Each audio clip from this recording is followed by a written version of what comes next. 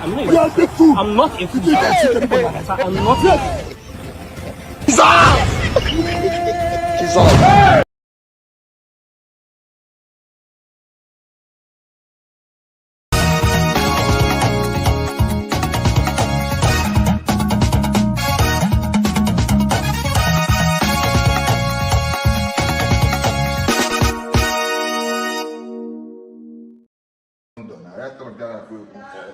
From America. I got from London.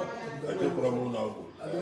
So we didn't got the glory. I see now when I say book about where I extend my life. Yes. I say he said through Christ our Lord. Amen. November 14, 2025. I feel you. I forgot what I give for me. What I give for me. Amen. God bless you, sir. Thank you, sir. Yeah.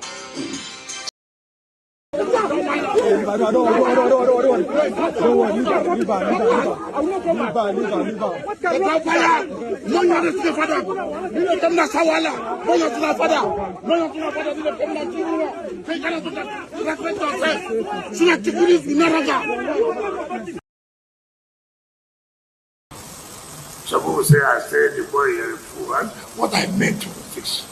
You cannot be carrying out an illegal order. That's what I meant. I didn't say military a fool. I couldn't have said that. I couldn't have. I know the role of the military. The role they have been playing in this country. What they have passed through in fighting insurgents and terrorists. There's nobody. And I have always given my support to security agencies. As I came as FCT minister, go and see their security minister. Go and see what I provided for them to fight and do their work. So if I know that, why would I say it? It's not true. But you, what you are doing, you are not doing what you are taught as an officer. The mere fact you are an officer does not mean that if you do what is wrong, it's like a professor in the university who will not allow young girls to rest, or will not allow people every time bring money for this and that. Then when I see that professor, I will tell that professor, you're not supposed to be a professor at all. Even those who tell you a professor, you question, how did they give you? Because you are carrying out something that's not expected of you. Not expected of you. So I hope you will report us well. You won't go and cut off what part of what I said and join it on another wood. What is it? The uniform is not about who is wearing it. The uniform represents the authority of the state. Whether it's a small boy or not, it is the authority of the state. It's even worse when it is a commission officer who has a presidential commission. And so when you make such disparaging comments, you have desecrated the oath. You have desecrated the oath. What you have told the commander-in-chief and the authority that invested that position on him is that they are fools. So it is wrong. And I think that for the media, it is not about, in any case, law has two ends. For those, we also studied law. I'm not learned, but then in military law, we also taught that for you to be able to establish a crime, there are two elements: actus reus and mens rea. Actus reus, meaning that, was this thing done? Is there something that was done? And then the mens rea, what is the intention behind it? So when a son says that the minister has authority over land, and it's not the duty of a soldier, that is not the issue. Now, if you have any reason to believe that what the young man is doing, there is a channel. That's the rule of law. So you desecrating the oath, it has not. So this is what you, the media, must try to highlight. I know that over the years, we have lost our educational traction. Civics that ought to be taught, these are things that primary school pupils, secondary school pupils ought to know, that even adults don't know anymore. The whole essence of contracts, all right, the compact that you have with the states, that every individual has ceded his right to the state, is because of things like this. So that we will not, at April 29, take laws into our hand. It is not a jungle. So if the state has, designated certain establishment and they get them a uniform for you to be able to easily recognize them. Because today now, am I the CDS? I'm not CDS. Look at what I'm wearing. But assuming I was wearing uniform today, it's a different matter entirely. The officer that's in question, if you see him tomorrow wearing uniform, you wearing mufti, you will not see him. So what distinguishes the police, the military, and other agencies is the uniform. And so we should respect and honor the uniform. And that's what we should tell our children. That every Nigerian, when you see them, are they doing what is right? They may not be doing what is right. But then it is not your duty to now lay your hands on them. So otherwise, we're in a jungle. That's exactly what's happening. That counterterrorism has become a ding-dong thing. If you go to social media, nobody knows what is right and what is wrong. What was done with good intention is misinterpreted because of sins like that. And that's why I thought that since we're talking about media, terrorism, and national security, addressing the complexities, this is a part and parcel of the complexities that will give a wrong impression to those. Tomorrow, people will now think that when you see a military man, you should slap him. This is a jungle. Even police, why will you do that to a policeman? Me, as a general, I can't slap my soldier. I can't touch him. I can't use my hand on him. If I do that, either I apologize to him or I will be disciplined. The same thing across the world. Don't you see, even when police is brutalizing a citizen in US, trying to strangle, all the people around, do they go to hole? No. Because they respect the uniform. But is he misusing the uniform? Yes. Will he be dead to it? Yes. So let us get the distinction. I thought that it would be a good opportunity to see. So as I conclude,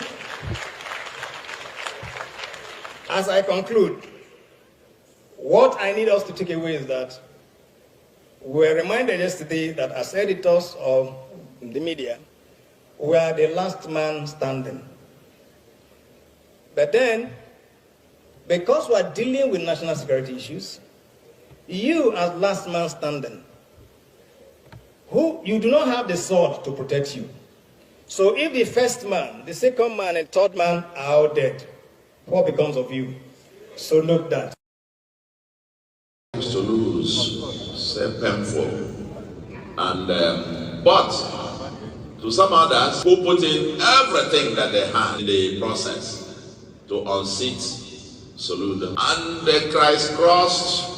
One of them, for example, who put in everything, organized, had his photo, even though it wasn't on the ballot, had his picture for the billboards all over the state. Just the same way, the late Dim Odumegwu raised his hand and asked the Anambra to vote. He thought that he would also come and raise somebody's hand and to unseat Soludo. You could touch the bitterness, you could touch. He came, organized rallies, marched through streets, went on community tours. I even saw the video where he was pleading with his own community not to let him down at the election. And the election came. He saw something that he never ever imagined in his life. But somebody who can't imagine it sits down sulking after failing absently. And your candidate, Dr. George Moore. Well, for me, yes, you're right. I'm a member of Labour Party, and I support the Labour Party candidate. But quite frankly, everybody that is involved with this election is my brothers, my sisters, and everything. I'm not in ballot. I've been governor 13 years ago, so I'm not in this. I'm strictly in Champions League of Nigerian politics and contesting to be president of Nigeria. So for people who are in first division, I wish them well. And I'm sure they will do very well.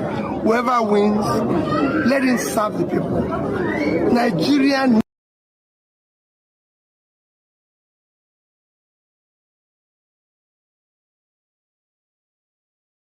For what God is doing, I'm begging you in the name of Jesus Christ. I've just received a provocable news that this grave that 27 people are lying on this grave, and by God's grace we are going to build this grave. It's yet to be built because people are still mourning, people are still in trauma, so we allow people to subside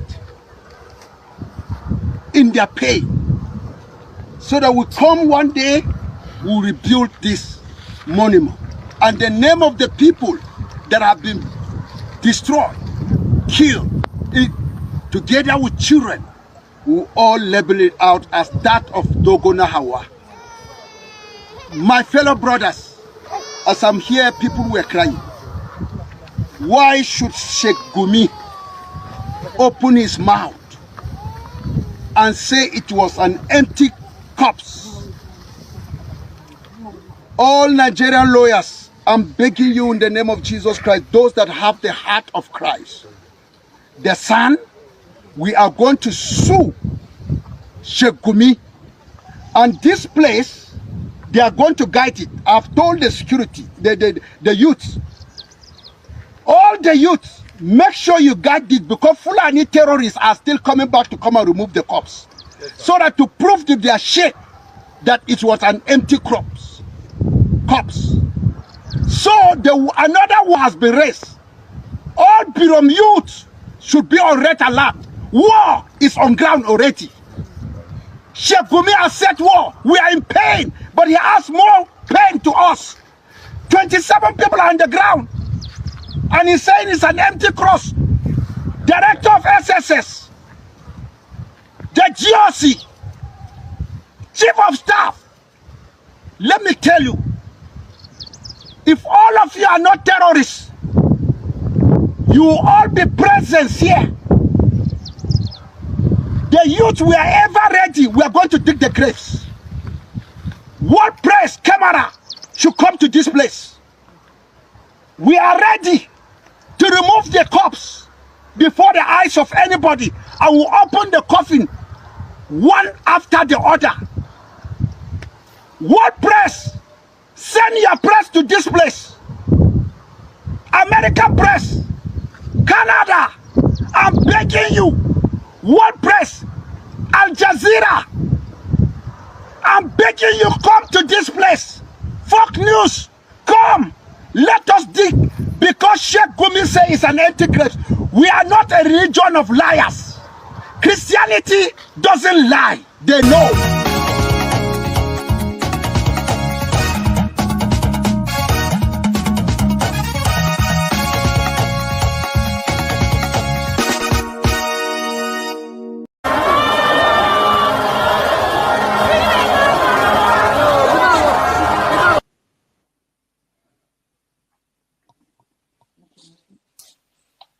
No, this rally make my blood pressure go up.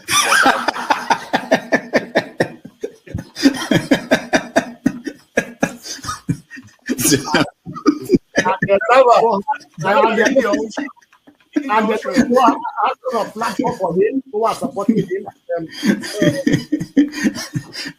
So you should get a filter sometimes, filter your thoughts before you say. I'll continue to take blood pressure medication until the election is over. Why are you getting high blood pressure, Janaba? Now, I'm not taking medication for myself. I'm taking it for people like Paul and some of you guys that after the January, February something, and then people like Soludo, that is a good spoiler. I thank God for his life. He's working for my. And I am ready to die defending Nigeria in whatever way. When it is God's time for us to go, it is you not took my going time to be to God. You are ready to defend Nigeria. I gave you my time. No, I'm coming. I'm coming. Alexi, hold on. You already started. What I'm saying, defending Nigerians is this. I gave him my time and he's using it to defend Nigeria. No, sorry. I'm sorry. I hope that Nigeria wins. I'm never going to wish any president evil so that I can say I told you so. No, I won't wish them evil. I hope. You see, I'm not praying. There's no point. I can't pray for Nigeria to be fine. I only hope that Nigeria wins and Nigerians win. Because if you choose a dodgy doctor who has a dodgy record, who has, all sort of accusations leveled against him, to say this doctor, we think he's done this, or this doctor, this surgeon, yes, he's a senior surgeon, he's the most whatever surgeon, but there are a lot of accusations leveled against him. If you choose him to operate on you, and you tell me to pray for you that it doesn't kill you surgery, what's the point? I can't pray. You might make it, you might not make it. My prayer won't change anything. So I hope Nigeria and Nigerians win during Tinubu's 4 years. Thank you. Thank you. Uncle, right? I have the right to address Showore the way I like. You don't know what Showore did to me. So learn to control your emotion, right? That's the only thing I'm going to tell you. But if you don't want to control your emotion and you insult me here, I'm going to insult you 100%. Okay. You understand? You cannot insult me on a normal ground. Physically, you can't insult me, right? I will treat you like a child. If you insult me physically, I will handle you like a child. I don't care your age. Do you understand? You are powerful over the camera, so you can say whatever you want to say, but you can't yet say it to me physically. You understand? I will handle you like a kid. I'm not joking. So learn to control your emotion. You understand? Okay. Please don't take him out. I also have a right to respond because he mentioned my name. There's no need to take him out. All you have to do is to meet them or something. And you're taking too long to manage them. Comment. What did you say? Comment. I know, but he mentioned my name, so I'm asking to respond to him. When he gets your time, then you make up. No. He mentioned my name. If you want to make it rowdy, I will take you out. Take me out, you son of a bitch. Take me out. You think you're a big boy because you're moderating. Take him out, please. Hello, come on. Don't use such word now. Don't forget, that state is now an oil-producing state. So they now have derivation, if you are not aware. So if you want to speak for anybody, please do not defend a character like Yabelo. Please do not. Okay, let me respond to him. 1 second. Do not defend a character like Yabelo. Do not. All right, thank you, Mohammed. The people of that state. Can I respond to him? No. Then go to hell. Rudolph, go to hell. All right.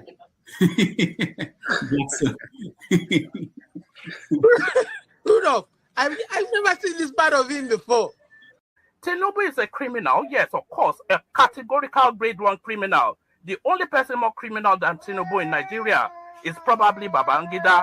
But he's a criminal, and is he fit for purpose? Absolutely not. Should Tinubu be the president of Nigeria? Categorical no. Is there a better option than him? That is subjective. So show me who he is.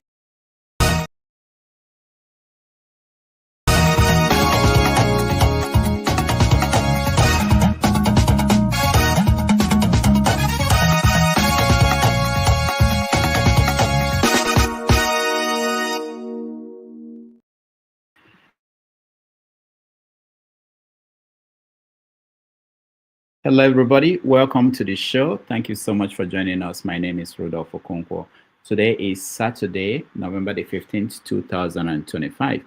We're coming to you live from New York City. It's a wonderful day here. I hope it's wonderful where you are. Thank you for joining us. We are going to do what we do every Saturday. which is to look at the stories in the news, analyze them, and see if we can understand why things are the way they are. And hopefully we'll come up with solutions to part of the issues in the news, and give ourselves opportunity to talk about these things. And I thank you all for joining us. Today in the news, we have, as always, actors, political actors across the world who are making the headlines. So one of them is Nigeria's Minister for the Federal Capital Territory, Nyesom Wike, who confronted an army officer, a naval officer, Yerima, over land in Abuja. And, you know, there's aftermath of that issue, and now we are questioning whether what we saw was actually what happened, because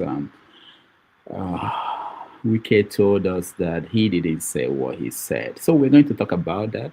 On a more serious note, Bola Ahmed Tinubu, the president of Nigeria, is again borrowing money domestically after promising us that he's not going to borrow money anymore from domestic institutions.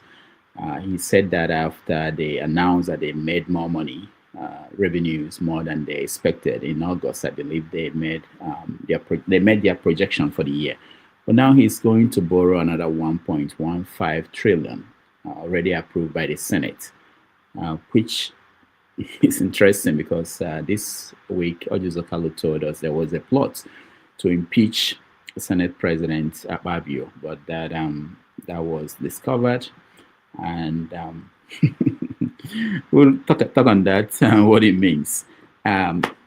Also, Ike Ekweremadu, most of you may have forgotten about him, former Deputy Senate President. There's a move now by the President, Bola Tinubu, to bring him back to finish his prison term in Nigeria instead of UK. So we talk about why is he interested in bringing back Ekweremadu. Some people are saying that it's part of the plan for the election 2027. Maybe the government is thinking that bringing back Ike Ekweremadu, it will appeal to Igbo people to vote for him. So we touched on that. Talking about sports, the Super Eagles. I know this, so people should not laugh at me. The Super Eagles, they won. They defeated, I believe, Gabon 4-1 on their way to seeing if they can make it to the World Cup. So there will be another game next weekend, I believe, or this weekend. Don't take my word for that. We get people who know these things to come and tell us what that means. You know, we are trying to make our way through a playoff. I think it's playoffs, yeah, to get into the World Cup. So that will be an interesting conversation.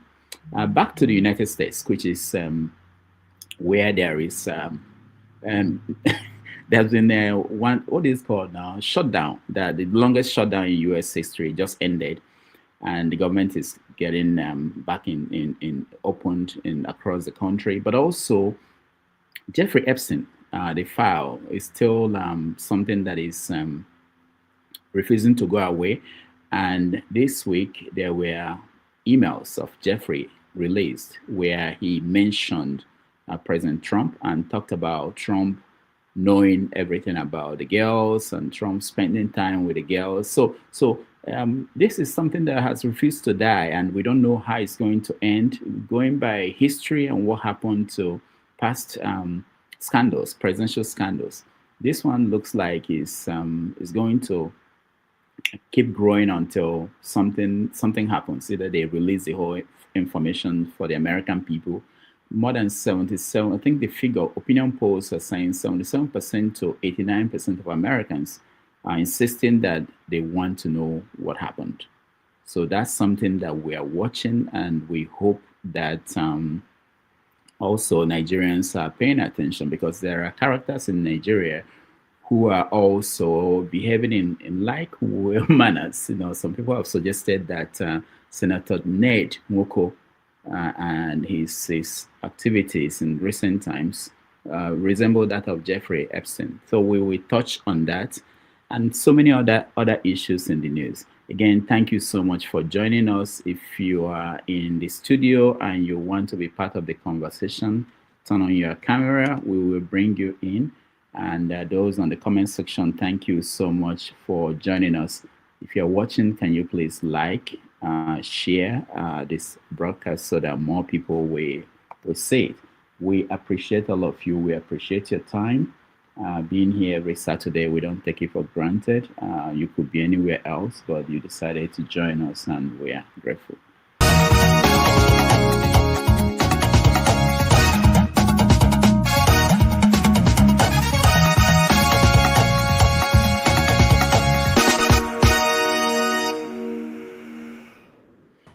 All right, Mr. James, welcome to the show. Hello, good evening. Yeah, thank you so much for being here. And I wonder, any day I come in and you are not here, I may panic that the world is coming to an end. You know, you're a fixture now. That every day I see you when I open the studio. Thank you so much. I appreciate that. Yeah, the Roman Catholic said, "As it was in the beginning, so shall it be. Life, world without end." Amen. Yes. So let me ask you, anything you are following, any story that is of interest to you to this last week? Yes, in Benin City, the Oba's palace seemed to be having some misunderstanding with the former governor Obaseki over the Museum of West African Art, where the artifacts should be kept and things of that nature. That is what is disturbing, should I say, a section of the people of Edo State at the moment. I saw that. Nigeria's, I don't know who built it, but they spent a lot of money in that project. I think I saw something like $20 million or $50 million. Yeah, what is happening is that the artifacts they brought, they are in the Oba's palace, secured. Now, where should they be kept? The Oba is of the opinion that they should build a royal palace. I can't remember what they called it. While Obaseki and his people, they went abroad, collected money from the different goodwill organizations, and they built Edo Museum. The Oba seemed not to be happy because they sort of deceived his son, the heir apparent to the throne, to be part of that other program, different from the Royal Museum. So the Oba is not happy about it. Anyway, I don't know the details of what is going on, so I will not be able to make any categorical statement. Okay. All right. Thank you so much for bringing that up. You know, all over the world or across Africa, the issue of returned loots, it's been a question of who keeps it when it comes back, especially when it was, they were taken before the country was established in most cases, like the Benin case. Or is it the government that owns it, or is it going to the palace? No, officially or technically, the federal government is is government to government transaction. But the federal government of Muhammadu Buhari has agreed that the artifacts should be returned to where they were taken, because during the Benin Empire, the Oba's palace was the administrative headquarters of the empire. So actually the artifacts are there at the moment. There's no dispute about that. But certain things went wrong. I don't know the details, so I don't want to comment on. Yeah, can I jump in there quickly? If you don't mind? Yes. Yeah, Mr. James. Good morning, Uncle James. Yeah. Good morning, Dr. Damage and other panelists. My greetings to our esteemed audience across the globe. What happened in Edo State is a show of shame. You know, we have a situation where democracy and absolute monarchy clash, and the umpire, the illiterate governor, we have an illiterate governor who does not know the difference between democracy and monarchy. You know, there is no ambiguity about what happened. When they were fighting for the return of the artifact, the people returning the artifact were concerned about the protection of the artifact. They didn't want them to go back to, but along the line, the palace was of the opinion that returned to the palace. So Buhari intervened. It was even gazetted that they should be rightly given to the palace. They're already there. Most of the ones that have been returned by German British authorities are already in the palace. So there is a difference between the Royal Benin Museum and Museum of West Africa Arts, which is the bone of contention. So the Museum of Royal of West Africa Arts was built through donors, through donation from donors from German and British authority, another with a little donation from the contribution from the state government. So now the Obaseki is gone. The one we have right now, everything he knows is about politics. How he will give Tinubu 3.5 million votes. In fact, he has not spent the first week he resumed. He started campaigning for Tinubu. He would do anything, even if it means standing a door off for his own return for second tenure. He would do it. In fact, he doesn't know. He cannot differentiate his right from his left. So he was caught between whether to give the artifacts have been given to the palace. So the Museum of West Africa was originally supposed to be a dome museum of West Africa, but the donors had a change of mind along the line to give it a broader perspective. They were not dealing with Benin this time around. They changed the name from a dome museum of West Africa to Museum of West Africa Art. So along the line, the palace is not comfortable with getting the artifact alone.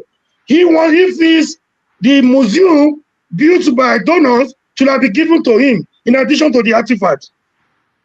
So that is the bone of contention. Let nobody cajole you into unnecessary politics. That is the politics of bitterness and acrimony. Take it too far. In fact, to make things worse, they sponsored non-state actors to attack diplomats that were seated in the museum for an exhibition. It was a show of shame. It was disgusting, very, very appalling, to say the least. I rest it there. If I have opportunity, I will add more. All right, thank you so much, comrade. I didn't know this detail. Let me go to another Bini subject. Ovie. I am not a subject. It's just, even as the name signifies, Ovie means a king. Oh, I'm okay. part of the Oriva royal family. So. Oh, okay. All right. And I think Dr. Damage, on behalf of the Edo people that come to this platform, I think we deserve a day for this topic, right? Because it speaks to what being Nigerian is. I will need your help here. I think in this fall apart, yes, where Okonkwo Abi, they come to surprise. Why is it that our people are not listening to the Igbo man, as if saying that our own gods are not good, our own way of life are not good, right? Mm-hmm. That's exactly what I just heard. You're right. You can't steal my civilization. You can't steal from my house. In returning it, they tell me how to do them, where to keep them. What an audacity! What an insult! Now, if you can't thief them, the only reason why you thief them because you know we replicate them. Over 200 years later, they know if we replicate them. If to say that if we do them, therefore don't replicate them. So people who do them, are they stupid? Do you know what goes into that? It's not just an artifact. That is a whole civilization. That's why they know if we replicate them. Then you can't tell me, can't decide how to do them. Just think out. The fact that I am having these altercations, it behoves me. What are you talking about? You have lost the right to even have a word. But hold on, Ovie, hold on. Did you hear what Comrade Omori said? That is what he started with. That's why I say he has already lost the conversation. He lost the right to even contribute to the conversation. Okay, let me go through what he said. I will be sure that we had the same thing. That people from Edo, even the government, went to donors and said, give us money. So that I don't want to say what I know, because there are some things I also know about this, because this is what I teach, a part of it in school. But they went to the donors and said, give us money. We want to build somewhere to preserve these things when you return it to them. Because Dr. Dameji, hold on now, Dr. Dameji. This is not the you started by telling me that I am a subject. So in this case, now I thought everybody is the subject of the okay, so now we be the source. Yeah. So anything we hear come from us. So you don't need to explain anything to me. I'm saying that once you can't steal from me, you have lost the rights to. Okay, that's not the point. Hold on, but Dr. Dameji, please. I'm trying to see. Hold on. No, you are trying to control the narrative. That is the genesis. No. Hold on now. Let me finish. If you allow me land, I will answer your question. You are talking about, you say some people go approach. Who are those people? Obaseki used the Edo people's name to go out to solicit for donor. We send them. Why we go there to ask for donor for people who can speak for us? So they are not saying that some people put name to it. Obaseki was the leader that went to Europe and solicited for to come and build museum. Who sent them? So people like us that oppose Obaseki, we know why. So it has nothing to do. So no, don't start the narrative of where it go suit you or suit anybody. No, you have to start from the beginning. What is the source of the conversion? Is the artifact. What then? Because it's an history unfold. So that is what we are going to tell our unborn generation. So nobody should actually try to rewrite our history. The beginning of it is that artifact. What happened? They can't found. That is the beginning of the story. Anything outside that a lie. So person will can't see from you, you go with a beggar.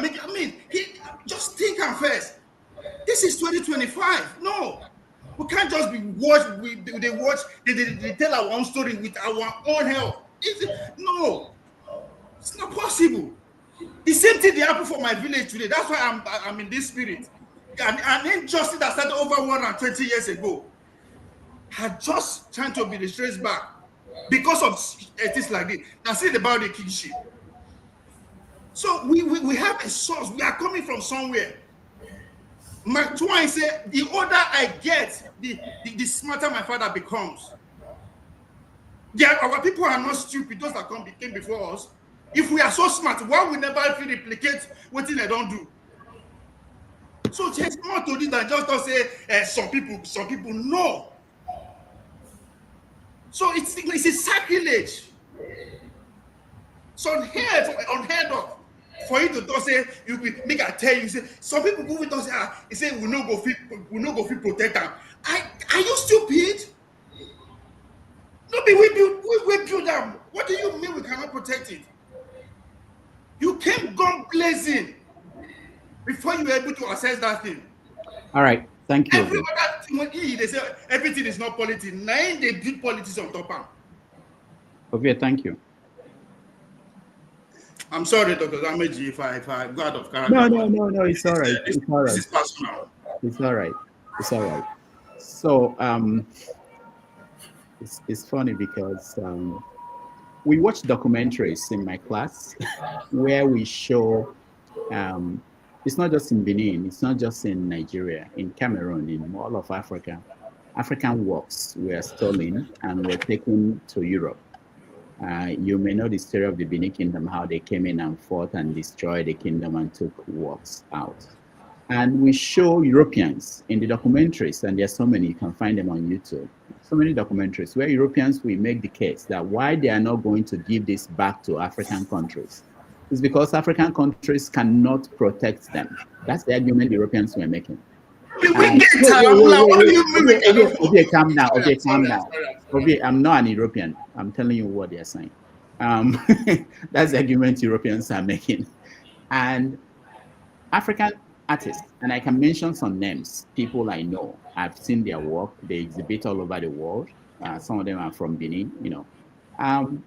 So they have to find a way to get these things back, working with governments and institutions. And one of the ways is to say, okay, Europeans are saying that they are still buying things coming out of Africa. People steal things and sell it, smuggle it to Europe, and they buy it. So they're saying you have to preserve this. We can't allow you to take these things and then they disappear, because some of them may be stolen and they will never show up in Europe. Nobody will ever see them again. So you need to tell us, show us that you can preserve it. You may not like it, but that's the argument they are making. Hold on. I'm giving you the background because you don't know the background and you are just you are wrecking. But no, wait, let me finish. I will be done now quickly. So the argument was that you have to do something. So you have to show us that you can preserve these things. And then some people now said, not just in Nigeria, people now said, we are going to build museums that will be up to international standard. Because the arguments the Europeans are also making is that we want to be able to come to Nigeria and see these things. So people now in Nigeria raised 25 million to build a museum. So there won't be excuse not to give it back to Nigeria. In Egypt, they built one for $1 billion. Because if you're talking about people who have their works all over the world, Egyptians have their works all over the world. Egypt is also making the case that they should bring them back. So they built their own for $1 billion. So it's not just Nigerian issue. So you make it look like it's not a Nigerian issue. No, Dr. Rameji. What one is this? That's what I said. Wait. Now that the Europeans are beginning to return these works, and we're talking about hundreds of thousands of works, it's just a minor number that they've returned. The question is now, and it's not just a Nigerian thing, the question is, there's a family in Cameroon that is fighting that the ones that are being returned should be returned to them, that they own it, that it does not belong to the states. It shouldn't, just like you are seeing in Nigeria. So sometimes we think that this is peculiar to us. These things are Dr. Dameji, not peculiar to us. Dameji. So, Dr. Dameji. Yeah. See, at times, you they see how out of character you they go when any panelist is trying to tell you how to run your show.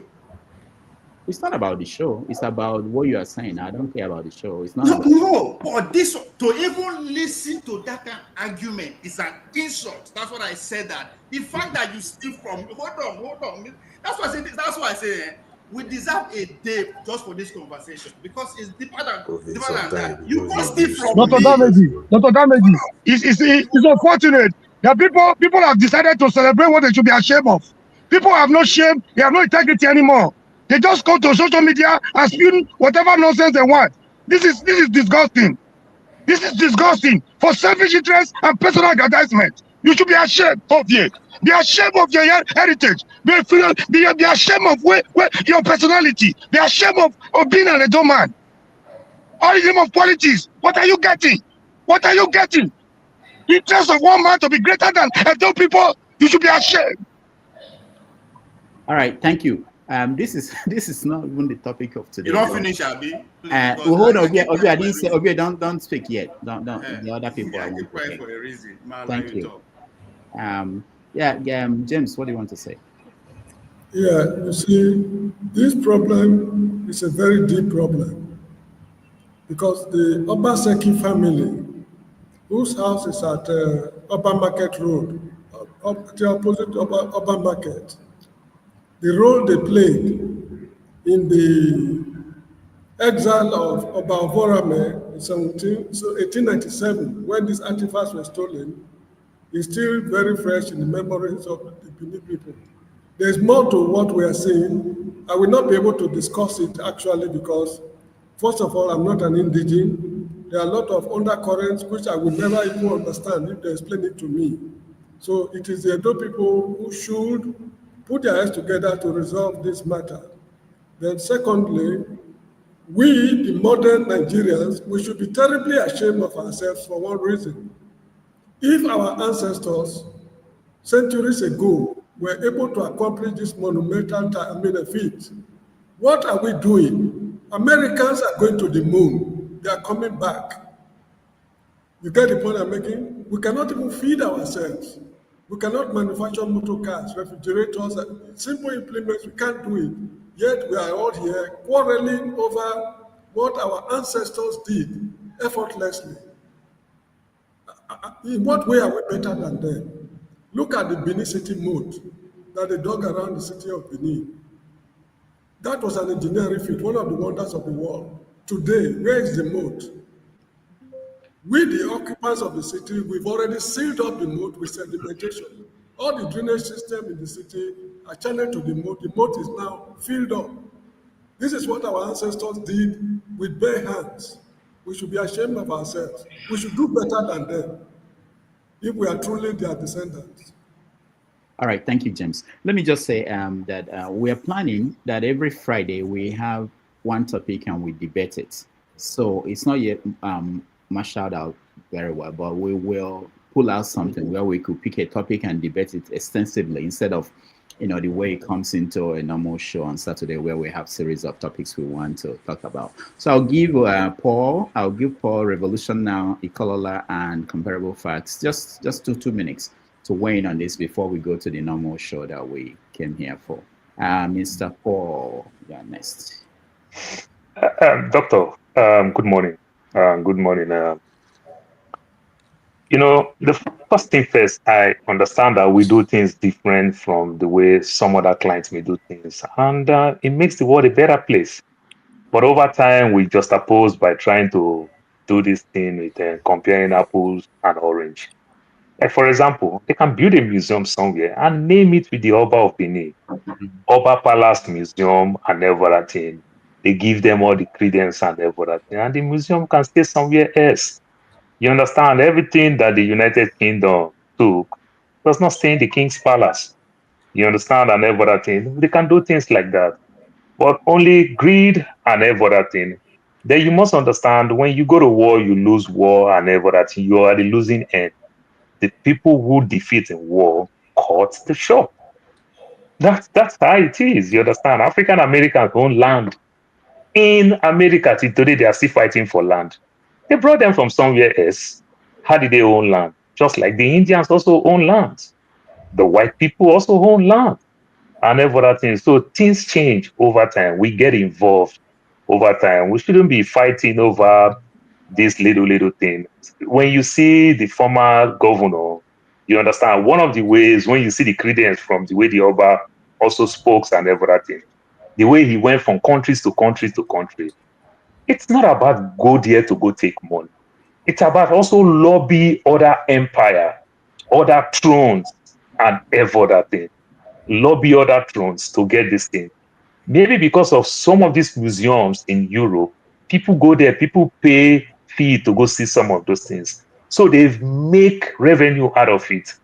And they start bringing some of this revenue back to also use it to support, to go build something. Let us tell ourselves the honest truth. These things are not special when we own it.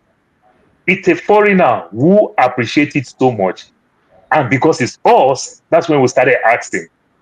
You understand? When people travel from the north to the south to go buy things, you get tomato very, very cheap in the north. And it becomes expensive in the south. You understand? To say we don't value it, I think that I don't speak for everybody. No, it's like over time. The artifacts are not the bone of contention. The artifacts have been given to Palace. Since he wanted it, he have been given to him. The artifacts are not the bone of contention. The bone of contention is the Museum of West African Art and the Benin Royal Museum. They are two different entities. The Benin Royal Museum is for the upper, for the artifact. The Museum of West African Art is built by money donated by donors, foreign donors. That's what I'm saying. How did this concept come? It also come from the artifacts that it took in that place, and they scattered it all around Europe, even in America. You go to places like San Francisco, places like that, you see some of these things there, scattered everywhere. Like I said, some of these things, where they find themselves in the Europe, whatever, people pay money to go see all those things. So they bring part of the proceeds because they cherish it so much, and they feel they want it to get protected. Remember what just happened in Paris, in France, a month ago or thereabouts, and everything. So they understand these things. and they don't want it. So they want some protection by their thinking. But all I'm saying is that we can't politicize everything. We can't politicize everything. And another funny part of it, one of the strongest and the one of the strongest empire today that is still standing, you understand, is the Bini Empire, the Bini King.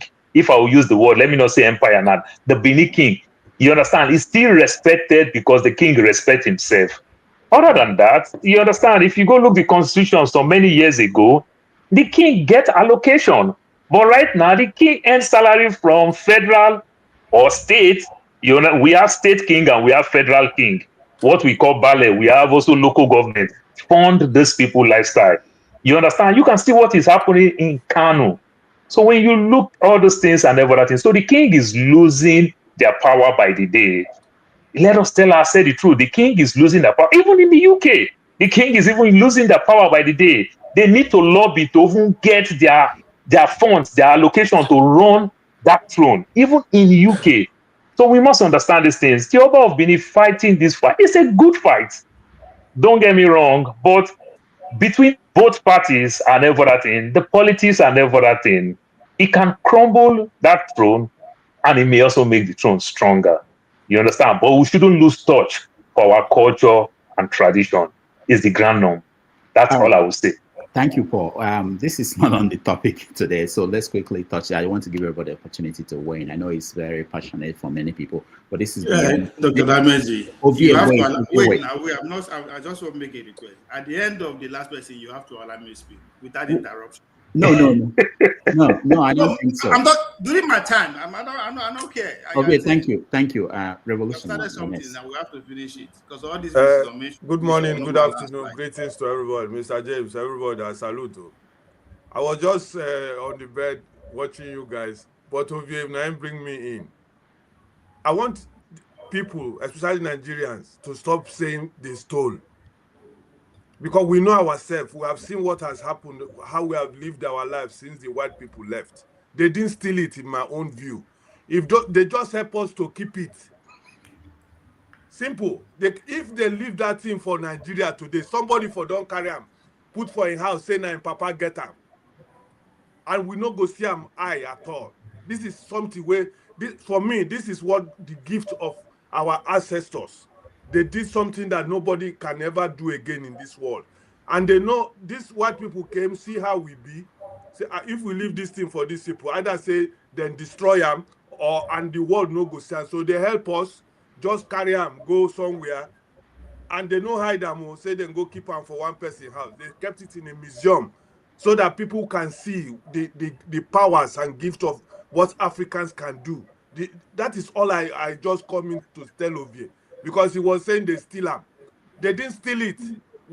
Now we don't get sense. All this story where they give us, white man only came to do. If they stole it, something where person steal. You know they can't keep them again for public now. The America no waste much time. Thank you. Thank you, Revolution. The god of my village will strike me if I don't say this. Revolution, they stole it. But that does not mean that over time what we have done to ourselves is not worse than what they did to us. Okay, they stole it, and so just to make sure that I sleep at night and wake up tomorrow. I don't want. Yeah, I understand. Some things not just common sense. To strike me. I don't explain myself very well, doctor. If you see the behavior of Nigeria today, how the black people they behave today, how greedy the black people are today. That is why I made I make up my mind. I understand what you're saying. Yeah, I get the point. Say they still am, but for me, if I see the behavior of black people, greed, wickedness, now my papa get them all those level. If say they no go help us keep them somewhere, we for no see them to even they talk about them today. Now my view be that. Thank you, sir. All right, thank you so much. Comparable facts, 2 minutes. Everybody now, 2 minutes. We have to go. We have to start the show. Okay, yeah. I will utilize my 2 minutes properly now. I'm not going to speak on this because I don't know the whole content. Oh, then don't worry. That's all. Hold on, Dr. Rudolph. I'm going to use my 2 minutes for what I want to speak because I may not be here for the ranting. So let me use my 2 minutes. I saw the whole thing, but I didn't know the whole context. So I will do myself this service for speaking about that. So let me bring an advice to what's going on in the world, okay? USA and what's going on in UK. They're about to introduce a bill tomorrow in UK that, you know, for you to have an indefinite leave, you have to be there for 10 years. So this is an advice to Nigerians. You know, I think it's about time people who have not gone to abroad start developing Nigeria or wherever, you know. And another person, Roy Smith, and Roy Chief from USA is about to introduce a bill next week too about banning all kind of immigration, not just H-1 visa from coming, temporary, until they sort out what's going on in America. So people may not be coming anymore. So that's one. But my last comment, you know, is about Nigerian Green Eagles. So kudos to Green Eagles. They're playing tomorrow. I think at 2 o'clock Nigerian time. No, 2 o'clock our time, which is 8 o'clock Nigerian time and 11 o'clock Eastern time. So let's wish them good luck. Hopefully we can beat Congo, but it's not going to be easy. If we beat Congo, then we are going for the playoff in the World Cup, and we're not going to play the first round because we're a high-ranking team. We're going to be drawing by, but I think we can do it. And one of our, we had concern earlier that Ndidi may not be playing because he has received 2 yellow cards, but that's not the case. That was during the regular season. Once he received that regular season, this is playoff. That's wipe out. So he's going to be playing tomorrow. So we are in good shape. So let's pray for the Green Eagles. Thank you. All right. Thank you, Comparable Facts. Kolola, welcome to the show. Good evening, everyone. I mean, evening here. So as you can see, it's dark outside, but I think you're in morning. You know, I will just weigh in on the issue with a story. When I was in the uni, there was one of my friends. When we were having an argument in the room, he will come in. He will say, "It doesn't matter what everybody is saying. Ikolala is wrong." So I would just say, no matter what anybody says here, Ovie is wrong. All right. Thank you, Ikolola. I wanted to get Pulo, but I think he's gone. Mazi Opara, you are next. Yeah, good evening from here, Doctor and my friends. I don't have much to say about this thing, but I think that the Germans did a very great favor to Benin, or let's say to Nigerians, for keeping this artifact for so long. Otherwise, this thing would have been disappeared. Because the discussion here in Germany before the release was who is going to keep it and how are they going to keep it. Germans kept this for many years, for almost 120 years or 200 years. Today, it has become a discourse here in Germany.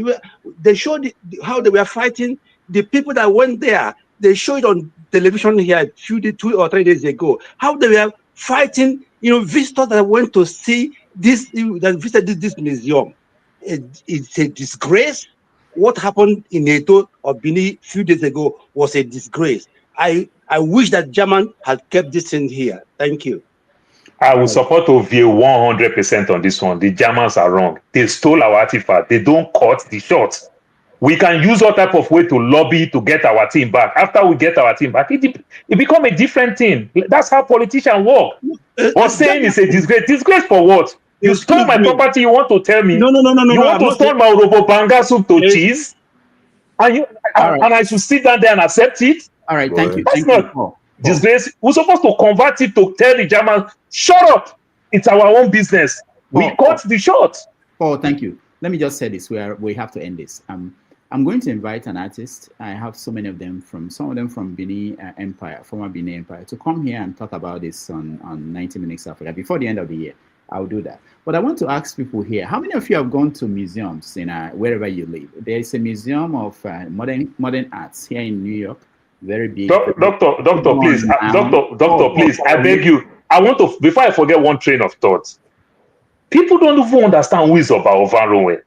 I hope you understand the way African America costs us every day that we sell them and every other thing. Oba Ovarowe fight, kill these people. They take him out to put a sellout there, like Nnamdi Kanu will talk about, and every other thing. Put a sellout there and every other thing. These are great people. That's how barbaric the Europeans treated us. So for you to even speak in their narrative, That's exactly what Ovie is talking. I disagree with you. All right, thank you. Let me just finish what I'm saying. You know, just like you guys, my thoughts also, if you don't allow me to finish, I'll forget things. So what I'm saying is that I'm going to bring a real artist here. Hopefully I'll get Victor. He came me. I think he's one of the people who have been pushing for these things to be returned and to be preserved. But there are so many of them. There is no Nigerian or African artist who is not pushing for these things to be returned. And I was trying to find out how many of you have spent time to go to these museums, wherever you live. It doesn't why do we have hold to... Hold on, Ovie, can't you? What is wrong? Let me finish. No, allow me make my point now. I keep the jumping. They say the same thing all the time. Why will you? Ovie. Oh God, I can't deal with it. Not today. I don't know. I'm stressed. Okay, give him time. We'll give him time. No. I'm not giving you time. Come on, please. So let me say what I'm saying. I'm going to bring somebody who is informed about what's going on, and they will come. He will come here on 90 Minutes Africa, and we'll talk about this. But in the meantime, I wanted to know, I'm trying to get something from you guys. How many of you have stepped into any of the museums, anywhere you live, and look at what they have there? Hold on. No, I'm not, okay, thank you for raising your hand. Let me tell you, if you go to the the Natural History Museum here in New York, and go to the African section, you'll be shocked at what is History Museum here in New York. And go to the, I don't know why people comparable facts. Why are you? All right. So if you go to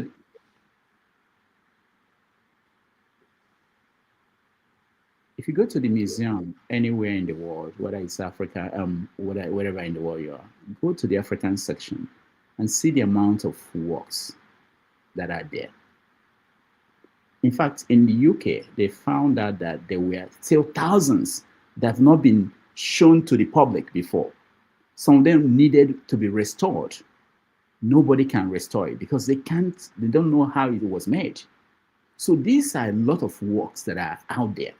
And the concern is, and this is their story, we cannot return these things to Africa. And African leaders and artists and everybody pushing to get these things back. And part of the argument is, okay, the issue is that they said that they can lend it to Africa. They can tell Benin people, we'll give you the bronze to hold for 6 months and return it back to us. And they said, no, we want to have it back in our countries and people can come and see it, just like they are coming to Europe to come and see it. Ovie, there's nothing you can do. They have it. You go to court. Hold on, let me tell you. It's not about what you feel. It's about who do you sue. The museums are not the people that came to Africa and got it. They are not. Agree now, but now the same point now they make sense. No, wait. Let me Ovie. I don't know why you are relaxed. If you want, I can make this the topic of the day. If you have something to tell us, I'm telling you the facts.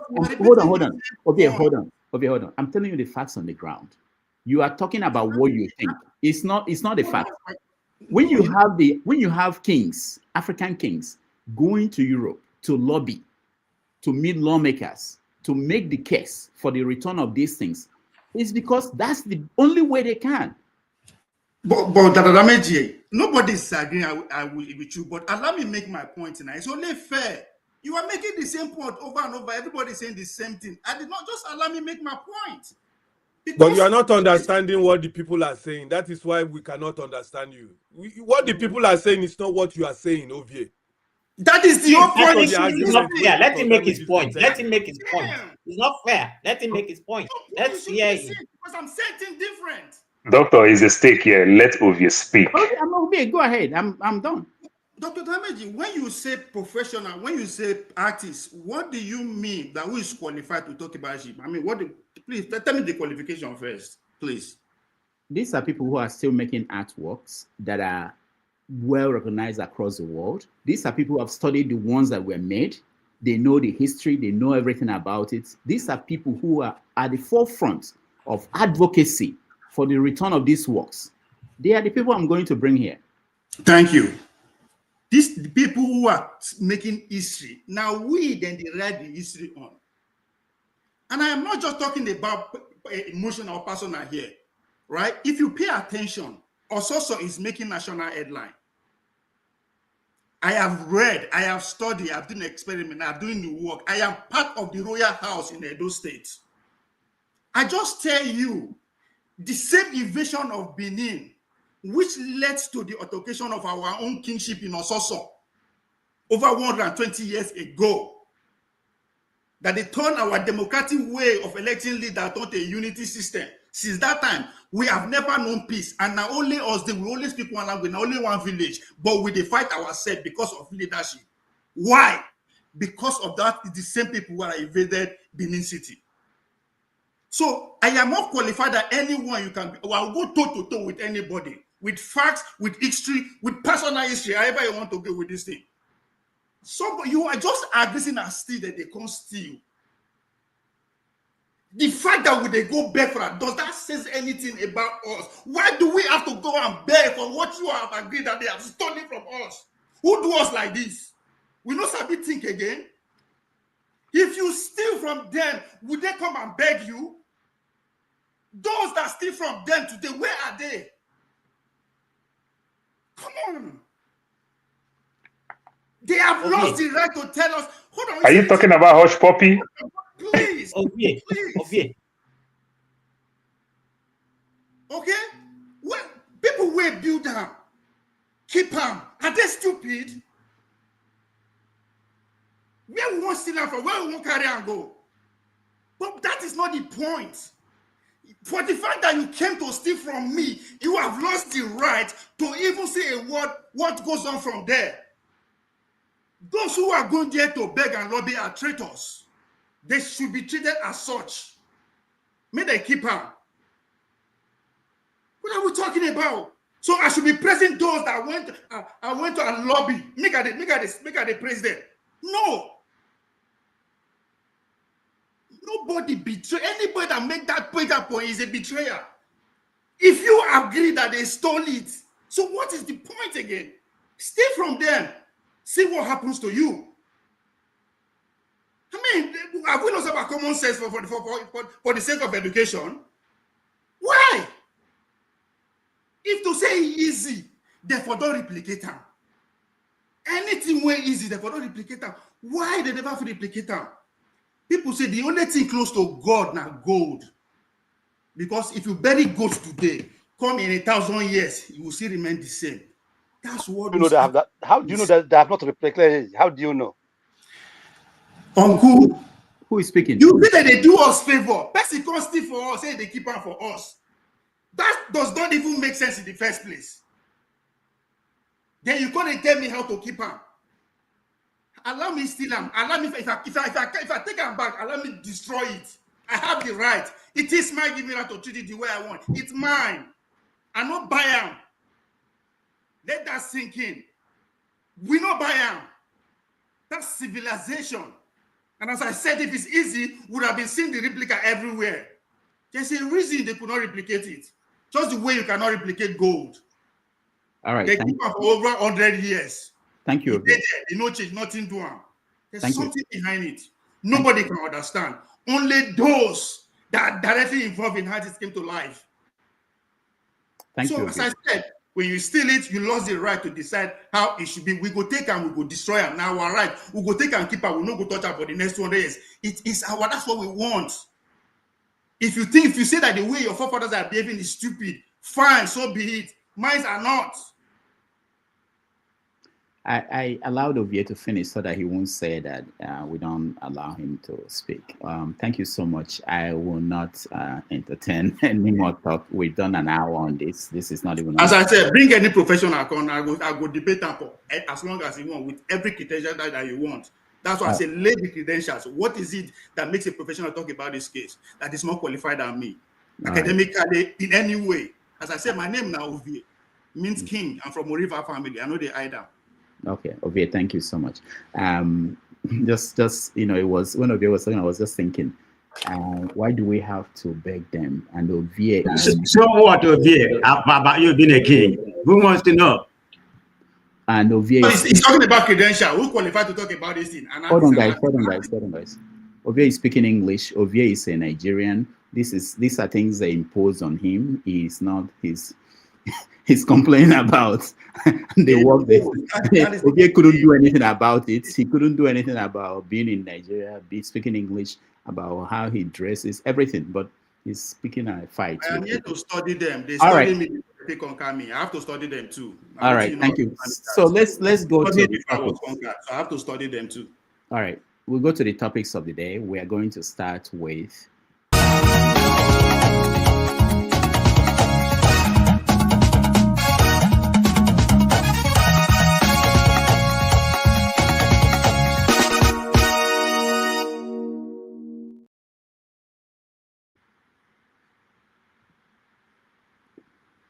all right.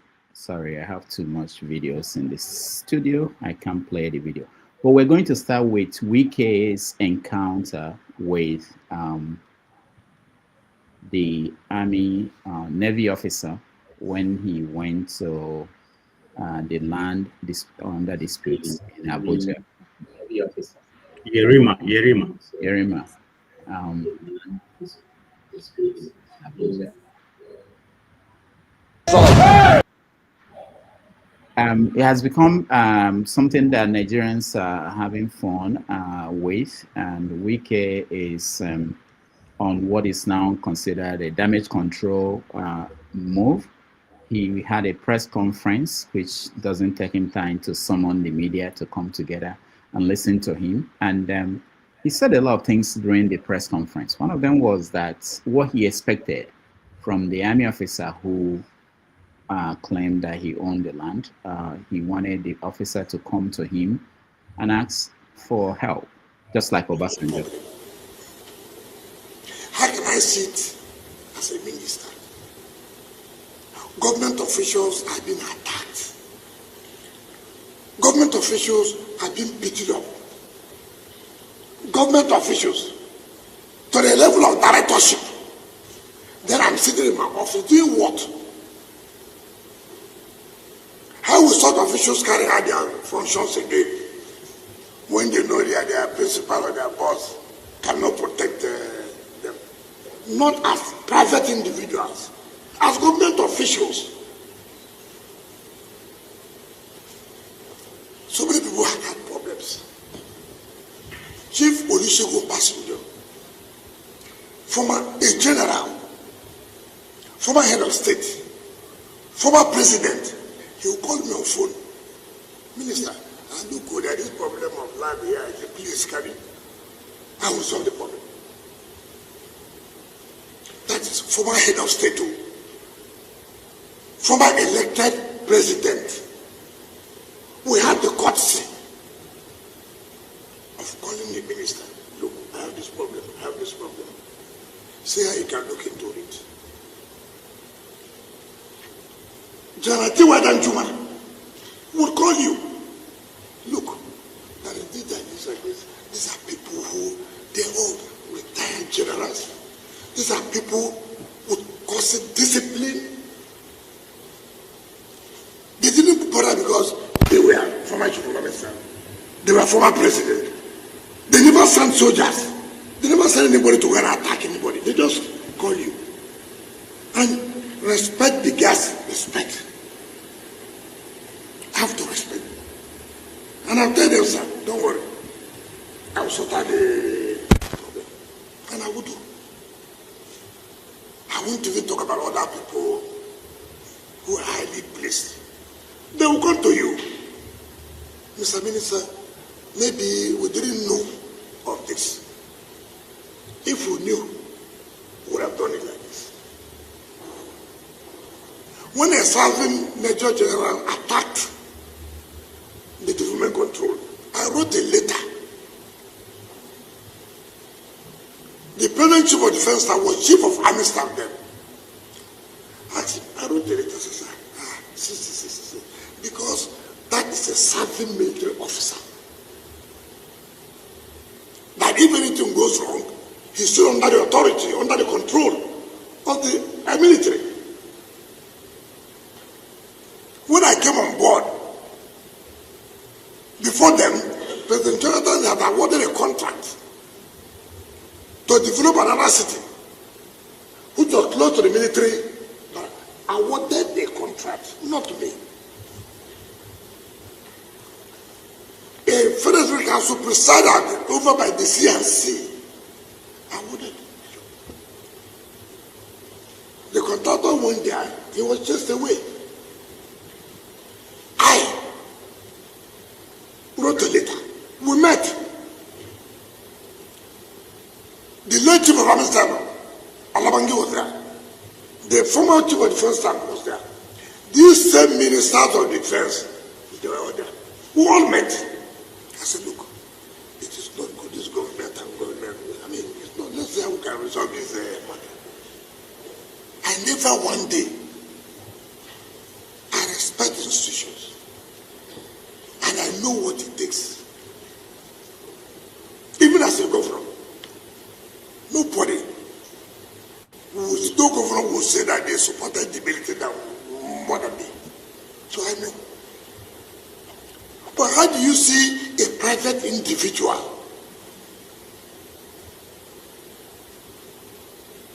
knowing fully well that you are against the law?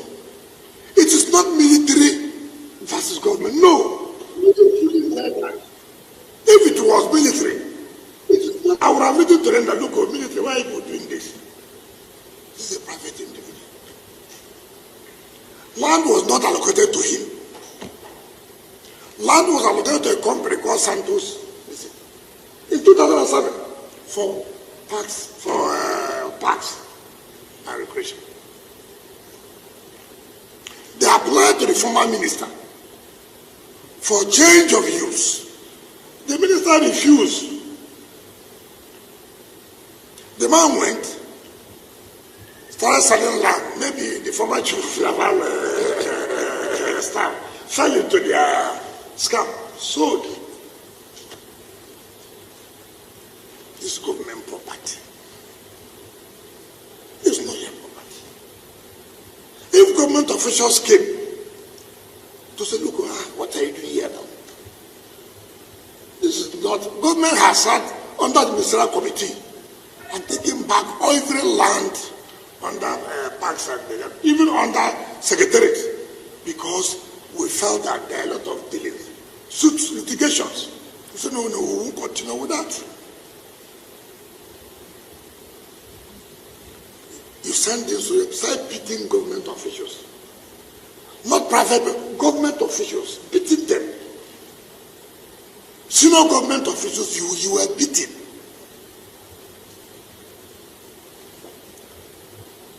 You couldn't do this, okay, let me get to the minister. See how he can help us, No, not like that. Simply because you had a relationship with the military. And government cannot enforce laws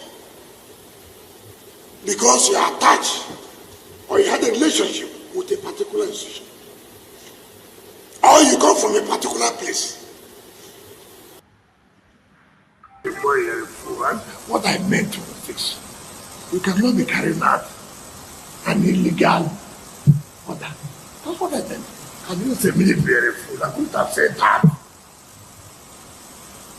I know the role of the military, the role they have been playing in this country, what they have passed through in fighting insurgents and terrorists. There's nobody. And I have always given my support to security agencies. As I came as FCT minister, go and see their security minister. Go and see what I provided for them to fight and do their work. So if I know that, why would I say that? It's not true. But you, what you are doing, you are not doing what you are taught as an officer. The mere fact you are an officer does not mean that if you do what's wrong, it's like a professor in the university who will not allow youngest. All right, that's enough. But just for those who have not seen it, I think most people have seen that video of Wike trying to defend himself and do damage control over what most of us saw.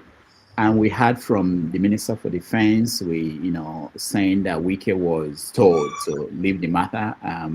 So there have been many positions, including that of Falano, who said that Wike had the right to go there and deal with that issue. So I want to know what you guys think. Let me start with you, Mr. James.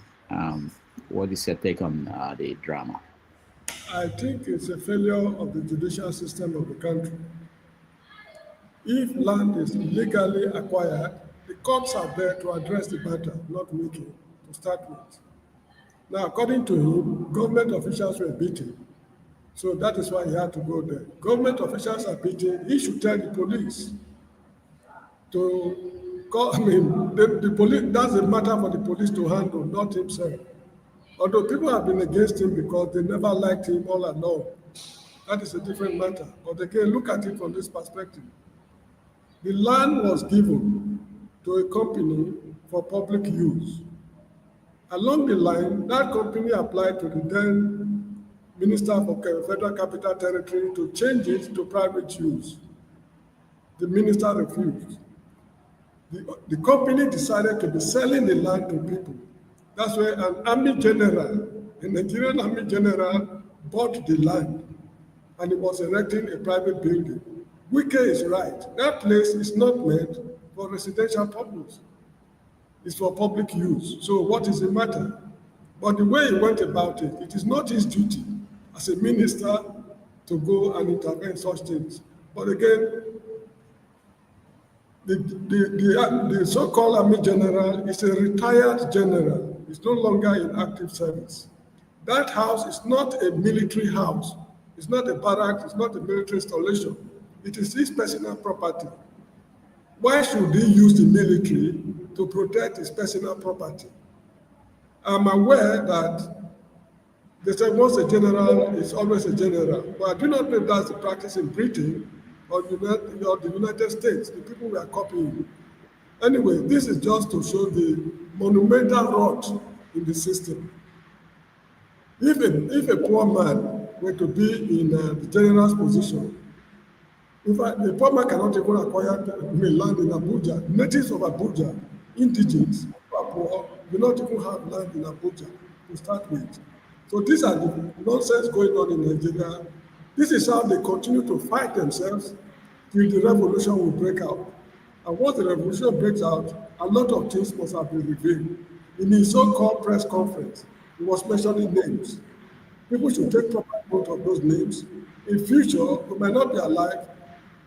Future generations may now cause to play this tape again, to know the roles people play and what actually happened when it comes to land allocation in Abuja. Lastly, who is Wike to address land problem? When rumors have it that he acquired a piece of land, is it 2 kilometers or so in Abuja and gave it to his children? That is what people are saying. And is he not the one who bought houses, a house or so illegally in the United States? Lying that it is in-law who owns the house. Where did they get the money? So this is just, I don't know how to describe it. We are praying that this kind of nonsense, more of it should happen so that people will see clearly when it is time for people to answer their father's names. Thank you. Great. Thank you, Mr. James. Revolution now, you're next. Yeah, sorry, what Mr. James have said was almost what was on my mind. But what I want to just add briefly is that Wike, as far as me, I know like the guy because I know say I carry the presidency, give Tinubu through River State. That one, I no ever forgive him for that one. But that man, in this case, I support him. And secondly, this is a situation of is depicting the system in Nigeria, how we Nigerians are. It was just a case of power. Okay, you say be minister. Okay, myself I be general. Make we drag him. So when anything will happen, I was just laughing that day. I was just there in my working place when this thing was happening. I say, okay, now Nigeria be this now. Me I be general, you be minister. We go. Let us drag it. You don't see the backing dogs from both sides. They back. You dey crazy. Why you don't do this? This is Nigeria. And like I said, Mr. James have said half of what I want to say. When that revolution, what would they call coming to power? Because that's the only thing where go solve this Nigerian problem. Nothing will change. Wike is protecting himself, saying I'm be minister, now then they reign, now then they for power. Who be you? We don't come out there. You understand me? So for me, in this case, for me, I support Wike 100%. Land there, locate them for something else. Because of Nigerian level of I have the power, you go take them for private level, can't carry our taxpayers' money. Soldiers where that Nigeria they pay their salary. Make them come begin they guide your house.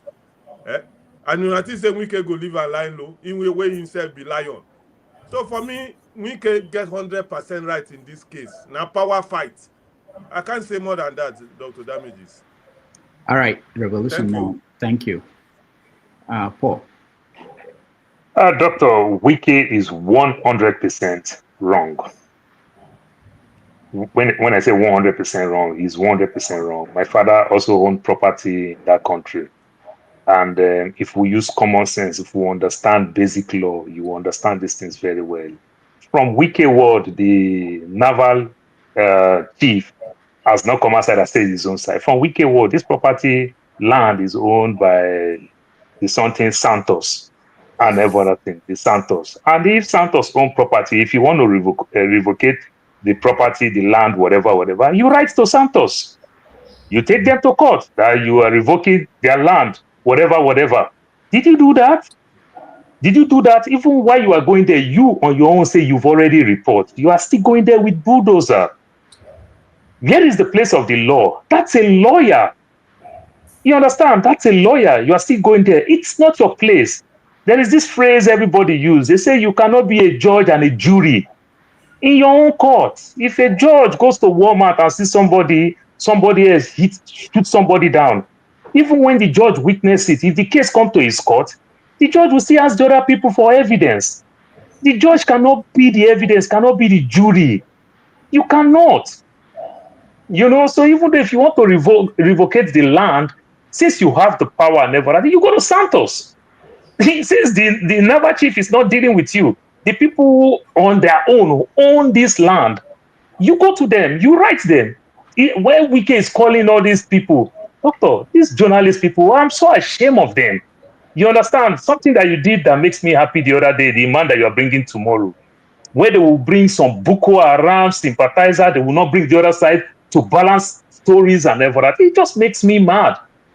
Wike that is talking all these things, where did he show paper? Did he show you any evidence that they beat these people? Doctor, me and you grow in that country. If military people beat people, you will see trail of evidence all over their body. Did Wike show you those people? Did Wike show you paper that these are the paper that they wrote to these people? Did he bring all those things? Just pack microphone in his front and be speaking jargons and everything. This is the height of stupidity. Doctor, I want to expand my house and everything. What do you do? Here in the US, any other places, you go online. You write to the department online. You will fix an appointment where they will come for their inspection. They come for inspection, everything. Then they give you approval, or they say we cannot approve it. What property can you do in Nigeria that you just simply go online? This government create all these things. Why they scam us? I will pay to Mr. A today. Tomorrow, new people will come in power. They will say the person that I pay for is wrong person. They never bring that man in that same office that I did all this my document to come and shame that man, to punish that man. Doctor, let us tell ourselves the truth. Every property we own, including my father's property, if government want to revoke it today, it's fake. My father don't own no property, don't own no land. Do you know why? Nothing you do online. The man that did it, he was working in the local government, they signed all this paper. Another one will come, will say everything that they did was wrong, is sham. And they will not find that man and punish that man. They will only punish who own the land. This is the height of stupidity. Then another part that makes me mad, you go there and you are asking the young man that, where is the document? Where I'm building property, I will carry my document and show you. Even I can show you all the old documents. It can still be original fake. How do you want to vet it in the sites there? How do you want to vet it? Why don't you give me 72 hours? Why don't you give me 1 month? Why don't you let the court? Why don't you let the police summon me? You understand? It is civil matter, so we don't even need police. If you said they beat your guys, now you need police. You're a lawyer. You make money off it. You see the way Trump is making money from different people. From the parts that they abuse your guys, you make money off it. Then if you talk about property, since it's civil case, you go to court. Is that not their APC slogan? You go to court. You understand? You are going there. The same you is saying, I call the CDS, I call this, I call that. You still carry bulldozer as part of your convoy. That's why I feel for Ovie. That's why it makes me mad when Ovie is talking on this thing. I support Ovie 100%. When it's time our juju will wake up from sleep, so that we'll start using juju again. I'm tired. All right. Thank you, Paul. You get juju now and then carry all your things. You know, use them. Thank you, Paul. Yeah, because juju is not meant for that purpose. Now the bad one, I abuse them. It's not meant for that purpose. If it's meant for that purpose, we'll use them. Thank you. Okay, let's go to Ovie. Well, when they can't defeat us too, they were sellouts. So that's why they were able to. Because the first time they came, fuck them up. Excuse me, the Yoruba. They have to go and reinforce come again. So there's a sellout among us. So this is not a surprise what is happening again. Anyway, some people say make I say now Wike the support. So Wike is my godfather. But Dr. Dameji, I think some of us with the smoky go, you know, there's a question we asked leading to last election that if Buhari will be the last of the class 66, that the military elite, or if they are going to come in form of somebody else and all that. And they always ask that question because they have succeeded in building this Fourth Republic in a way that they are totally in control, right? The constitution and the system of the political system. This is their brain child. So they've been building that, and they only go 24 years. So, and we don't see the rise of, the tech industry, for instance, the banking industry, the billionaires who are also forming their own elite cycle. So, plus the political godfathers. Now, I'm saying this because that's exactly what is pretty much the same thing that happened in the Egypt. That's the Arab Spring that we all talked about. People don't really understand the institutional disagreement between the leaders of the Egypt. Egypt is known to be running what they call militocracy. And military, they govern Egypt pretty much from time immemorial, and that hasn't changed. Yes, they do election, but the last president, Mubarak, came into the military hierarchy, but decided to groom his son via the business cycle, get an MBA, become business leader, and he wanted to empower him. That is why when the revolution eventually started, because the Islamic Arab Brotherhood were on the rural area doing a lot of organization, empowering their people. So they have the majority of the villages covered.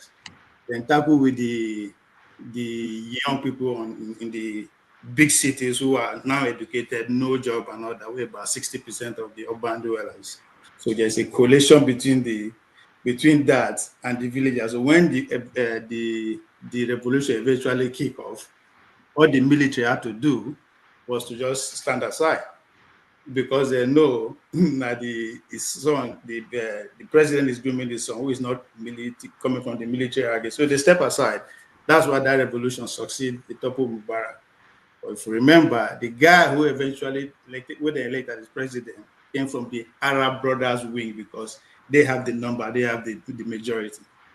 But take time again. People have to, the urban dweller, the secular guys have to enter street, because the way the Arab lead government is trying to change the country to an Islamic state, and they have to come back to the street again. Another revolution starts, which eventually bring the military guys back and up to today.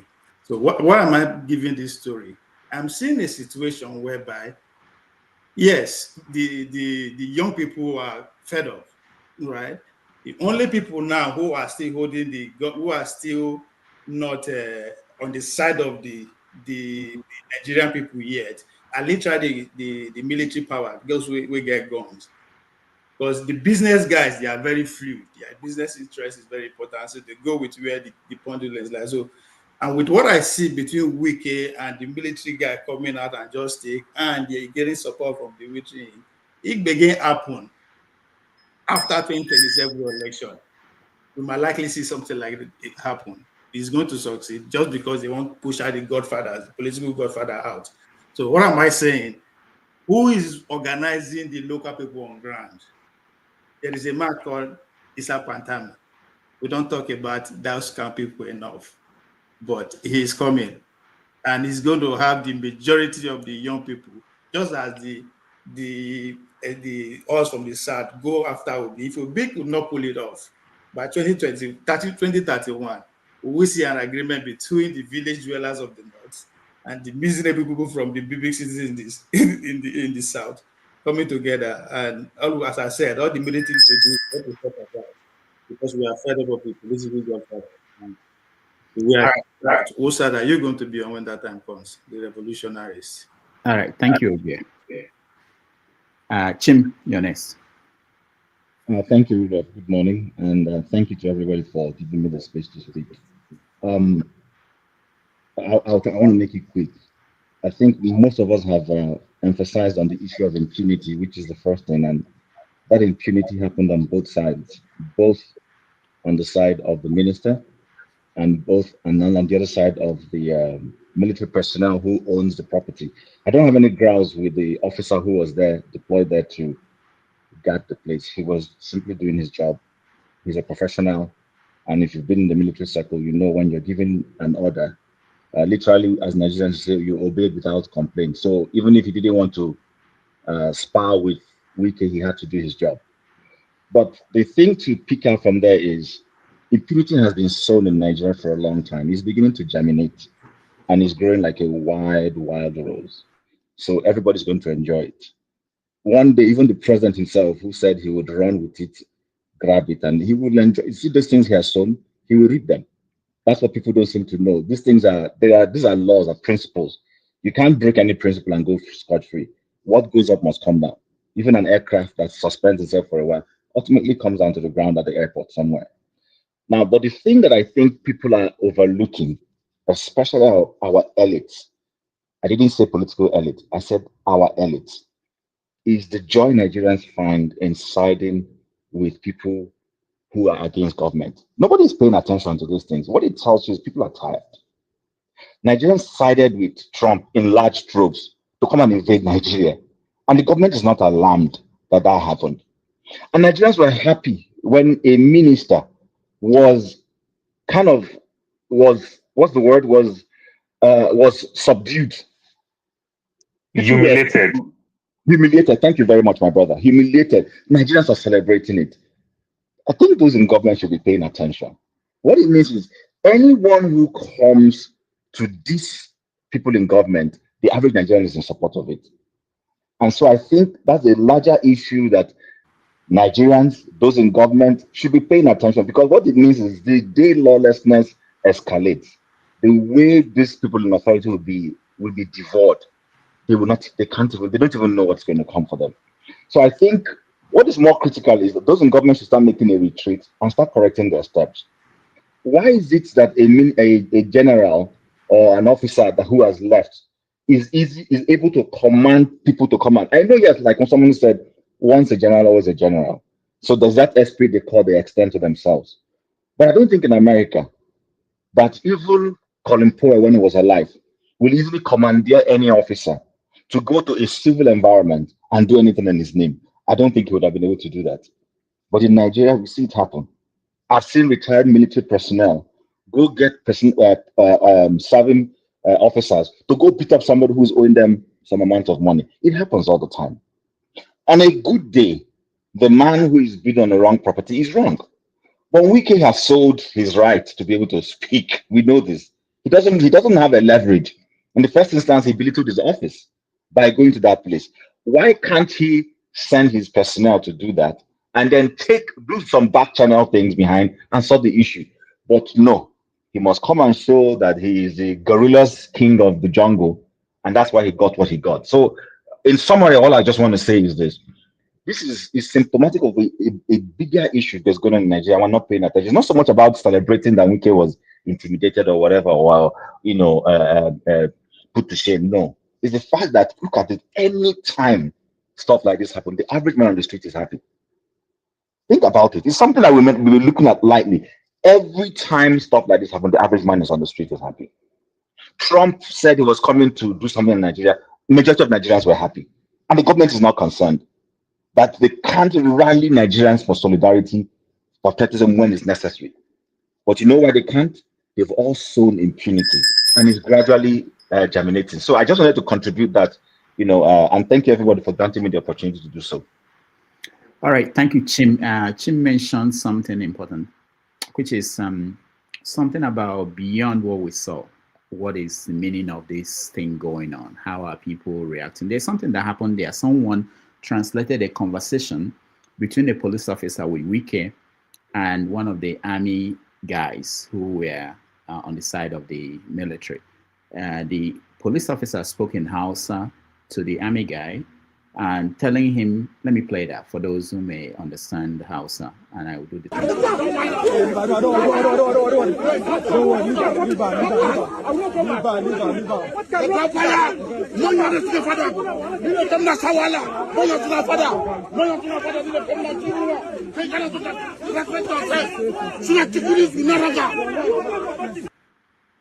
All right.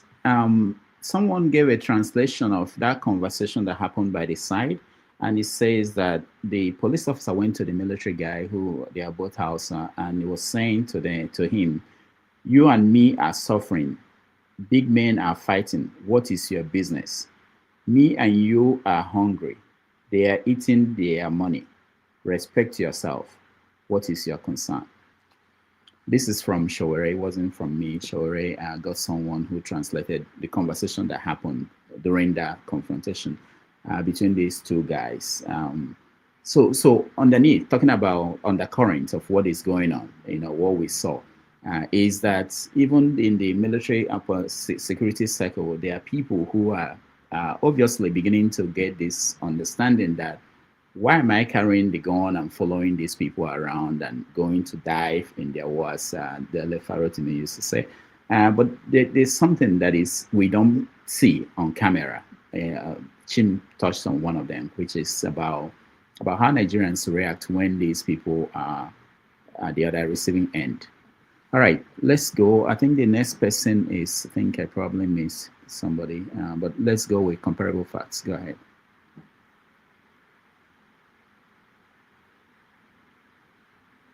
Go ahead. You're muted. Okay, is it my turn? Can you hear me? I called your name, so. Okay, is that our turn? What Jim has spoken well, I'm going to come from a broader context about who's right or who's wrong, but this has to, there's something he's showing me about, has reinforces me about Nigerian culture, that the impunity is for the powerful people. That's exactly in the nutshell. That's the summary, and that's what we're experiencing in that country. So in this case, who is right or who is wrong? I'm never a Wike fan. We know his utterances, what he does and everything. But in this case, I will portion more right to Wike than when I said the military guy, not the officer, Yerima. Yerima is doing his work. He's doing his duty that he was authorized to do. And he did it capably, stay calm, even with all the whole insult and everything. He was very calm. So my narrative is going to be between the retired Navy officer or the military in short and Wike.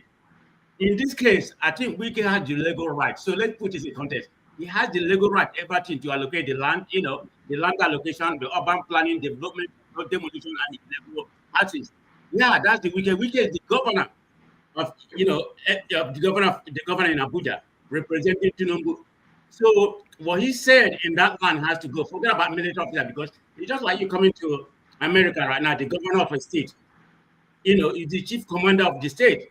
You can tell the Man of military what to prestige. do. But FCT have already sold the land to somebody It else. doesn't matter. I'm just speaking in a They broader sold context. the land to somebody else. It's not the state that owned the land as at that time. Right. Then if you want, then if you want to revoke the land and everything, there's a process to revoke the land, not by carrying bulldozer to the side. I'm trying to give you my own narrative. This is my own personal opinion where I think that Wike was right, and I'm going to say where Wike was wrong. So let me learn. I have to make my, I have to say my opinion. I'm not going to pick it to, everybody's narrative here. Everybody has their own point of view. That's their own point of view. And I stated it, the FC has the right of the land and the dispute. You can't dispute that, so he can do that in that state. That's what it is. Do what? Do what? Comparable facts. He can stop, he can stop anybody acquiring land. He can inspect the land. He can do what? No, I'm just trying to find out what you're saying. Do what? Do what? Whatever, the governor of the state, he has right to do whatever. Why? This is my own opinion. So what did he do that was wrong? And I will tell you where I thought he was wrong. He was very wrong. There should be an administrative process to go about it, not this jungle way. Nobody is not telling you don't have a right, but there's an administrative process to go about it. Paul, we are talking Nigeria, please. We are in Nigeria, not in America. Yes, the wrong way will not be the standard. Nigeria still have the right way, undermining that we abuse it. If the government give me meter in my house, if the government give us transformer in our street, they still say it belongs to the government. But the meter is registered to my name. If they want to take their meter back, they will still write me that they want to take the meter back. They don't just come to my compound and just jack off the meter. It doesn't work like that. That's what I'm saying. Your international passport belongs to you, to the government. You understand? But your name is there. They will write you if they want to revoke the passport. That's how it is. You understand? Don't just say you just have right like Lord, like King, like Emperor. It's wrong. So it's wrong. I'm man of prestige. Man of prestige. Understand something. Look, I don't know whether you've lost your job. I've lost my job before. If HR will fire me from my place of work, security will enforce it. It's not the owner of the company that will come. Ordinary security will enforce it. You are a epitome of Nigerian impunity. This is what you do. You are truncating my time. You are showing what is wrong with Nigerians. You have 1 minute left. No, I have to start from the beginning because no, you are not. You are not. You allowed me to do that. You enjoyed it. You enjoyed it. I took all my time. You enjoyed it. But the point is, let me finish. Let me finish because it doesn't make any sense. Like I was saying, I said Wike was right because civil authority cannot supersede the military. The military cannot enforce the land claim. The lieutenant colonel has no right to block the minister from doing his job. What are we talking about? It's his job to go there and tell them to. Is that his job? No, I'm not. I'm not blaming Yerima. Compare facts. Hold on. I want us, even though this is Javier say, I want us to advance the conversation. It doesn't make sense for people to start from the back and at the end we don't achieve anything. So you are saying, I want you to talk about what you think is right. What is the job of the minister? Is it to go there and confront some people on a piece of land? Is that the job? No, that's what I'm saying. The way he did it. Okay, there's an example that I'm going to show you. The way he could have conducted himself. Have you seen the video of Soludo of Lagos State, 2022? The same about land. Has anybody seen the video? The way he confronted the police guy. The police guy refused to leave the land. Then he has to leave. That's the way. I'm blaming Wike. Wike is so very unprofessional. He's unhinged. We know Wike is unhinged. I'm not a Wike fan by no means, but he's so very unprofessional. His conduct was, becoming, that's not administrative procedure or enforcing something like that. The way he handled it, that's what I'm saying. He should have handled it in a more protocol way that should have, resolved the whole issue. That's what I'm saying. I'm not blaming the guy. I'm blaming the retired military. What right has the retired military? I don't know the whole intricate about who owned the land or whatever. That's the story. But I'm trying to paint what we saw. The shenanigan that we saw that place is my main concern. But that get to show you where we are in Nigeria. There has to be a demarcation between the authority and the military. Just because they are a military. We're not in a military rule. This is a democratic rule. So let's call it what it is. I mean, a lot of people here are playing sentiment because of they don't like Wike. No, when somebody is right in some extent, you have to say he's wrong, he's right. When it comes to the land, like I was saying, Wike has the authority. Nobody can dispute that. Okay? Where is the place of the court in all these things that you say now? Where is the place of the court? Even when Wike is a lawyer, where is the place of? All right. All right, let's go to other people. Thank you, Paul.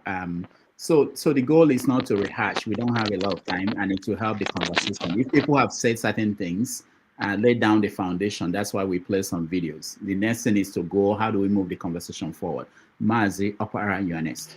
Yeah, this week, shenanigans. I think the people I pity are the Gwaji people, the owner of Abuja, that were never consulted. They were pulled from their their fatherland, ancestral land, no compensation or little compensation. They were driven out of Abuja, and the land is now being shared to top political officers or military officers or those people who are so rich and powerful. This is a shame that in a country like Nigeria, a minister is talking about going around looking at who owns a portion of land and who does not. You live in New York. Can mayor of New York start going around, revoking people's properties? Because I believe that anybody who owns a land in a city like New York or where I live, that person has genuine documents for the papers. There is no need of a minister or a mayor going around, revoking properties or documents, bulldozing houses, already built houses, because that is what sometimes when I say that there's a problem with a black man, people are angry with me, because over here, before you can even paint your house outside, you will get permission to paint it. Because if you don't paint, if you don't get the permission, you'll be fined. The mayor is not coming to tell you, why are you painting out? You get notice and you'll be fined. So the issue in Nigeria is that the foundation is faulty. Abuja is a faulty, was founded, on a falsehood. And what is going on there is also, very, very wrong. For example, this man was talking about measuring Obasanjo and T.Y. Danjuma, calling him. That is even an indictment. That to show you that the society is rotten. That means Obasanjo also has a land that has no proper documentation. The same thing with Danjuma. Because for him to call these names, if I were Obasanjo, I would be very ashamed that my house or my property in Abuja has issues with documents. Or T.Y. Danjuma. Look, we are living in the society we are living in. Nigeria is Nigeria. We have not started discussing Nigeria issues. It's everywhere. It's rotten everywhere. How come a city like Abuja is the newest capital in the whole world? I think it was founded in the early 70s.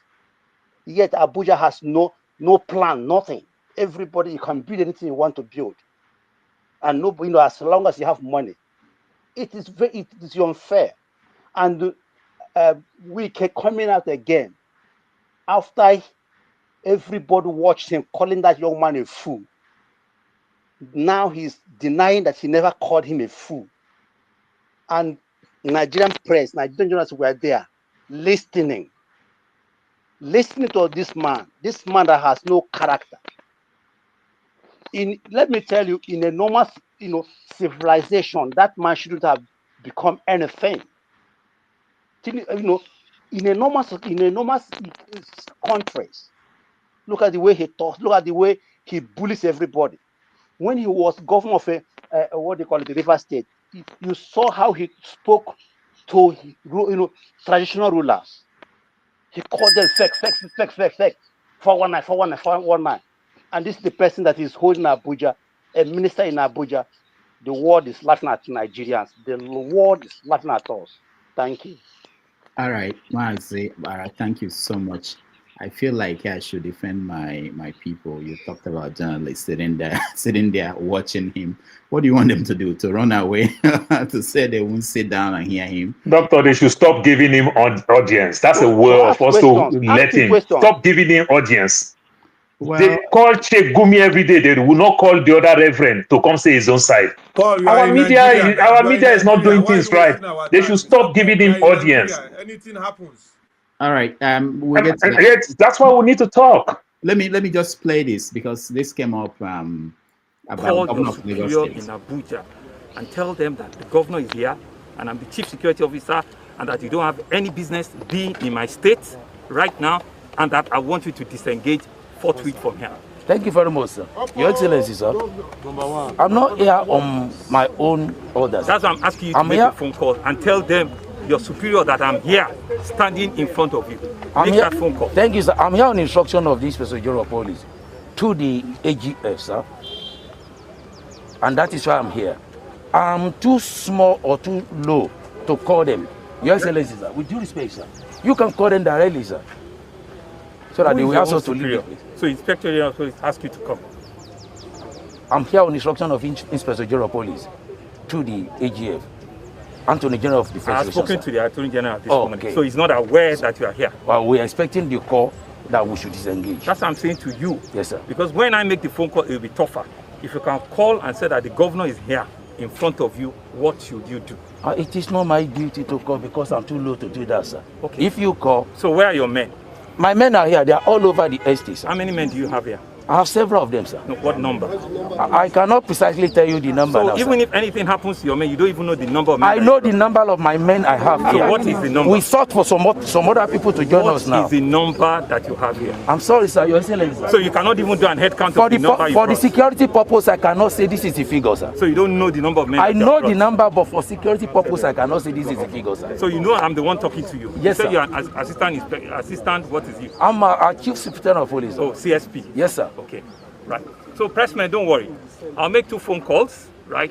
One to the Inspector General of Police and one to the Attorney General of Police, Attorney Inspector of the Federation. I have spoken with him this morning and he says he knows nothing about the fact that we are still here. Very illegal operation. They have absolutely nothing, and I'm the chief security of the state. Not even with the Inspector General wrote me. And before I said Jack Robinson, his men are here. They are not from the Lagos State Police Command. Like you have said, right?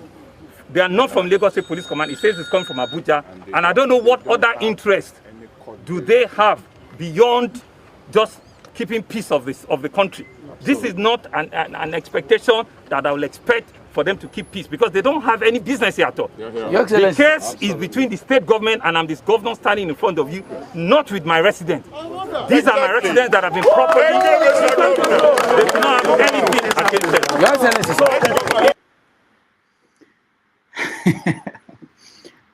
The other thing that I think it has not been pointed out is that we don't learn from history. I told you this is the procedure. This is the proper way to handle something like that. It's not even the proper way. It's not. That is not the proper way, man of prestige. You are wrong. The police is doing the proper thing. They won a case in court. You understand? The police is to go enforce the court judgment. My in-law, my elder sister have a property in that estate, in Magodo estate. You understand? They won the case in court. The people who own the property, they own the properties, and Lagos State government started selling the land to private individuals, retired people who work from a Lagos State civil service and everything. So no, hold on. They won the case in court, and that police officer is enforcing the law. When you win case in court, you channel it to the police. The police enforce the law, and the governor understand that. The governor want to use your own way, power and connection. But the police officer is doing his own work to enforce the law. When you win case in court, if people ignore, the police enforce the judgment. That's how it works. You understand? That's why these 2 departments work together. And the governor understand that part. That's why the governor can be very gentle. You understand? But we like too much power, power, power, power, power. It's not helping us. It makes us look like barbarians. It makes us look uncivilized. But that is You what we understand? are, Paul. Well, I'm not that type of person. They didn't pay money to send me to school. Nigeria now and correct it They now. didn't. Thank you, guys. Thank you. We have to move on. Ikola, thank you so much. Paul, thank you. I appreciate the expansion of that conversation. Ikola, go ahead. Okay. I think I am going to respond to this devoid of emotion, devoid of whether what has happened with Wike before or what is going to happen to Nigeria with Wike, because all we have done is add Maggi and sugar to the exact thing that happened. If government civil servants were sent to this land and they were beaten up, or one of them was killed, the minister has the right to go and see what is happening in this location. This is why when there's death in somewhere, we say, oh, why didn't the president go there? So let's get something right. There are three arms of government because everybody keeps shouting the court. At the end of the day, whatever the court decides, it is the executive that would enforce it. So it's not as if the police has a power of their own. And Minister Wike is the executive in this case. So he went there based on the fact that his civil servants are being beaten up. That is what the man said. Based on everybody can disagree because they hate Wike or they love Wike or they don't believe Wike. The man just said in his press conference that his civil servants are beaten up. And if you disagree, it is your problem to prove that the civil servants were not beaten up. So I'll take Wike's words that they were beaten up. So he went there to see why civil servants are being beaten up. But the point is this. Every level of governance has a mode of operandi, or how do you say it? There's a certain sort of words that you cannot use. And there's a temperament that can never be shown. So when Wike got there, and the man said that, look, you cannot go in, sir, or this or that. Wike has no right to call the man, even if he's a civil, just an ordinary security man. Wike has no right to call him a fool. If somebody placed the man there and he was defending the property, Wike has no right to call the man a fool. Wike has done his job. He has come, he has seen that the civil servants are not lying to him. That is his duty. So to come and say, oh, it doesn't happen in America, it doesn't happen in... No, let's not keep comparing oranges with apple all the time. Look at it from A. If you are given a scenario, just look at it from A to what you are given. Then when you are asked to add, oh, what has happened before A or what has happened after Z, then you can start bringing a holistic view into it. But when you are said, look at this thing as it is, Wike has the right to go. If the civil servant was killed there, Wike has the right to go and see why his man was killed. All right. Thank you, Ikola. Thank you. If somebody is killed there, it's called crime scene. And it is the police, you understand, that carry out crime scene. If we can go there, you understand, he's abusing the crime scene. You want to alter the crime scene. If somebody is killed there, and when doctor, you just make me see, doctor, see, the executive carry enforcement. But the case will go to court for the executive to carry enforcement. You don't jump the judiciary. Somebody is abusing something, you go to court. Wike is a lawyer. All right. Wike is a lawyer, and it is because he keeps talking as if he knows what he's talking about. If a play. All right, Janaba, welcome to the show. Janaba, the problem we have with Janaba is that I don't know what you're using. Each time you are brought up, it goes out again, and I don't know. I can't help you, Janaba. It's the discrimination and all the bad energy that that you guys are forcing towards me. All right, Janaba, welcome. Oh, nice to meet you, Dr. Rudy, and fellow panelist. It's a good afternoon here. I just came home briefly and I saw yesterday me they talk about Wike. Wike is like a church rat in my place. So I want to come and lash out at him. Well, first of all, Wike first name is impunity.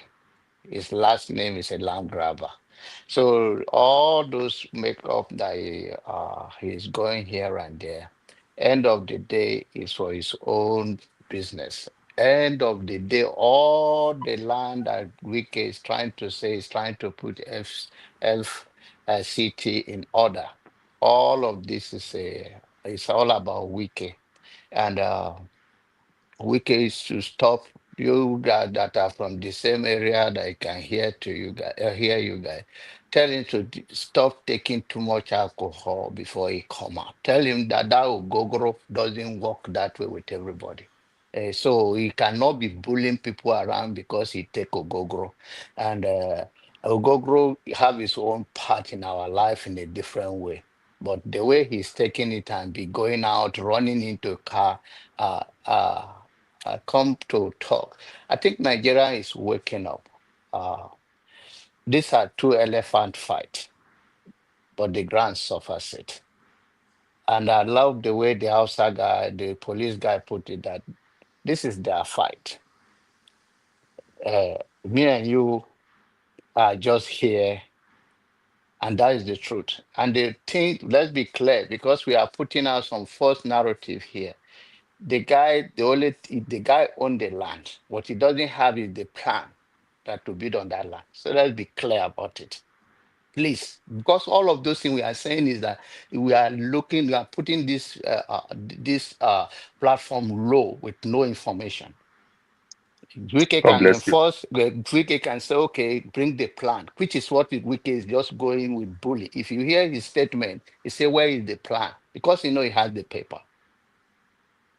And the colonel told him, he had the paper, and then he said, where is the plan to build on it? Which means he has the plan. He has the land, he owns the land, but he does not have the plan to give it to build whatever he's building there. So it's not that we can have the right to go and be grabbing land, making a backside deal, transferring it to whosoever he wants and all their class. So I believe that Nigeria is waking up. And I believe they purposely place Yerima there. This is Fulani, but no, this is Kanuri boy. Even Fulani fear them. So it's not just going to go. Everything is well planned to face Wike. Because when these guys are doing all those things, and we the ordinary people are hailing them, Wike come out nice, he's supposed to come out. Is that how people come out? If Wike is your father, you'll be seeing him going around like that. Is that a normal way a minister of FCT will be going around? You'll be proud of him. You say, "Shut up! You are this, you are that." Is that how you want to see your father? So to whom much is given, much is expected. So Wike, if you want to add, I don't think Mogogro. I think that I saw one now here. They call it elevation. It's 80%. I think if I'm going to Nigeria, I'll order it for him so he can be going around and be fooling himself. But other than that, I think Wike, Yarima will go and give him goro. They eat goro there. They don't eat those things. So their brain is all. The only thing it's going to do to you is to make your teeth brown. I'll go and give him goro for standing up to that bully. Wike is nothing but a bully, and he will get it one day. Well, if I were him, as I summarize, when he call me fool, I'll tell him what fool mean. I'll grab a gun from my other guy and I'll pierce him. Then he will know how fool act. Thank you. All right, thank you, John Abba. Before Dr. In your head, because that's a problem for you stop taking your head. You are one of those who are causing problem. They gave you chieftaincy, a young boy, so you don't even know what to do with it. And then when I'm speaking, you shake your head like this. Oh, fake, causing problem everywhere.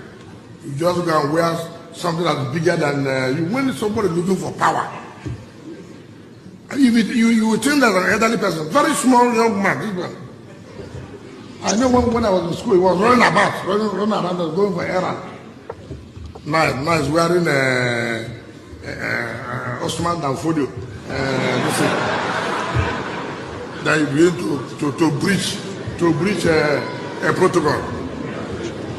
He thinks that when he shakes his head like that, I will be happy. That's fake. That's fake. Will you stop that? Will you stop that? I'm an officer, I have integrity. Shut up, your mouth, put I will not shut up. Will you get out? Sir, I won't shut up. Sir, I was in school, you're not in school. Sir, you can't shut Will me you keep quiet? Get me a big fool. I'm not you are a big fool. I'm not a fool, you can shoot anybody like that. Sir, I'm not you a are fool. Who are you? I am not a fool, sir. As at the time I graduated, you are primary school. I'm acting on order. Take for which order? You see whether you love me here. Sir, you can't call me a fool. Go and develop your I'm an officer. I'm not a fool, sir. All right. That's Thank you, doctor. Thank you, doctor, for playing that traditional where he abused his own traditional rulers. Thank you very much. All right. Okay. OC, Dr. C, welcome to the show. Doctor, play where he abused Olabode George. That's an 83 years old man. You understand? He's talking when he was in school. Him and Olabode George never met in school. All right. Olabode George can have his own father as a son. Mr. Paul, he insulted Olabode George. Paul, let's continue, please. Now, one thing with you, Dr. Rudolph, is when you are biased, you push. OC, go ahead. Okay. Well, thank you so much. I think I'm enjoying the discussion from the side. Of course, I didn't start with you guys initially. On the Wike Yerima saga, I think, top to bottom is just a show of shame, on both sides. I have to say that. I know we don't necessarily, a whole lot of people don't necessarily agree with Wike's way of doing things. So this is like, at least there's somebody who is standing up to him. So there is a sense in all of us feeling happy about that. But to get down to brass tack, yes, it's been said repeatedly that Wike, as the mayor of the Federal Capital Territory, has the role almost like that of a governor in the states, in which case the land use decree invests a lot of powers on what they can do and what they cannot do. But even that said, you can have some right or privilege, if I may, for use of a better word, to something, but the way you go about it could be very, very faulty. Now, if Wike feels like the claim that the military guys are making on the land is not genuine, then decency requires that maybe he has to go to court, obtain an injunction, and go from there. No, but that's not the way, that is not his modus operandi. Wike's modus operandi is that he would destroy the property before even attempting to go to court to seek redress, which is just a terrible way of doing things. And so, yes, I think that he got it very, very wrong in that. And then when even the way he addressed the military guy, or anybody for that matter, in fact, Wike is just the textbook example of the very boorish, ignorant, for want of a better word, the poster child of what we don't like about Nigerian politicians, But that's about it for Wike. When on the side of the military, we've talked about the fact that, first of all, an active military guy should not be deployed to guard a private land, because that is just not, it's a military that is supposed to serve the federal government of Nigeria and our people. And so I don't see where in the Constitution where it's part of his duty to go and guard a private land. So that's misuse of the public servant, That's number one. Number two, also, of course, we all like the way the guy stood up to Wike, but on the other part, I think one of the things that was lost is the way he was talking to the policeman. I think he said something to the effect of, a policeman is talking where I'm talking. So you get the sense that in the military, there is this warped air of superiority over the police or anybody for that matter, which I think it shouldn't be. There is nowhere that it says that a military guy is superior to even civilians or the policemen around. So So those are the 3 points I think that I will make in this particular issue. All right, thank you, Osi. I appreciate you joining us. We are going to leave this topic, but there are so many other topics.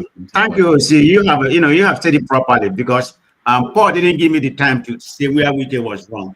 Thank you.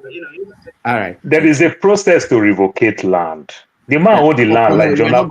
We're not going back to that, Paul. That's okay. Sorry. I know we have to get to other topics. There are some news that are business-wise, economic news that Nigeria's apart from the money that Tinubu is borrowing, we are getting the reports that one of these rating agencies now thinks that Nigeria is doing well, on the right track. Let me see what it says. S&P upgrades Nigeria's outlook from stable to positive, saying that economic reforms are working. It's always interesting when they get this news and send it out to everybody to make you know that there are good things happening in the country. But they can't explain to us why the country is borrowing 1.1 trillion naira from domestic banks when they said they are not going to borrow money anymore because we exceeded our expected revenue generation in August or September. So, but we'll talk on that if we have the time to get to that. And there's so many other things we wanted to touch on. Epstein, Jeffrey Epstein and Trump is this story that refuses to go away. We are going to touch on that when we come back from a break. We are going to take a break at this point. We come back, we touch on those, and then of course the rant, because that's important to me. I want to hear what people are mad about, those who are mad about me, like Ikalola. Dr. Damage, can you put me at the background, please? Yeah, we will. We'll put everybody. All right. So we'll take a break. When we come back, we do touch on those topics and the rant.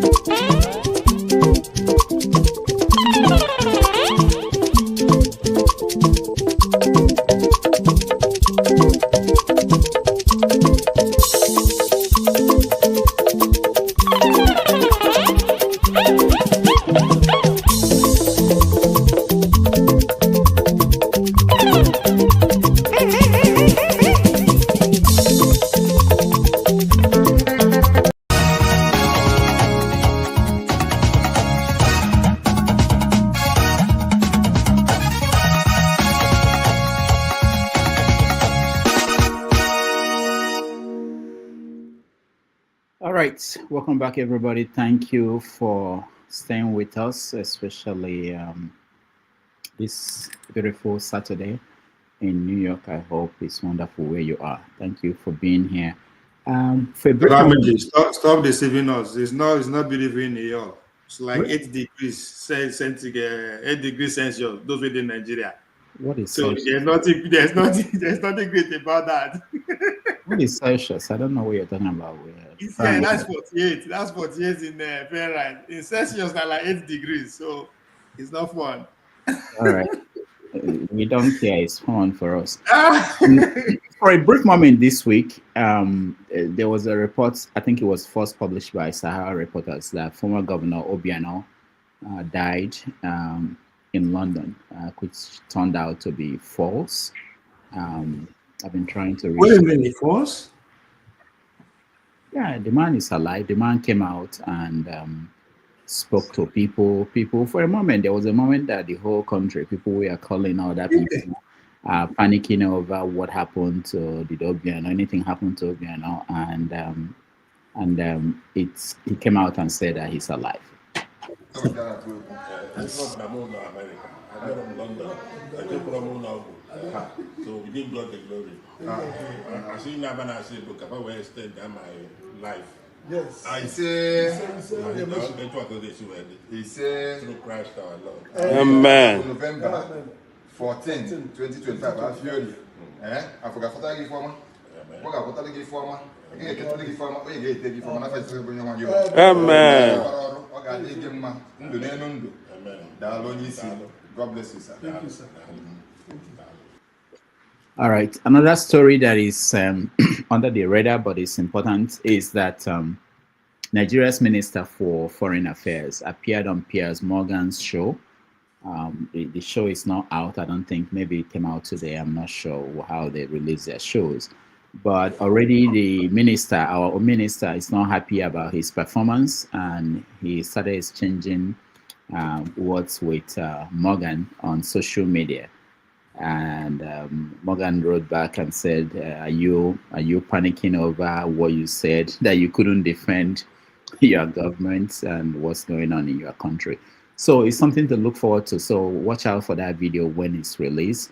The minister came back and spoke like Wike and told Morgan that, oh, you were calling them Chibok boys, they are Chibok girls. You know, reduced himself to the level that I've never seen a minister of any serious country reducing themselves to that level, exchanging words. That's not how you cut the media. If you want to woo the media to be on your side, you don't talk that way. But obviously, the man is panicking about his performance in that interview.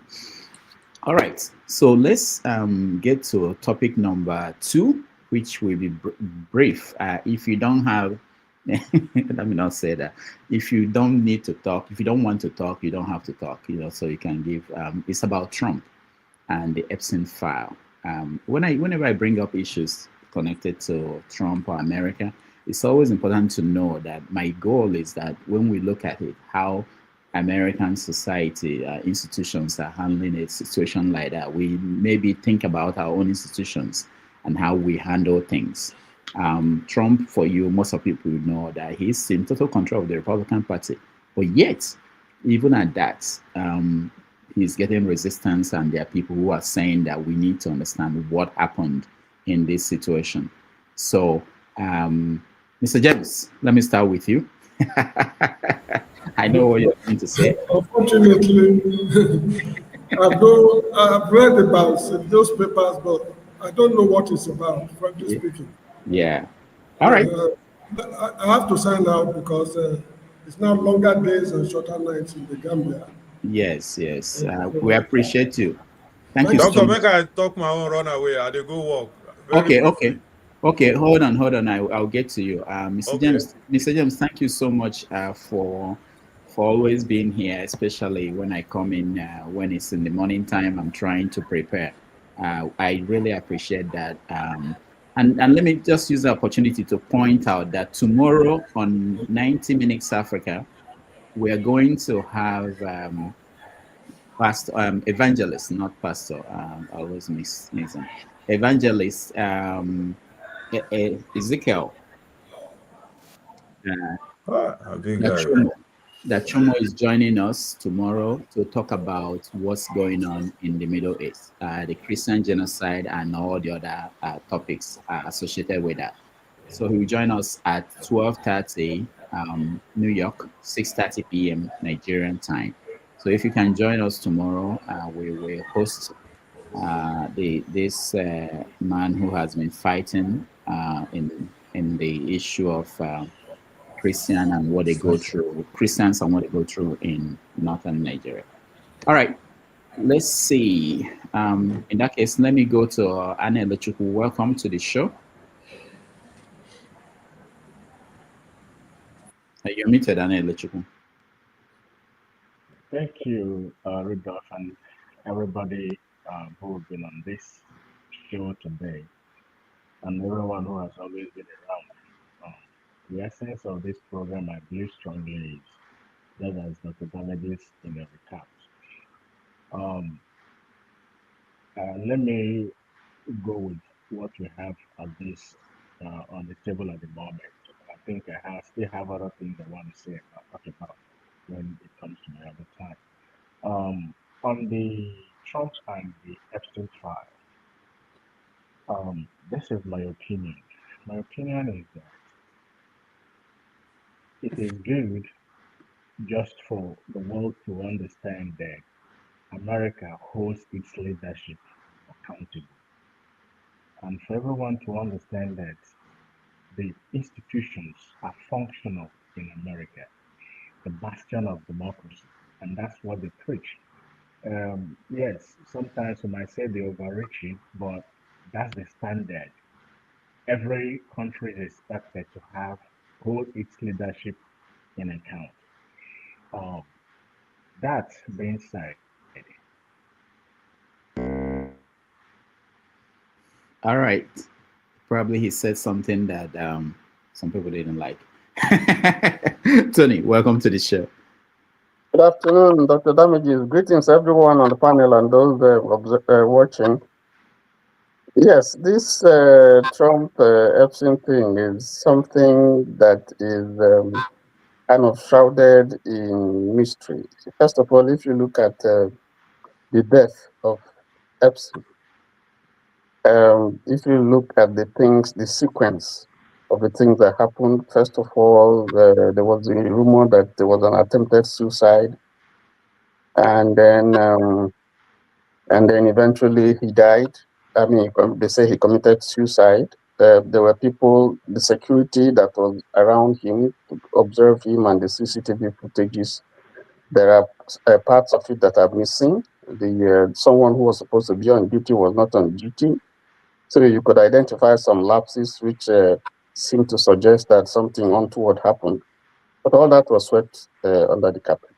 If you look at Trump's pronouncement, initially when they asked him, whether he would acquiesce to a release of the details of the Epstein file, I said, oh, yes.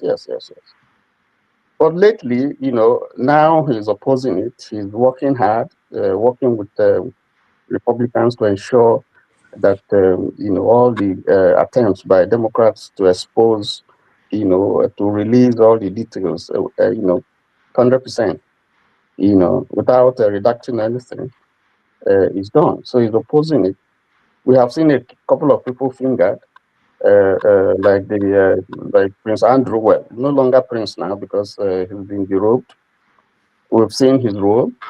We saw some people in the aircraft with Epstein. Trump himself, we've seen pictures taken with him and Epstein, and he has made some pronouncements about Epstein and how he's his friend, and mentioned something about girls and so on and so forth. So the likelihood is that, from what we hear, is that Trump is somewhat connected. In fact, if you remember, I think, was it the Attorney General or someone, who told Trump that his name is mentioned, even though he denied that nobody told him. So it would appear that there are some big guns who are involved in this whole Epstein thing, and that the killing, the alleged suicide by Epstein was something that was orchestrated by someone to cover up tracks and make sure that certain names are not revealed and the role that they play, because it was a heinous crime. And you can see what happened with the lady that has been moved from maximum security to a place where they now say, it's more relaxed, a prison where he can even, be more relaxed, when you compare the offense vis-a-vis where he is now. You can see that it never happened. She's supposed to be in a place where, maximum security, not in a more relaxed prison as she is now. And there are speculations that someone is trying to see if they can grant her pardon. When they interviewed her, concerning Trump, she didn't indict Trump in any way. So the whole thing is contrived. You would think, as an observer, that there are things that they are hiding. And so I think the bubble is about to burst now. I think Republicans are buying into it. More Republicans are buying into it, that they want a total revelation, make a clean breast of everything. And just like the previous speakers said, that's where a place where institutions work. It doesn't matter where you belong, party where you belong. There are certain issues that you think that are not clear, not transparent. The public have a right to know. And I think that's what is going on now. There's a lesson for Nigeria to learn, how democracy is practiced, and that the leader, is not king, and he is subject to investigation, if they feel that he has committed something that is untoward. Now, let me rest the case there. All right. Thank you so much. Revolution now. You are next. Yeah, for me, it's just a rant in 2 minutes. You see, the problem of in Nigeria, anything happens. I want to remind Mr. Paul, because he was trying to tell us what we already know. In Nigeria, anything can happen. So when you blame Wike for what he's doing, you forgot where are we playing? Where is the football field? The football match is happening in Nigeria. Impunity, power. I go do anything, you know, if you do me anything. So when I go, they compare Nigeria and America and all these things, like Okolala was saying, I go just laugh, say, which one Mr. Paul did say? You know where you did now. In Nigeria, we did. Likewise, what Mr. Rudolph just said now. He's trying to compare a whole Trump, now they see they attack him, where constitution works, where things works, where human beings, they use their brain. Nigeria, nothing works. So I want to say good night by telling you, say, only revolution now can save that country. Catch your phone. All right. Thank you, Revolution now. Ikolola, your next. Okay. I don't wait till rant, but I have to point out your bias sometimes, Dr. Rudolph, with all due respect. When you have a view on a particular topic, you always try to push the narrative to your bias, because you now started playing videos that will, indict Wike because of his past antecedents. But when we started the topic, we faced it on a particular issue, But that aside, and now in terms of Trump, you see, let's give honor to whom honor is due. The Epstein file died, but the people decided it would not die. That is what is lacking in Nigeria. It's not that democracy does not work. If our people see things that are wrong and hold on their leaders accountable, because Amechi said it clearly. He said, we do the things we do because our people don't get angry. And he said it in face of the people. So Epstein file died. They even said there was no file existing. But it came to a point whereby some people who felt, no, this shouldn't just die. And the Epstein case now came back to life because one very big man, because we always say impunity as if it is in Nigeria alone, one very big man in Trump's administration was offended. Then he said, oh, this is why then he placed just one line on X. Trump's name is in Epstein file. Then everybody picked it up again. So you need that heavyweight sometimes to go against one heavyweight for democracy to work. And the people themselves are a very major heavyweight. But our people let things go. We move, there's a word they say, there's a way they say it. Let's move on. How long will we keep moving on? What are we moving on to? Where are we moving on to? So it's not as if when we say I'm going to say it again. When we say America, when we say Britain, when we say Australia, it's not as if these people, they are humans like us. But what happens to us is that what we should hold to say, no, this will not pass away. This has to be addressed and properly addressed without bias. We let it go. And when we let it go, it's in the elite's favor. They're happy if you let it go because within themselves, they can work things out. So that's just my take on it. Thank you. All right. Thank you.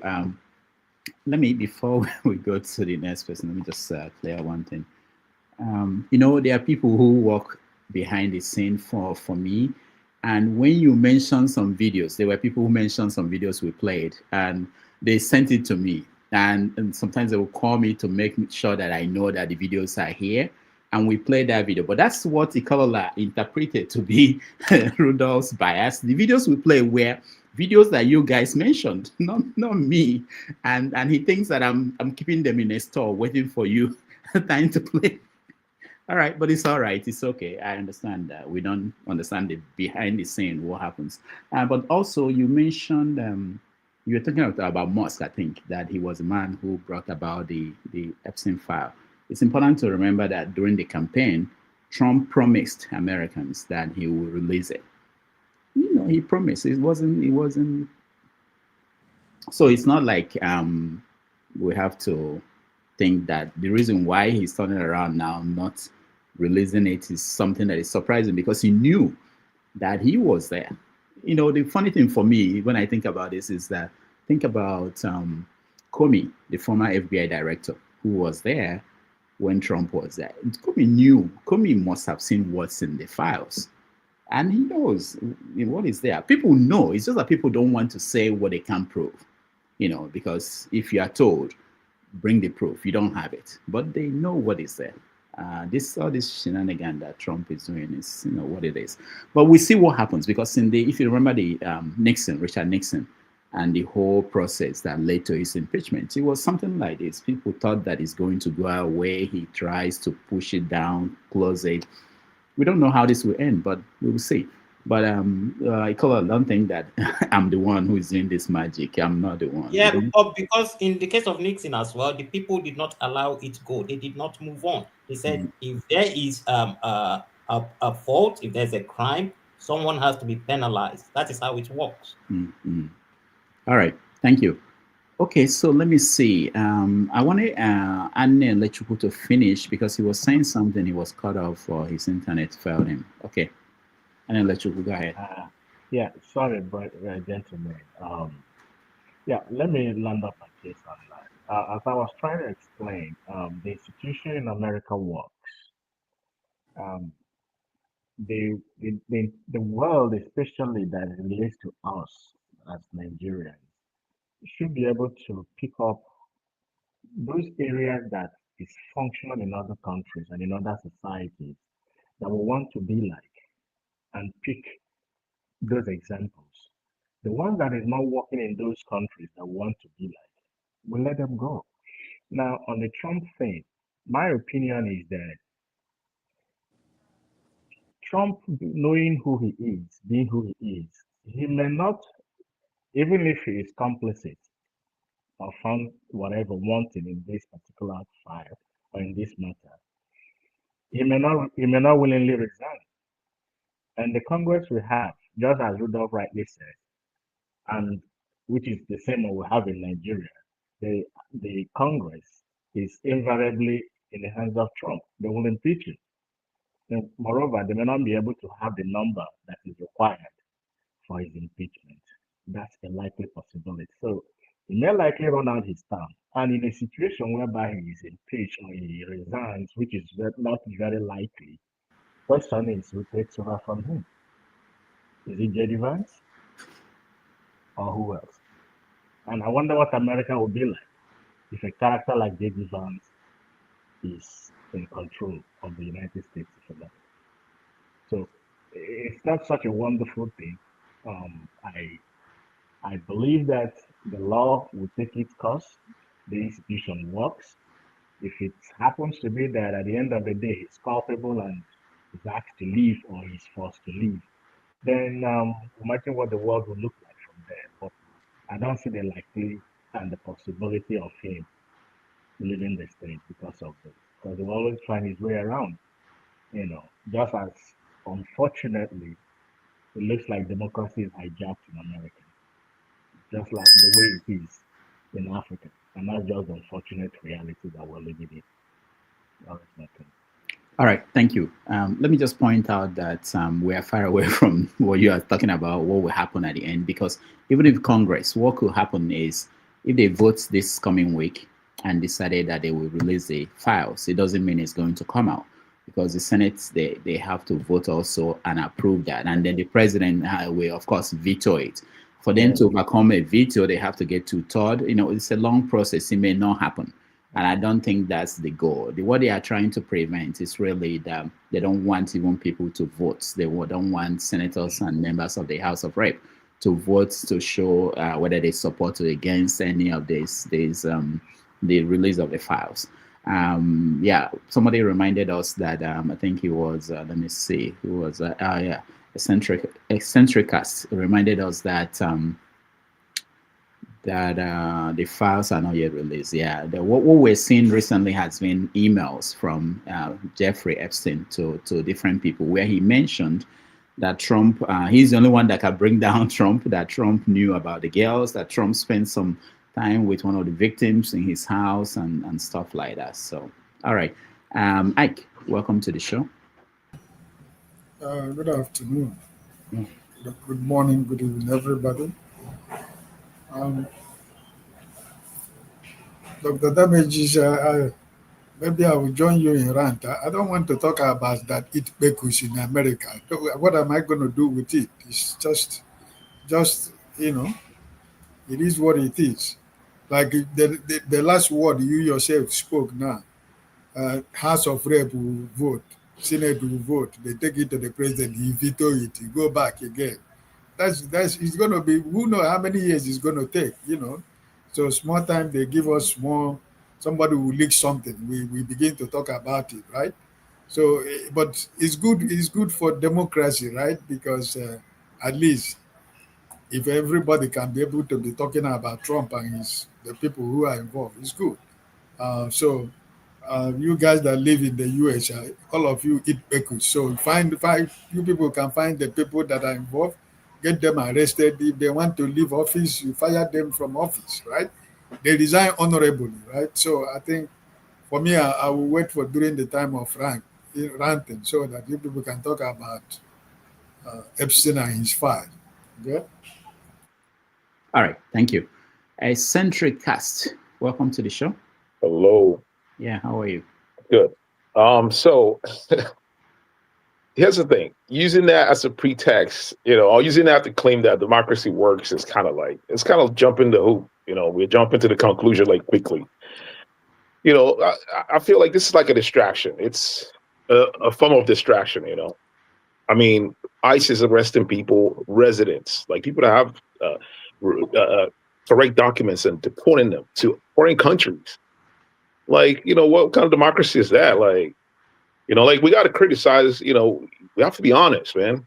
We have to be honest. Like, this is not a proof that democracy works. It's window dressing. I mean, they, the medical coverage for people, is that Medicaid? Medicaid is going up. You know, Medicare is going on. It's going to affect a lot of people. You know, a lot of families that, you know, a lot of children. It's going to affect a lot of people, and that's reality. That's what's going on here. This is kind of like reality show type stuff. If I mean, obviously something, you know, this is something, you know what I mean? It shows the rot, you know, among these elites that run the world. You know, they are pathetic people, you know what I mean? They are sleeping with minors. That's terrible. But that, by the way, you cannot use that to conclude that democracy works. You know what I mean? You can't use that to conclude democracy works. I mean, Trump is going after Comey and the oppositions, people that he doesn't like. He's using his DOJ. His DOJ is not his personal lawyer, but that's how he's using the DOJ. You know, like we are in a very interesting time. You know, like we are almost inching closer to fascism. Like basically, I mean, they're sending militaries, you know, to states that are that vote the Democrats. You know what I mean? Like, well, you know, like let's be honest here. You know, we're not going to use Nigeria as indices to measure how democracy works. I mean, you compare American democracy to other democracy that works. You can see that it's not perfect. Like democracy works really. Like how do you come to that conclusion based on this? Like, you know, that's just the point I wanted to make. Thank you so much. Let me just say that we've been trying to get people who supported Trump before the election to come on this show and tell us how he's doing. It's been difficult to see them come on this show, 90 Minutes Africa, so that we can talk to them. But we can't give up. We are still out there looking for those who will come and defend what has been going on. All right. Thank you so much, Eccentricas. We appreciate you. Osi. Yes. Okay. So just a quick point regarding the first video you shared about the rumored death of Obiano. I have to say, I know you have a relationship with Sahara reporters, so I think I have to say that Sahara has been pushing a lot of junk lately. The Obiano hoax is just one of them. Before then, they just within this week, they also released another report that Tinubu's government will be needing about the $150 billion for vaccine for 2020. I saw that. That is 5 times Nigerian's budget. The budget for Nigeria in 2025 stands about 30-something billion. But then you say that they're asking for 150 billion. So that just does not, I mean, anybody who does basic due diligence in journalism will know that that will not obtain. Before then, they also carried a report that for any governor that defects, Tinubu will give them a 250 billion. I mean, come on. You know, I'm not a fan of Tinubu, but even looking at it, I know that also. I think there is something fundamentally flawed about, you know, the editorial, the editorial team in Sahara Reporter that somebody needs to, you know, maybe give a nudge to so that he needs to do some house rearrangements because they've been pushing out a lot of junks. But that's by the way. Now, coming to the issue of Trump, I think I quite align with the last speaker. I can't just say the name, eccentricast. Yeah, but I think the point he made, I totally agree with him. If anybody should be given an example of a working democracy, unfortunately, the U.S. as of today under Trump is not even anything close to that. You know, we're talking about the Epstein file. You know, there are still a lot we don't know, but what we do know, one, there was a relationship between Trump and Epstein. We saw it in the pictures.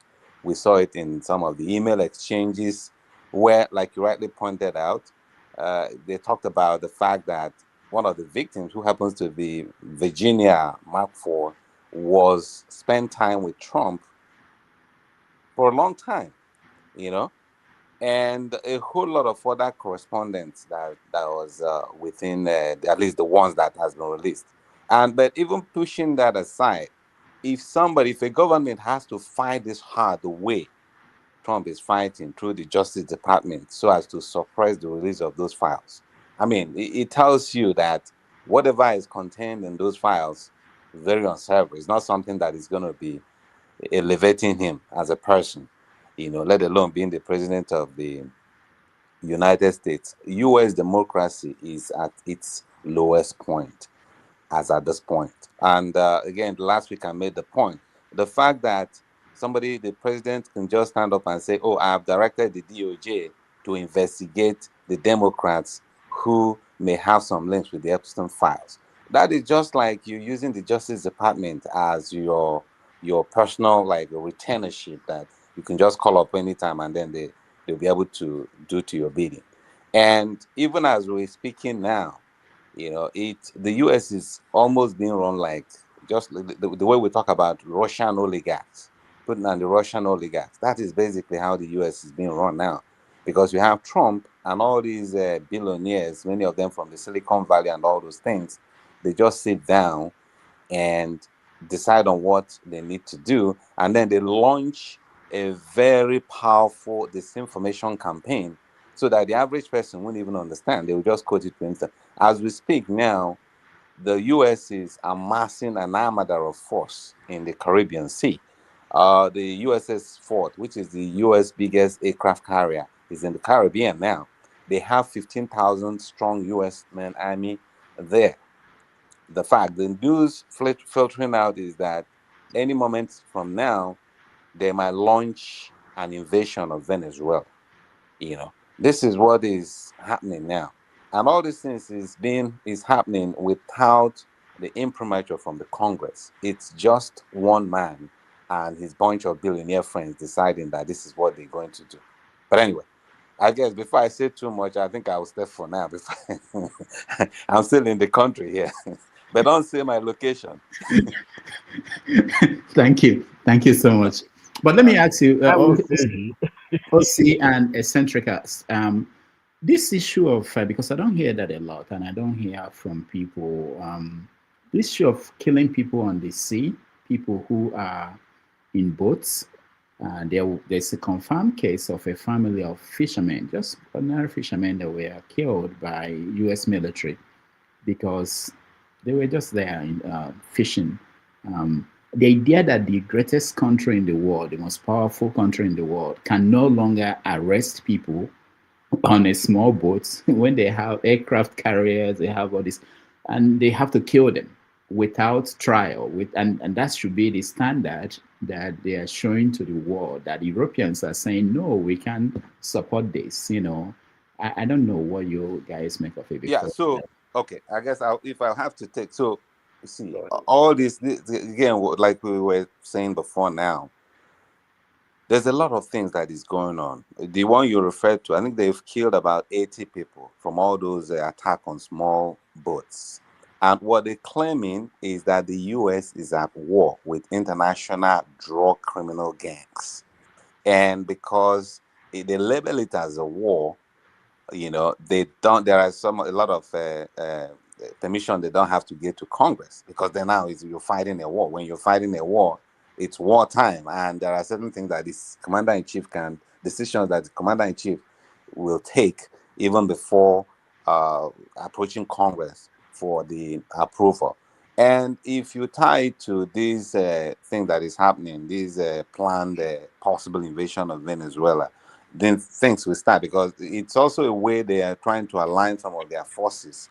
Of course, they're trying to do it very shortly, so that when they're ready, they will just strike.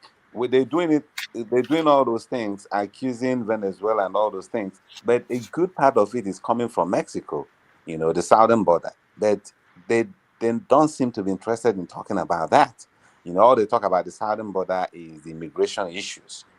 So you find out that at the end of the day, there were a lot of smoke screens that they just using as a pretext to inching closer to Venezuela to do what they need to do. So that's the way I see it. All right, thank you, OC.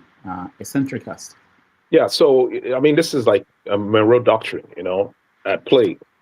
And I mean, if you recall, there was incidents where they killed some people on the boat, and there was one survivor, and they actually arrested a guy, brought him in here, and deported him back to his country.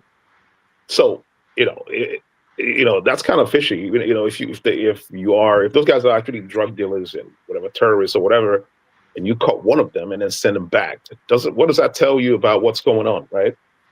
It's pretty pathetic, man. And I think this genocide going on in Israel kind of set precedents.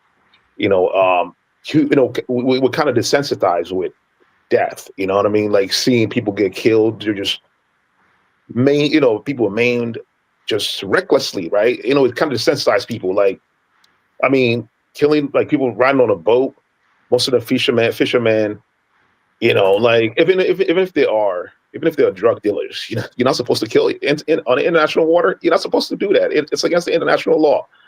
Like, this is insane. This is insanity, right? But I mean, the main aim is to invade Venezuela, of course. You can have your belief about Maduro or whatever, but does it really matter? Like, if you invade Venezuela right now, it's going to be a long war. It's going to be a long conflict. Venezuela, I don't know how people imagine Venezuela, the territory itself. I don't know how people imagine it. It's not a small country.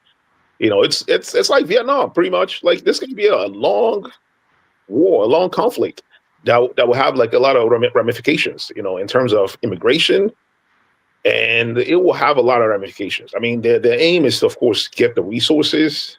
I mean, that's your democracy.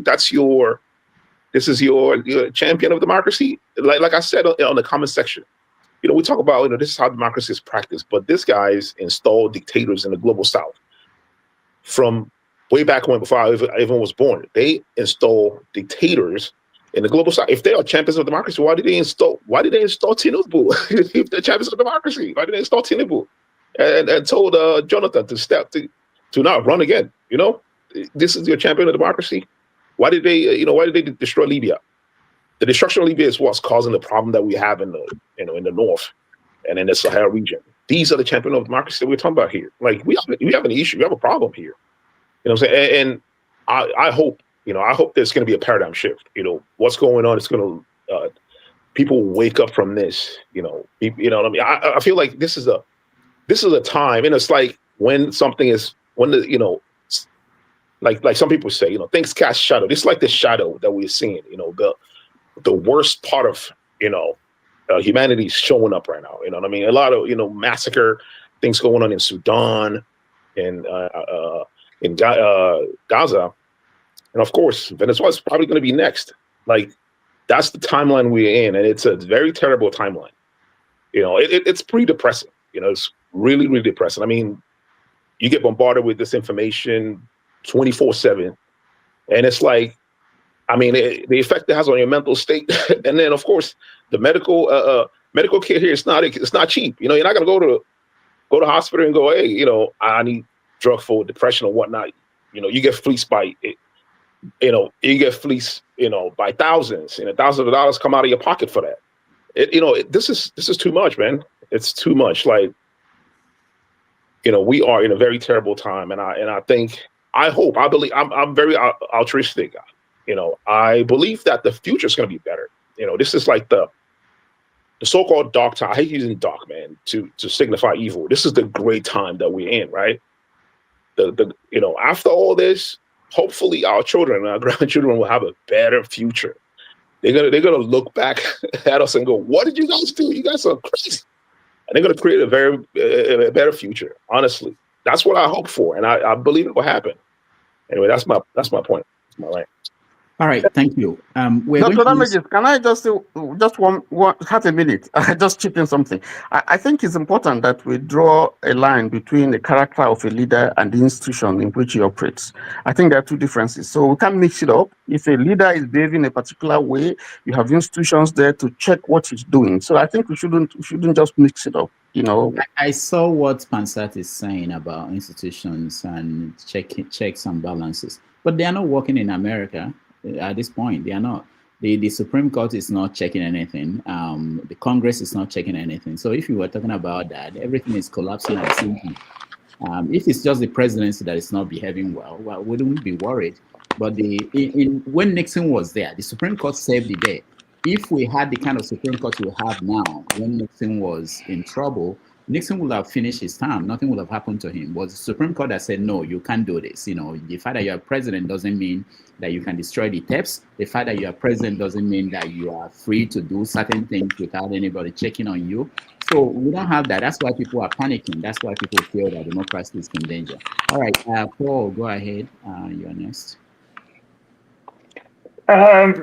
It makes me laugh when they talk about all this institution. It's even funny. Doctor, you make mention of the Supreme Court during Nixon and every other thing. Remember, it's the Nixon due to the promise that JFK promised black people and every other thing that they didn't do, that Nixon kind of achieved and every other thing. He also cost him in trouble too, another way around. You understand? He also caused him in trouble. So it may not even be institution. It may also be, let us use this institution to damage this man for him to go this far with what he did. You understand? So these guys are not as clean as you might think. And it makes me feel bad because Bill Clinton left this country with surplus, you understand, due to war from Bush and everything. We have $38 trillion debt. You understand? These lobbyists, this Chevron, Shell, and the Boeing of this world that want to sell weapons, this lobbyists, they use this government institution to threaten this country so that they can get access to these things and everything. It will cost America more debt, but this corporate small company will make good amount of money. They will declare, they will make surplus. Go and see what Lockheed Martins is making, Raytheon, Boeing, the kind of money they are making. You understand? And America is going down. We are losing everything. You understand? They complain with these small supports that they support poor people. It's not helping the country called America. You understand? It's just the lobbyists and everything. This is no democracy. We don't have any good Congress. Trump has successfully hijacked Congress and everything. They can't do nothing. You understand? So this is no democracy. And what Trump is doing with Venezuela, Trump is no different from the right, from the left, the previous president. He's no different. I wish Ekene is here, the way they pride themselves, forefather, they pride themselves, no war, no war, no war. Doctor, when you see Trump take his time to read about Nigerian politics, African politics. He loves those type of power that African presidents have. He loves those type of power. In fact, he even have kids like them, 3 wives with 5 kids. You understand? He abuse women like them.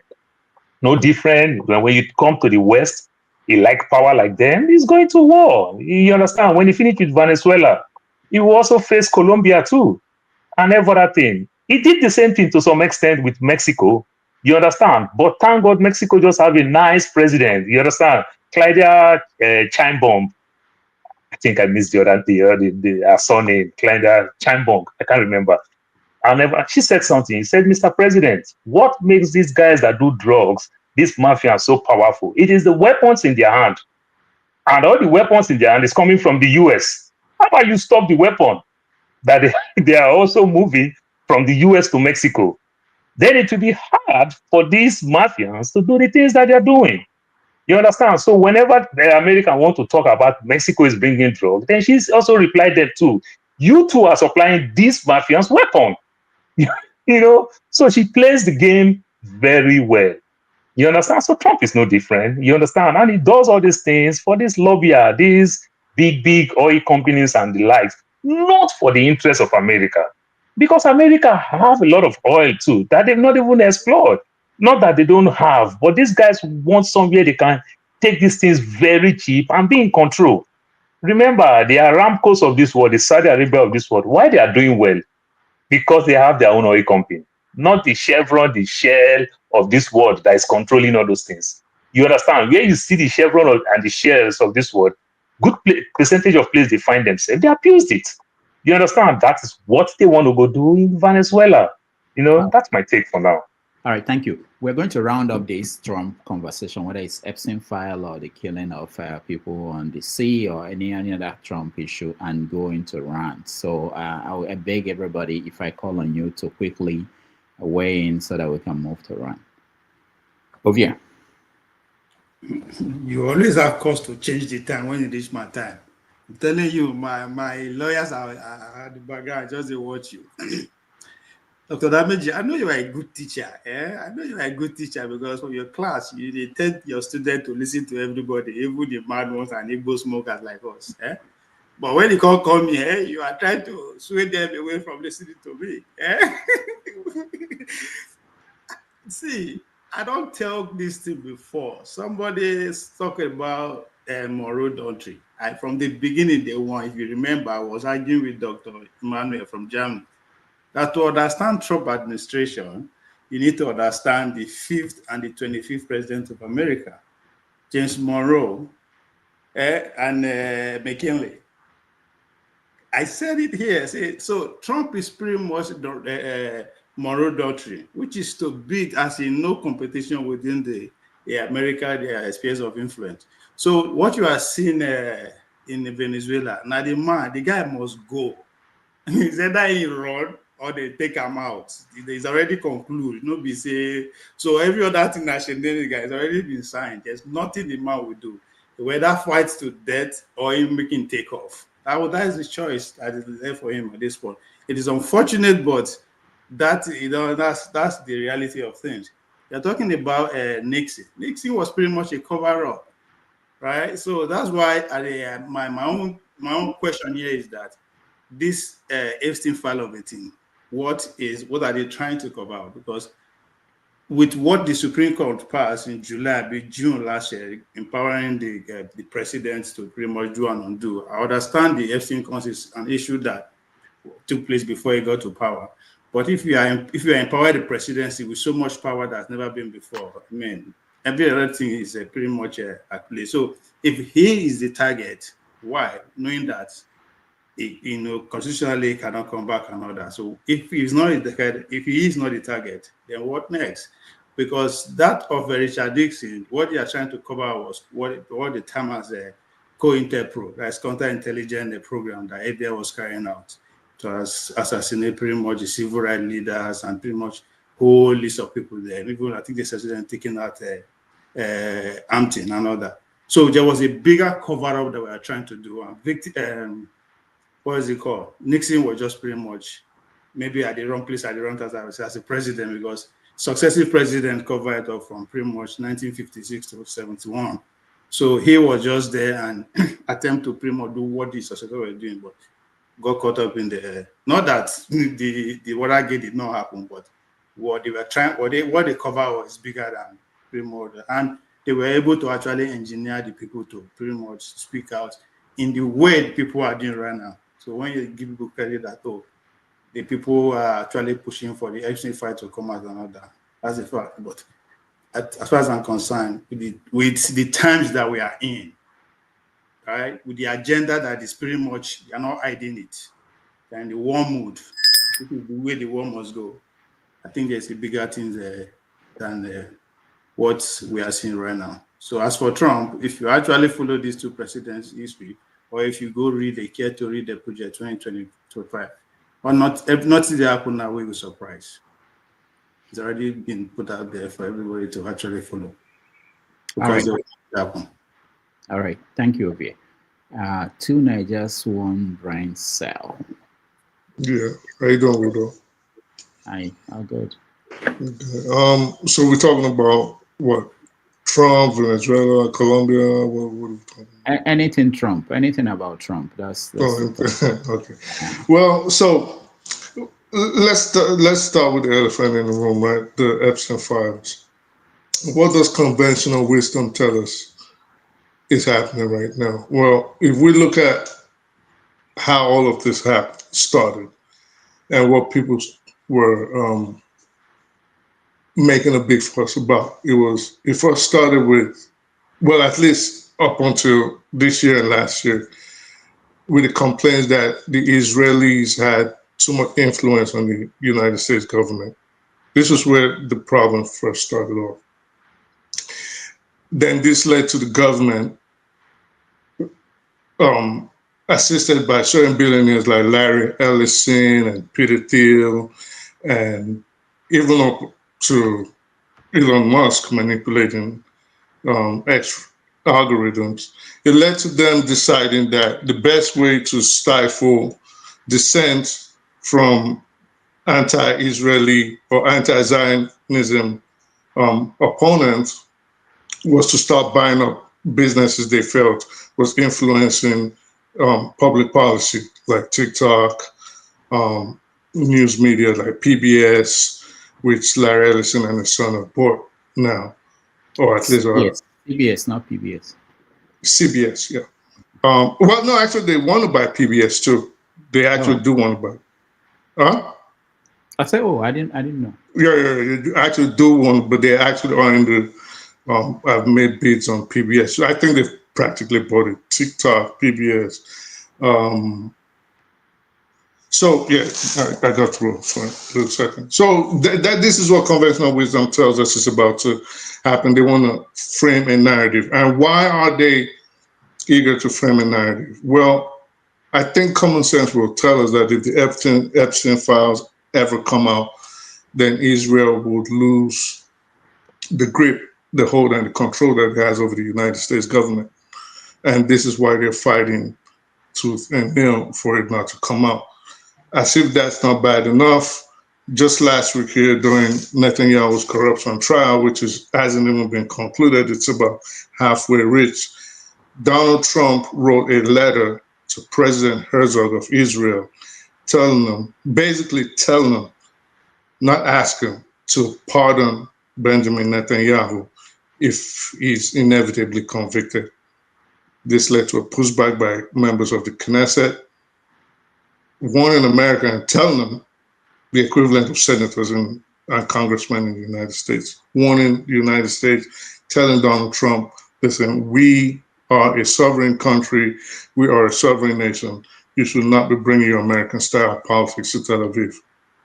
It led to a little diplomatic spat, which wasn't really covered by Western media.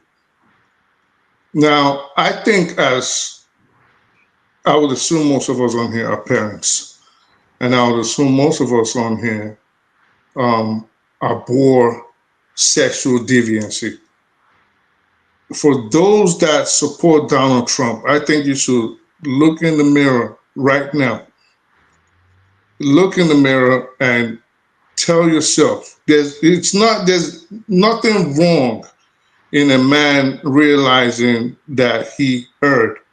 What is wrong is when a man has erred and decides to keep going on in ignorance.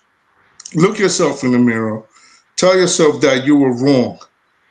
Tell yourself that you were wrong. We know the evidence hasn't come out. You're waiting for the evidence. And even if the evidence comes out, you're going to make excuses for this man. There's rumors actually right now that there was something between him and Bill Clinton. We don't know how true that is. We don't know if it's just people just being ignorantly jocular.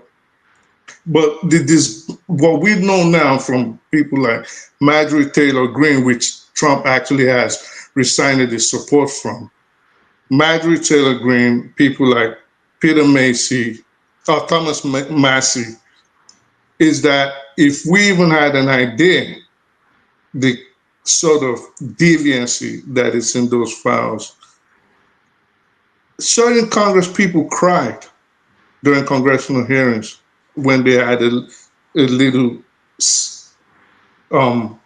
they saw a little bit of what was in there. So it's not just little girls that were supposedly abused or allegedly abused. There's also little boys involved. And I think as parents, you have to be disgusted. You have to be unhappy. And if you are on American soil, you have to vent your anger. I'm not saying violence now.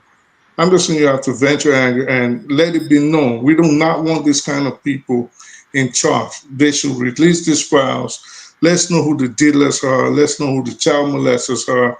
Let's know who the rapists are. And let's ostracize them from sane society.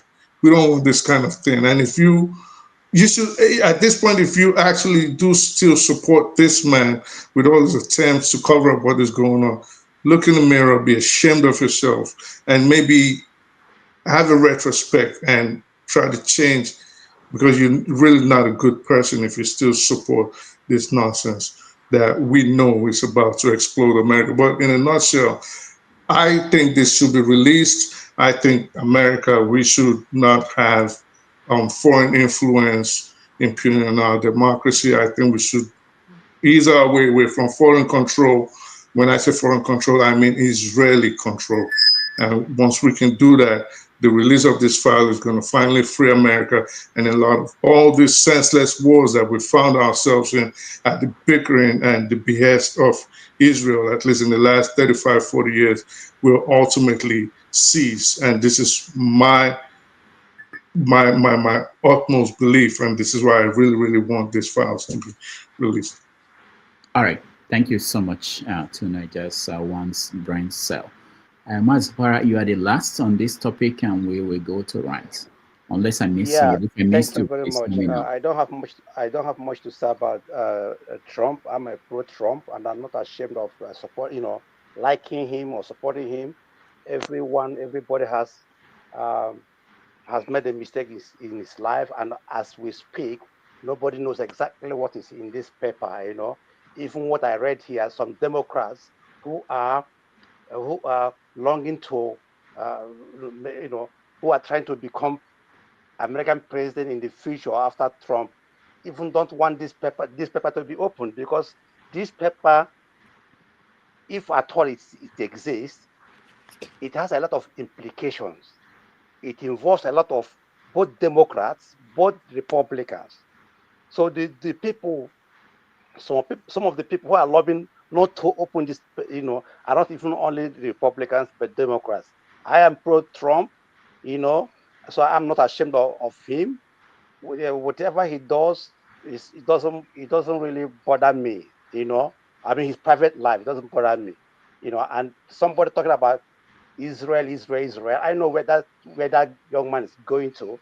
We're talking about Trump, and they talk about Israel. So for me, Trump has his own, faults, which everybody. I have my own fault. Rudolph, you have your own fault. So let us wait and see if this paper is going to be published and who are involved in the so-called scandals. Thank you. Yeah, thank you, Mazapara. Let me just Can point I out say? that hold on, whoever is speaking Okay. now, I can't see you, but whoever is speaking, let me just point Lemon. out that Lemon.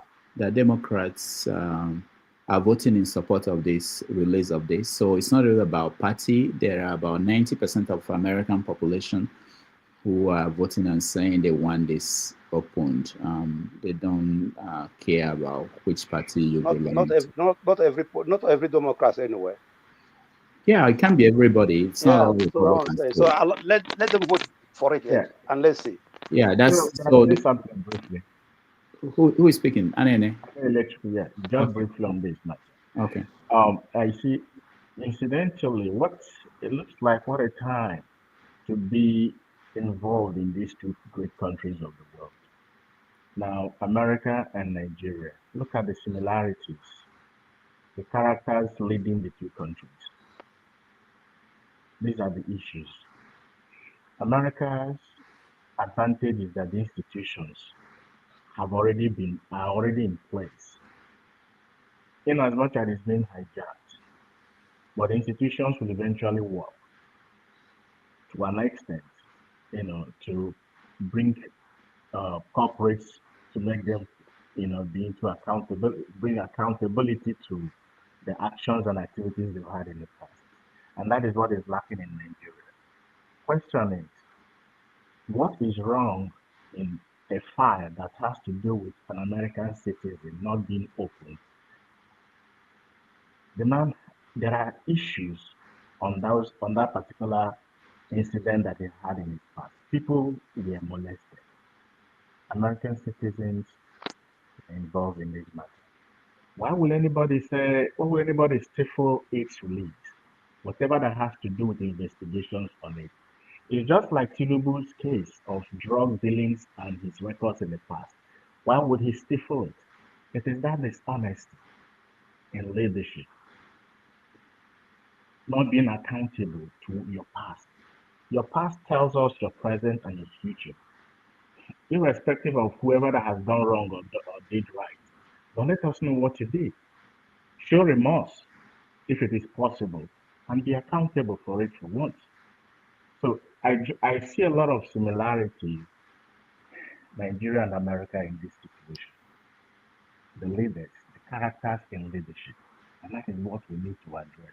Americans are addressing their situation. Americans are addressing the situation with Trump and America. So should Nigeria also address the situation with their president, Tinubu, and where the Nigerian trajectory is going to go. America is fighting for the survival of democracy in America.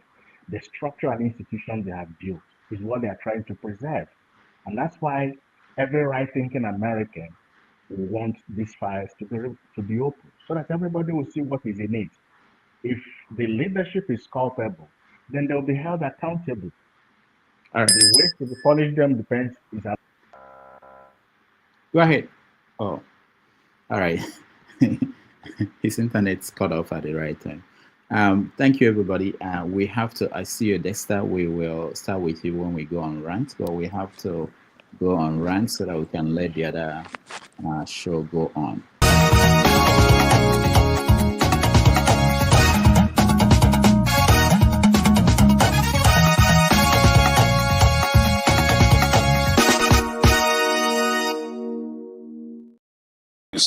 Please, I want Soli to tell us who are the fools on this panel. I consider you a fool. Yeah. On this panel, yeah. Who are the fools? I will explain the foolish statement that you made. When you were talking about Sowore. I made a foolish statement. Yes, you did. You must be very stupid if you don't know how to respect your elder. You are very, very stupid. Are you crazy? You must be very stupid to use that word on your elders. Am I your mate? You are a very stupid boy. Can you learn how to talk? If you cannot handle it, don't ask me. Can you learn how to talk? Mute your mic. See, don't be fooled with the comment section hype. So excuse me. Okay, hold on, guys. I expected you to ask him to withdraw that word. Nobody is a fool on this panel. Okay, hold on. Be stupid. Can you call your? Okay, hold on, everybody. I know we are ranting. Can you call your father a fool? No, hold on. If my father behaves like you, yes, I would. No, please, everybody, calm down.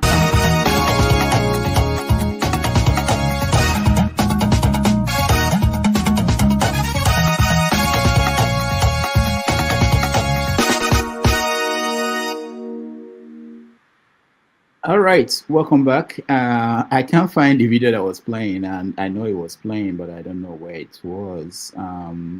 Still, I don't know how to take it out, but something is wrong. But we are about to start the rant, so we give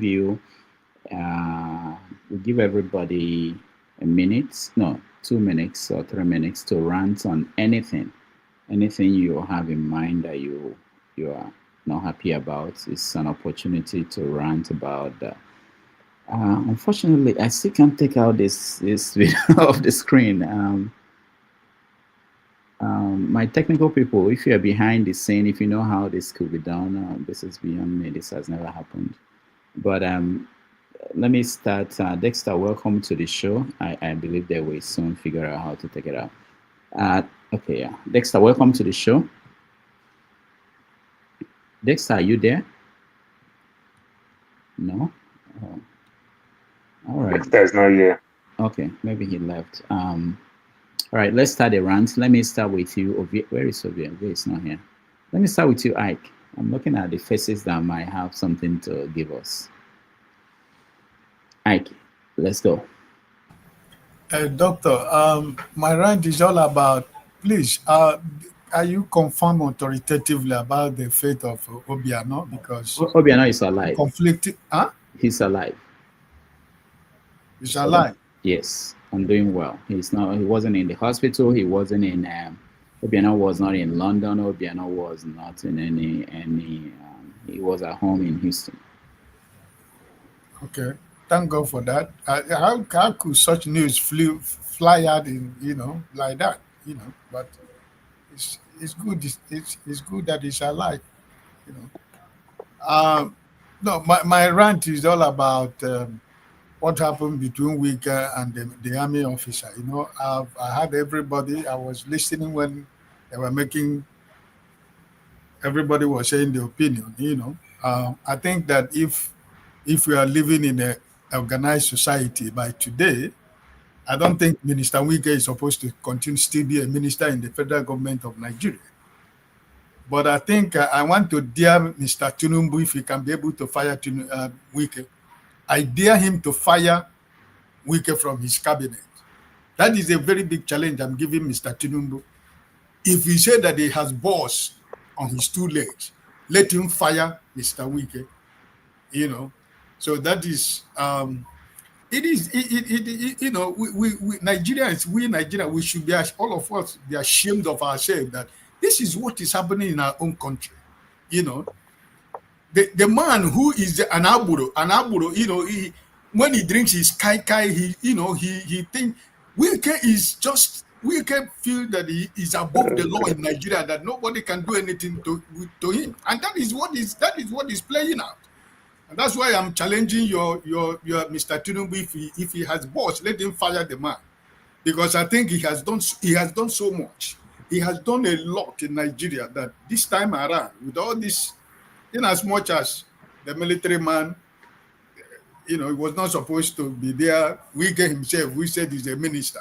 There are proper channels that you try to do things, and all of a sudden, a military young man was standing between Wike, and he suppressed Wike and make him look stupid, to the point that Wike has to be calling somebody. You can imagine, you want to call the chief of army staff or chief of defense staff, standing before a young boy, a young military officer, that he could not handle a young military officer. He need to call the man that is the highest on top. That is to tell you, you know, how Nigeria had descended into the gutters, you know. And this is something, I don't blame people who are playing music with what happened. You know, music, the Nigerian musicians, they have already composed different kinds of music with what happened. You know, this is a country that sometimes when we try to talk about what is going on in this country, people think that you hate your country. You don't hate your country. This is not what you see anywhere. I mean, it's I thought, I really, listen, it's just sad. You know, it's sad it's happening in our country, but what can anybody do? These people, like as they used to say, they are not up to, probably they are not up to 2 million people. But they're the people that are ruling about 150 to 250 million people. They are in charge of a country. But I think that what other Nigerians, it shows that Nigerians are paying attention to what is going on in their country. You know, so you know, it's sad, Dr. Damages, that we all are still Nigerian. You know, if not, I don't think that this man is supposed to continue to be the minister of Abuja. You know, the position of minister of Abuja is just like your New York. You know, you have a governor, but the mayor of New York is so powerful. You know that is the state of what the country we find ourselves. A minister who will go outside and represent your country with green and white green, he was behaving like the tout in the Mushi bus stop. You know, so this is what we have found. But I just pray that Nigerians will continue to stand up and know that that country, we need to filter it to make it a better country. Thank you. Thank you. All right, let's hear from Tony. Yeah, I think I agree with Ike. I agree with Paul, because I think procedurally, what Wike did was wrong. It was shameful. The way I look at it is that I have tenants in my property, and they have not paid. Maybe one or two people have not paid for 2-3 months. And then the next day I get a carpenter and I get a workman to begin to take away the windows and the doors. It can happen. Can do it, even though that's my property. You know, so I think Wike was wrong.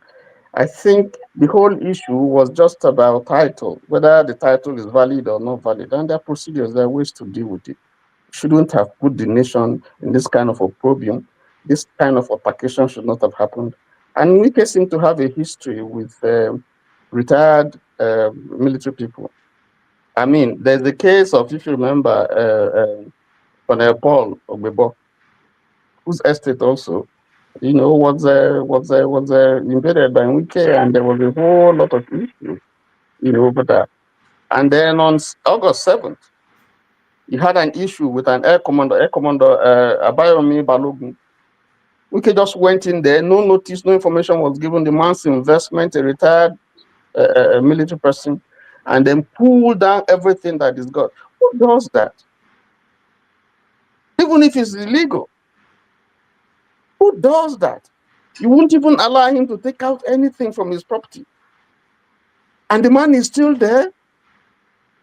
And then before this case that we see, Gambo's property, I think there's something wrong. And this is impunity repeatedly that we've been seeing in the country. You play that of Lagos State, the same thing, the same pattern. You saw Umahi when they were talking about this Lagos Calabar high coastal highway. The same thing, the same process, the same procedure. Why can't we just, why can't we subject ourselves to best practices? The thing that we see the way it is done elsewhere. So it's the whole system, needs to really to be brought down, and we begin to rebuild it again, because this is wrong, and they made Nigeria a laughing stock. So it's not the question of whether Wike is the governor and he has rights, is acting on behalf of the entire procedure. I mean, and to go there like an agboro, or to go there like a APC bouncer or Monile, is disgraceful. It means he doesn't even have things to do. So I agree with Ike that I'm trying to see what the president, if we have leadership, because all these things that have been happening, we don't see the president. I want to see what leadership is going to do. Thank God for those people who are telling Wike in the military and retired and Nigerians who are saying you didn't do well.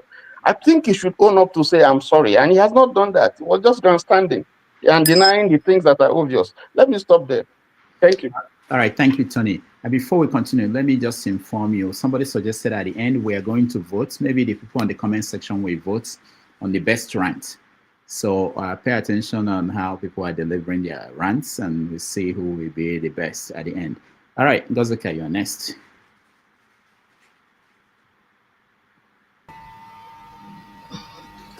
Good evening. Evening. Good evening, everyone. Happy weekend. I came to rant, and I just came. This is rant time, Abby. Mm-hmm. Very good. I came to rant. So for the past few days on Twitter has been on fire because of Ezra Olubi, and that is why I came to rant. See, Nigerians, hypocrisy will kill us. Concern me. I go later benefit from this wahala. I just shut up. Now it will kill us last. Ezra is a big fish. So all the tech bros and all the tech sis on Twitter, if you see the way they are avoiding that topic as if it is a plague, they don't want to say anything because it concerns one of their own, and they don't want to be touched in any way. They don't want to be seen as a snitch. They don't want to be seen as a sellout. Tomorrow, if they go to pitch their startup, Ezra will call somebody in the room and tell them, that guy, when I had that scandal, that guy said something nasty about it on Twitter. Don't listen to him. Don't hear his proposal. Don't let him pitch anything to you. He's a useless fellow. That is why most of them are their silence is so loud that despite being called out, one of the women involved with him, when she eventually found the courage to speak, she couldn't even call his name. She couldn't even mention his name. 5 whole paragraphs of nonsense. And Oloma could not mention Ezra's name. And the thing got me thinking, it's not just them. It's a general thing with Nigerians. Nigerians don't want to, when there's something going on, when there's a scandal, when there is like this wicked thing now, there are people that do not want to say anything about it. Same thing with Regina and Ned Nwoko. There are people that don't want to say anything about it. Why? Because of crumbs. Why? Because when you check it, their beggy attitude, they fit don't dey inside that person inbox, don't beg am money. They fit still they beg the person for money. They fit still they hope say they go beg the person for money. Beggy and hypocrisy na go kill Nigerians. And until we leave this beggy and hypocritic attitude, you know go better for us at all. Because there's no way. I expected there are people that every single time I go on I refresh their profile because I know how they used to, pardon my French, lick his ass. All of a sudden, and they're now trying to gaslight us with friendship code. you don't call out your friends in public. Who say? But we see you calling out public officials. Don't those ones, don't they have friends? You call out public officials when they are caught up in the news for the wrong reasons. You sow threats and threats on Twitter because of those people. Now you don't reach one of our own turn. All of a sudden, there is a code of silence. Now that will matter. Now that code of silence, now that will matter. Now it will kill all of them. We're waiting for them. You see this week on Twitter, I am not going to back. Even if I don't do anything else, I'm going to go back to Twitter and be reminding them they're all hypocrites and na beggy and e go reach my turn soon attitude na im go kill them. That is my rant. Thank you so much, Ngozika, for that. That's a story that we didn't bring up on the show, but I'm happy you brought it up this way. I can give you a rundown. I can give you free rundown in 5 minutes. Maybe the next show we want to continue the rant so that it won't confuse you at the end, because you come back and say this thing. Annie Electrical, go ahead. Yeah, let me take it from where Ngozika stopped. You see, I never knew that the social media space is something else on X. I deliberately refused to be part of it, but until recently, I had to get involved. But it's so toxic. Anyway, now in Lagos, for those of us who lived in Lagos, you have Aburu. Now, also, I have lived in Port Harcourt in the days of yore. And what we had in the days of yore in Port Harcourt are what we call panickers. So Wike is a panicker and he's an Aburu. So that's just what he's exhibiting. It is the exhibition that he's actually, bringing to the public. I had an interesting news. I don't know if it's a headline, but I haven't followed it up in details. That PDP had expelled Wike, Fayose, and Sam Anyanwu. And if it is, that is what I had once said in the past, that when the owners of PDP wakes up, they will clip Wike's wing. They just allowed him to, misbehave for too long. So if this is true, then that's the right thing they need to do, because Wike cannot control PDP. It would be very irresponsible of the leadership of PDP that had produced two presidents that had served for 16 years plus, Nigeria for the longest in democracy, in this current democratic dispensation, to allow somebody who cannot even articulate himself to wreck a party like PDP. So they have done the right thing, and that is a good thing, a good way to go. They need to have the PDP back, because that's, for me, that's the only party for now that has this national structure to really rescue Nigeria from APC and Tinubu. Now, the thing that is going on is just this. Tinubu is using Wike, and Wike is using Tinubu. So that's just the problem right now. I doubt if Tinubu will fire Wike, because especially if this is true, that Wike is no more in PDP, if they have expelled him, then it will become a veritable tool for him, and co. Now, I will take this other way on P2B. A whole lot of things have been said about P2B. He doesn't do this, or he doesn't do that. The thing is, every Nigeria who wants a functional Nigeria should make Nigeria work. It is not what P2B does or what P2B doesn't do. Every Nigeria that wants Nigeria to work should use P2B as a tool to rescue their country. It is not his inadequacies and his handicaps. Left for me, if Nigeria is to have a cent in politics, P2B should have a halo on his head as a cent in Nigerian politics. Nobody comes close. I'm not an obedient. I don't intend to be. But if what I have seen so far is what prevails, then I have no option but to support someone like P2B or any other Nigerian like him, like that too. These are the Nigerians so far we as Nigerians can use to rescue our country and put it on the right trajectory that it can work for all Nigerians. Let us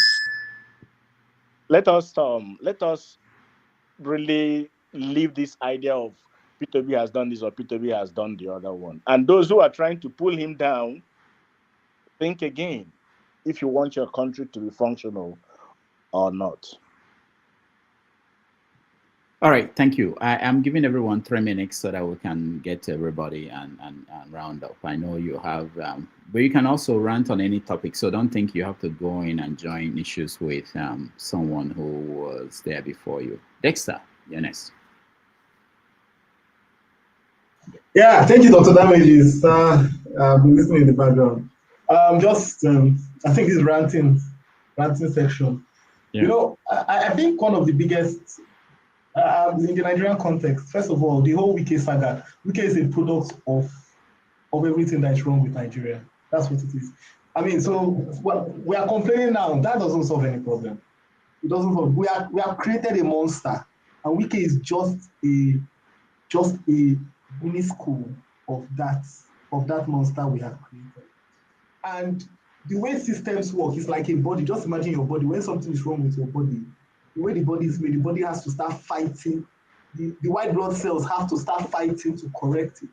And I think that what happened with Wike shows us the difficult trajectory Nigeria is on. And I've been saying it here. There is a generation that will not take the rubbish that most of the people from the 50s, 60s, 40s, 50s, 60s, 70s, and large part of the 80s have taken. It's a young generation, and it was evident when that young boy came here solely because they are frustrated with Nigerians who are hypocritical. We are mediocres. There's a generation that has been mediocre and hypocritical, accepting garbage. Look at the Nigerian national team. Old allowances. Some of us work in the Western world where after 28 days you get your pay. But I was listening to a radio station where an old man, that man is definitely in his 50s or 60s, saying that he doesn't care whether they pay the boys their allowances. All he cares about is give me the World Cup ticket. How did we get to that point? That people will come to play, their legal deals will not be given and people will justify it. Nigerians like me and you, we justify it. Say, qualify us for the World Cup. And it is, look, the sickness of Nigeria is going to hemorrhage into every facet of the society. I remember last year, Dr. Damages, I said something about, when we were talking about insecurity in Nigeria and Boko Haram, and I said something that everybody will collect, like that thing will move down to the middle belt, and they will collect, all of them, and it's going to go to the southwest. You see this thing that is happening, it will hit the southwest very soon. Let me tell you why. The moment you plant a seed of injustice, it will not be affecting you today, but you kept quiet, you close your eye to it, it will grow. At a point in time, the growth will hit you. It will hit you. When there was a pogrom in Nigeria, there were Christians in northern Nigeria. They kept quiet because they felt that, okay, we're chasing away these foreigners, we get the benefits. But what happened? That thing, that monster they allowed has grown big. It has started eating them. I heard them say, oh, pogrom, oh, they are killing people. I'm not supporting the genocide, don't get me right. I don't support it. But you see, justice in Nigeria cannot be selective. It cannot be. And many of us here don't, the problem in Nigeria is that, I said, Dr. Amid, there is a generation in Nigeria you cannot redeem. Irredeemable. They see the truth, they see black, they call it white. That white that they have called it, tomorrow they will call it yellow. Irredeemable generation. No objectivity, they just tell lies, it's everywhere. They lie about everything as long as their own benefits, their stomach, their interest is what they want. And that is what is going to happen. The killing in this killing, it's not about sending military. It's about the injustice system, the system of injustice that is embedded. That even some of us, you see, that the problem with that system is that some people were born into it, were told that they are a living version of that injustice. That even when they see the truth, they cannot see it. And that is, so until we come here and start saying the truth as it is, objectively. The other day I was asking what is his name, AY, was talking about how Nigeria is divided. And I asked him a simple question. Objectively tell me on what he couldn't say it. He started jumping around. He says, is the example. And many of us here are embedded in that system. All right, Dexter, thank you so much. Stay humble, Eunice.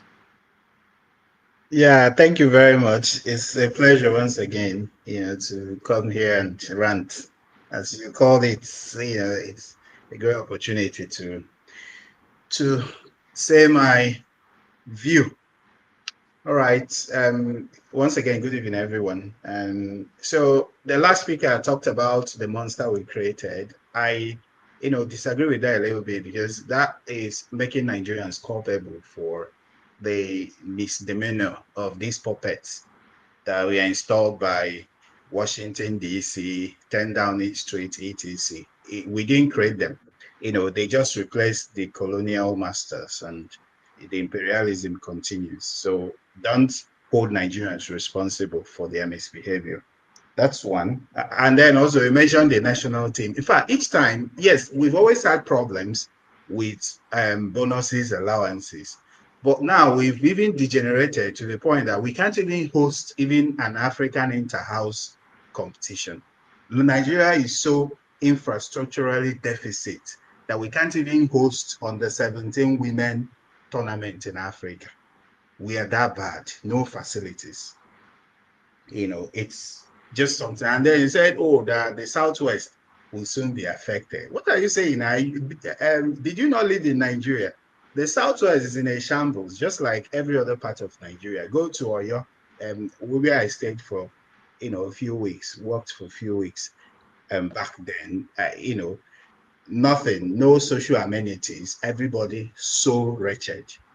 So when some of you just go to somewhere in Lekki or Banana Island and you say that the Southwest is living in paradise, where is that coming from, really? So back to the Wike issue, there are a few things that we could glean from what happened.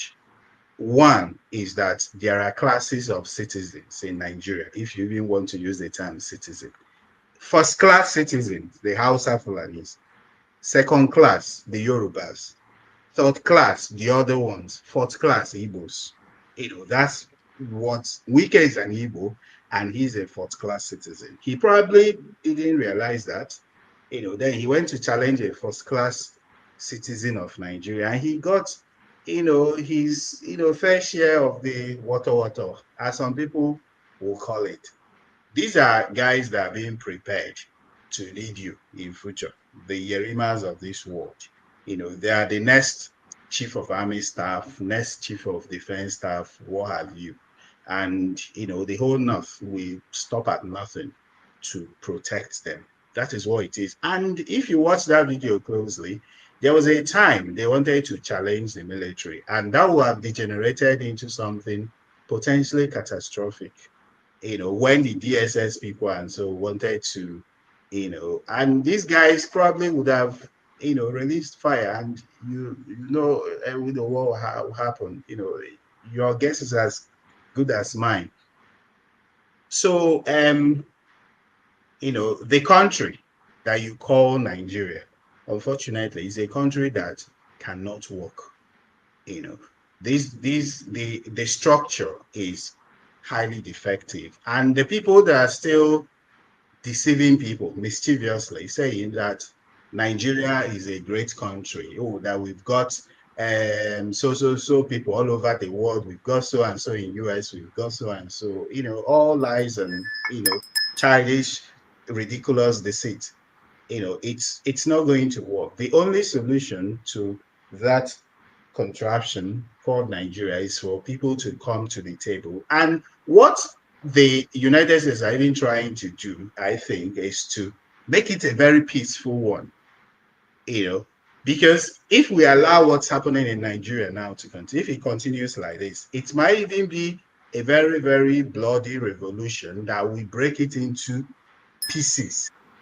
But if they come together peacefully now to say, oh boy, what do you want? How do we go? Is it a confederation? Is it people going this way or that way? And make it very peaceful, share the assets and share the liabilities. That will be a very, very insane way of sorting the Nigerian problem. Thank you. All right. Thank you. Stay humble. Let's go to John Abba. Rudy, my preferred solution is all Nigerian to bear firearm. That's what I've been advocating for. Because when it comes to trigger, except you miss it, if not the first person that pulled the trigger aim well, Nigeria will be very peaceful and will accomplish whatever we want to. But the sense where people like Agboro, like Wike, we get men and women of uniform to carry gun. He's reckless already. And now you have other people who their head is upside down to be carrying firearm, and the citizens are helpless. Do you think if all the Nigerians are allowed to carry firearm, do you think the judge will be talking all this talk? Do you think a general will be talking like that? Do you think politician will be talking like that?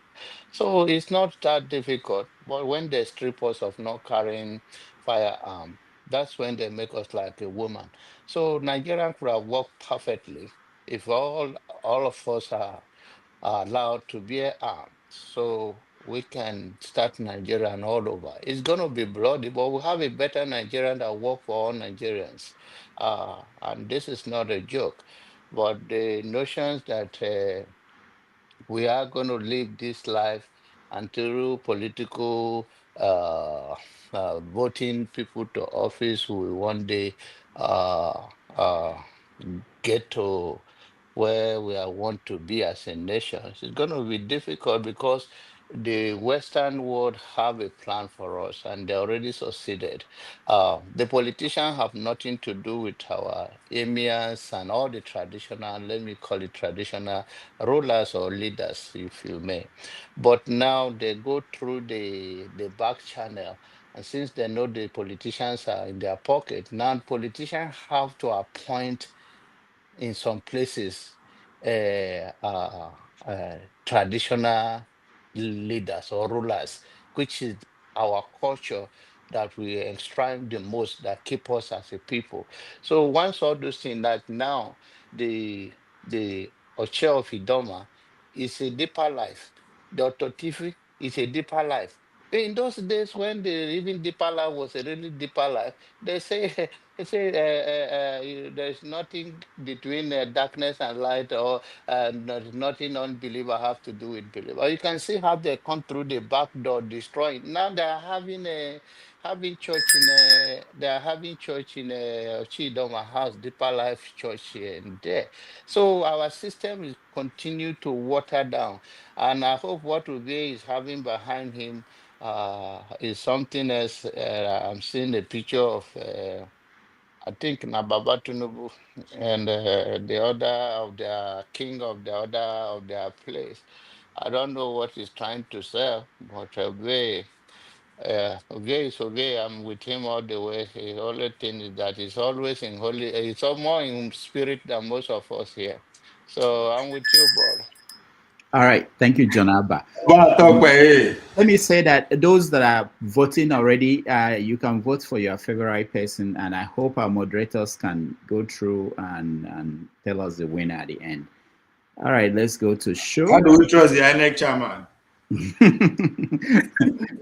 Show, you're next. Right. Good evening, Rudolph, and to all the panelists and viewers and the chat gang. Salute you all. Love from Little Britain as always. Small but mighty. You know what we did. You people are still trying to get away from it. So don't underestimate us on this side with your big mansions in America. Let us come and take over, like Pansat will say. Right. So my rant is going to be, with Rudolph's permission, I'm going to play a video for a minute. It might be more ideal for your conversation tomorrow. So my rant, the 2 minutes, I'll play a 58-second video and I would speak for about a minute. Okay. When Muslims go and conquer the adjacent country, what do? We kill them all? No. The Prophet says, the first thing you do is call them to Islam. If they refuse, then tell them Allah obliged upon you to pay taxation. In return, when enemy comes and attack your country, you don't fight. We Muslims protect you. Subhanallah, for this little money? Yes. And you enjoy sitting in your homes and in your country and live your life normally. But the ruling is for Sharia. So you do not open nightclubs, you do not fornicate. If they refuse, then we have to fight. And if we fight you, then we capture you, you become our slaves, and we take your land, and you take because you refuse. I give you two good options in the coming 40, 50 years when the Muslims become strong as they're supposed to be. Right, so that video is not new. It's something I've seen, and I'm sure maybe a lot of people have seen it. I don't know that guy, but I've seen the video of him many times. What worries me is that despite the current temperature in Nigeria, there's Christian genocide, there's no Christian genocide. This guy is currently in Nigeria. He was invited by what you call the moderate Muslims, the younger guys. I've invited him to come and speak in Abuja and Lagos, and he's going to be speaking in Nigeria next week. They're selling tickets and people are falling over each other, finding tickets to go and listen to somebody who expresses such views. It might not represent all of Muslim, but the optics, when they're saying there's a Christian genocide in Nigeria, and there's a guy who's preaching this sort of message saying something, if you do this, when we become the majority in 40 years, we'll take this, we'll take that. If you don't agree after 2 chances, we'll take you out. I just think, what's our DSS doing? If things were relatively cool, it could sneak in and sneak out. Not that it makes it good, but for someone like this to be invited at this time, to speak what to who?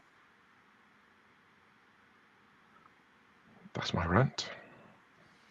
All right, thank you. Sure, that's poignant, and we will. I hope I will talk to you to get a video for tomorrow. 2 Nigerians, 1 brain cell. Yanis.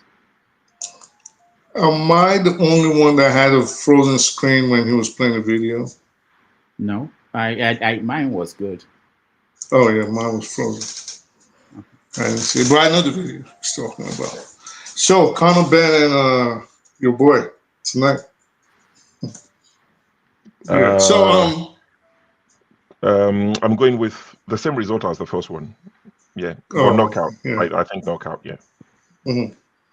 Interesting. So, actually, that was even good that Show brought up a video like that, because I'm going to piggyback on what Ngazika was saying, and it had to do with things of that nature, religious. So, Rudolph, first of all, you might be right about PBS when you asked me, are you sure? Because I went back to check, and it's looking like it's Paramount that is getting sold, not PBS. PBS is getting defunded and canceled. So it is Paramount. What I wanted to bring, John Abba. John Abba always espouses that Nigerians should start bearing firearms. John Abba, you're my guy. I really like you. But you have to remember there's a lot of untreated mental illness in Nigeria. The justice system doesn't work. And not to denigrate, but apparently the average IQ in Nigeria is 67. I don't think you want to put firearms in the hands of those kind of people. Now, there was something Ngazika said about hypocrisy. And I wanted to bring that up. And the reason I wanted to bring that up, before I even move on, well, I'll get to that finally. The reason I wanted to bring that up is that I knew that if it was the other way around, and it was Muslims that were on the receiving end, these videos would have been played on the Dr. Damages show over and over and over again. And what videos am I talking about? These were videos that actually took over the internet about 2 weeks ago. another one that happened this week, of a social experiment a guy carried out in Nigeria about how wealthy people are treated in Islam and how they're treated in Christianity. And in that video, each church he went to, he dressed like he was poor and they would kick him out. And then he'd go to the mosque and they'd welcome him, try to teach him how to cleanse himself. Someone else in the United States carried out the same social experiment this week, a lady. And this one engulfed the whole of, at least the American side of social media. She played a baby crying in the background, and then she called 30 religious houses, 29 Christian ones, and one Muslim one. And she acted as if her baby in the background wanted baby formula. And just like the Nigerian social experiment, the same thing happened. Every church she called would ask her the same thing. Do you preach here? Have you ever been here? Have you ever paid tithe? Have you ever donated? And the moment she said, no, we have no baby formula for you. She called the one Muslim church, the one Muslim mosque, and the guy called her. Well, one church agreed to send her, a small church. And then one Muslim mosque said, she says, I'm a Christian, I need baby formula for my baby. The guy said, okay, we don't have money here, but I'll give it to you out of my pocket. Same thing the small church said. So out of 30 religious homes, 28 declined. Out of 29 churches, one mosque agreed. I would expect that something like that we would play on here, especially how we seem to demonize the religious faith on here all the time. Again, show this is not a shot at you. I already had it written down. Right. So finally, I wanted to say to the brother, he said, oh, why is it bringing up Israel? Well, why are we bringing up Israel with regards to the Epstein files? The reason we're bringing up Israel with regards to the Epstein files, and I will never for the life of me understand why Nigerians go, or certain Nigerians go in a frenzy whenever they hear Israel. I would never understand it. The reason we bring it up in the United States, and why the United States brings it up, and I did state it, is because we know that the congressmen and the politicians and the businessmen, at least what we know now, this is circumstantial, but this is common sense just telling us this. When you put 1 and 1 together, it's equaling 2. Is that this was a foreign intelligence operation to blackmail influential people in the United States. And who does this foreign intelligence point to? The fingers are pointing to the Mossad. So if this is a Mossad operation, obviously it was done to influence American politicians to the advantage of Israel.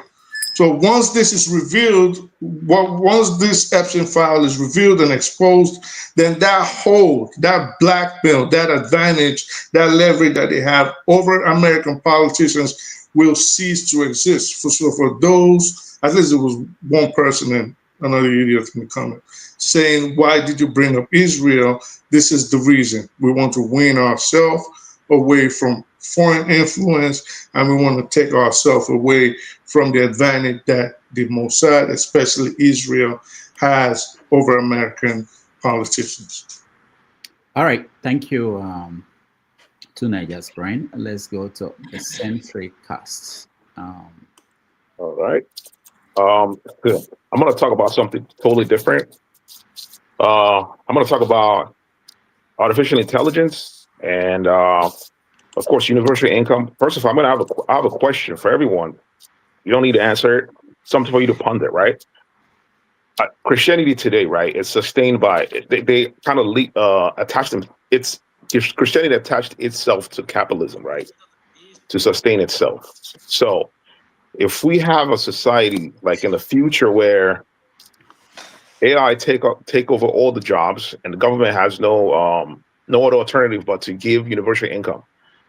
How would Christianity sustain itself, right? If everyone is getting paid, right, and people are not going to church to pray for wealth because you're getting paid, well, will people still go to church? All right, something for you to think about, right? Okay, so I have some ideas, right, that I was pondering about. Something that, if you're interested in it, just see how we can get it done. It's I call it Dads for STEM, right? It's to encourage, encourage parents to, push their kids to study STEM in Nigeria. You know what I mean? STEM related courses in Nigeria. It's called Dads for STEM, right? So if we can find a way to incentivize the parents that do that, and the focus will be parents from low income families, right? So Dads for STEM. So if the idea is that the dads will help the kids to solve their math problems, science problems, and study themselves, so they can help their kids to have interest in the sciences, right? In the STEM. Like I use myself as an example. My son, when he was little, right? He had a speech delay. So it just happened like suddenly, right? He wasn't out in the field, right? And he run away, and it was like, Dad, there's bee in the field. I told him, I was like, wow, this is interesting. Are you scared of bees? He's like, yeah, Dad, I'm scared of bees. I was like, well, guess what? 1/3 of our food is because of those little guys right there. He's like, wow, right? And that was it. Started asking me questions about everything, about trees, about stars in the sky, and I teach him about photosynthesis and the origins of how trees' ancestors like radiolarians, phytoplankton, created oxygen. I'm like, without the trees, you wouldn't be here, all that stuff. Anyway, so I'm going to go from there to talk about AIs, right? I have this theory. The theory is this. The planet Earth, right, has a lifeline, right? I mean, it has a lifespan, right? And the life of the planet isn't enough for it to create an intelligent life form that could reach level 1 civilization and cadaver scale, right? So what did the planet do? It took a shortcut. The shortcut it took was to create humans to create the next life form, right? And here's why. In order for you to explore space, space is pretty large. You cannot imagine how vast space is. We cannot, in order for you to explore the whole, even the light itself to explore, for light to go from one point in our solar, in our galaxy, right, to the next, it would take like millions of years, right? Now imagine humans, a biological life form exploring space. When you come back, the Earth might not even be alive, right? So if an AI, right, an artificial life form, which is a cloud, right? You know what I mean? That's way more intelligent than we are, like perhaps 100 times intelligent. And my prediction is like in the next 1,000 years, AI is going to become sentient, and it's going to become, like I said, 1,000 times more intelligent than we are. And that will be our way of exploring space, or the Earth's way of creating a life form that could explore space, right? Okay, in Nigeria, for instance, right? If the country does not focus on STEM and focus on the AI, which is the future right now, imagine if all countries develop the AI where the AI does all the work, and now you can't even go to school to teach Rudolph because AI is doing the teaching for you, and you're staying at home, and the government is sending you like $10,000 every month for you to pay your rent, eat your food, and travel on a boat, right? Go to travel on anywhere you want to go in the world, right? And then Nigerians are still working, they're still hawking, fruits, while the rest of the world has moved on, has moved to the next paradigm, the paradigm of no work, right? Because remember, our curriculum is designed for you to work. So if you go to school and study accounting, you're studying accounting so you can work. Now imagine a curriculum that's designed, just imagine that. A curriculum is designed for you not to work. What would that curriculum kind of look like, right? What would that look like? So I think we need to get in on this race as a country, right? On this AI race, on this STEM thing, and encourage. We can play a role. That's why I come up with this Dads for STEM. You know, All we right. can. So yeah, that's what. I sent Yeah. you a private message. You can check Okay. it out. And Okay. All right. all Anyways, right. that's my right. I agree. I agree. It's wonderful. It's a great idea. Ovie, you're next. Sure, uncle. I think I need that. I need that. Thank you. Thank you. Because the argument I was presented for before earlier in the section froze my brain, man. I couldn't believe what I was hearing, especially from my own Kingsman, Amorui. So that might be responsible for what you are seeing, sure. But they say Soli ranted last week, theoretically trying to hold my generation and above responsible that they demand respect unnecessary, that respect is earned. And lo and behold, a couple of days later, that script that Soli presented before it was played out in Abuja before us. Thanks to the Gen Z, I think there is hope. I have a little bit of hope in that country if I look at what you guys are doing. But for me, go up, I've lost it because imagine the Nigerian state say, okay, we won't let Biafra go. But we go tell una where una go put una state capital. We go tell una which kind of government una go run, how many food una go dey chop and all that. And you will see people, educated people will come and say, yes, they need them. Our people are corrupt. They're corrupt. They cannot lead themselves. They are foolish. They are stupid. Yes, they have to negotiate. That's what we'll be hearing, and I will not be surprised. History, they say, is the study of events, whether I would like it or not. If they want to study the history of Yahoo boys, Hush Puppy will stand out. Imagine before they arrest Hush Puppy, they tell them and say, okay, the remaining money, I no go give you, but I'll give you on one condition. No, no banker for America and England again. They are incompetent. How will we feed the state from now? They are corrupt. Their system is not up to. You must do one for Nigeria, bank with Nigeria and spending money in Nigeria. Because that's what I was hearing when people are trying to make case for the European that came, that rape, kill, destroy, stole our valuables. Mugu sit down, they negotiate with them. But they keep on. Let's see how long. You are becoming tired of explaining to people how they get down. They can't anymore. I mean, Dr. Damage, you live in New York. You see the organic development of how those populations are. No be everything you go just tell them, they act. And if you cannot explain, you begin to tell us, those people were animals, were monkeys. That's why we have to do that. We will not know say na lie. The younger generation, thanks to AI and the rest of technology, they just tell them anyhow things. So it's becoming difficult for them to keep it. But my people say, make we go there, we negotiate, because it will be thief. Something when we build, we no buy them, but they say we no fit keep up. I just couldn't believe it. But again, just to finish with this quote, right? It's saying when you control a man's thinking, you do not have to worry about his action. You do not have to tell him not to stand here or go yonder. He will find his proper place and he will stay in it. You do not need to send him to the back door. He will go without being told. In fact, if there is no back door, he will cut one for a special benefit. His education make it necessary. Thank you. Thank you so much. Paul, you are next. And I'm missing if I missed you, I know that Kene is here, Comrade Mori and Soli. If anybody is here that I hasn't, okay, Mazapara. Okay, Paul, go ahead. Ovie, talking about that narrative, I think I want to speak more about my wife now that you said that narrative. Any good thing that come to the family, my wife will say she prayed and God answered.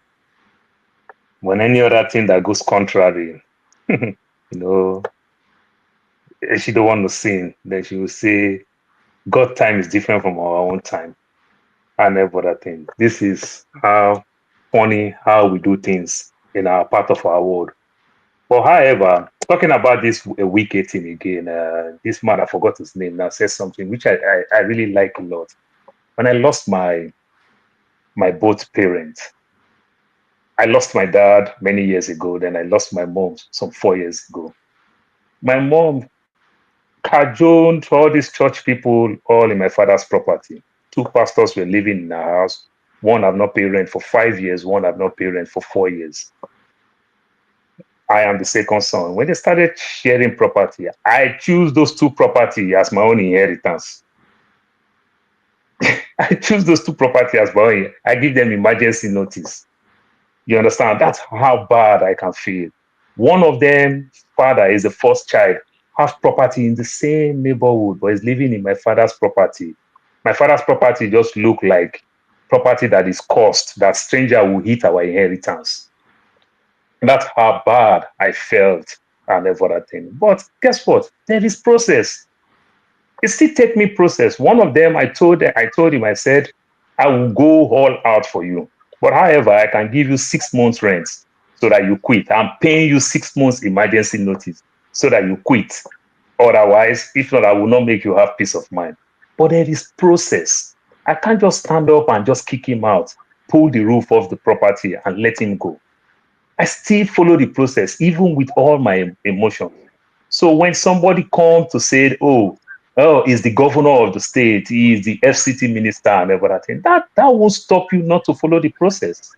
You understand? From what he talked about the Santos things and the likes, that says the Santos own the property. John Abba make my case very well.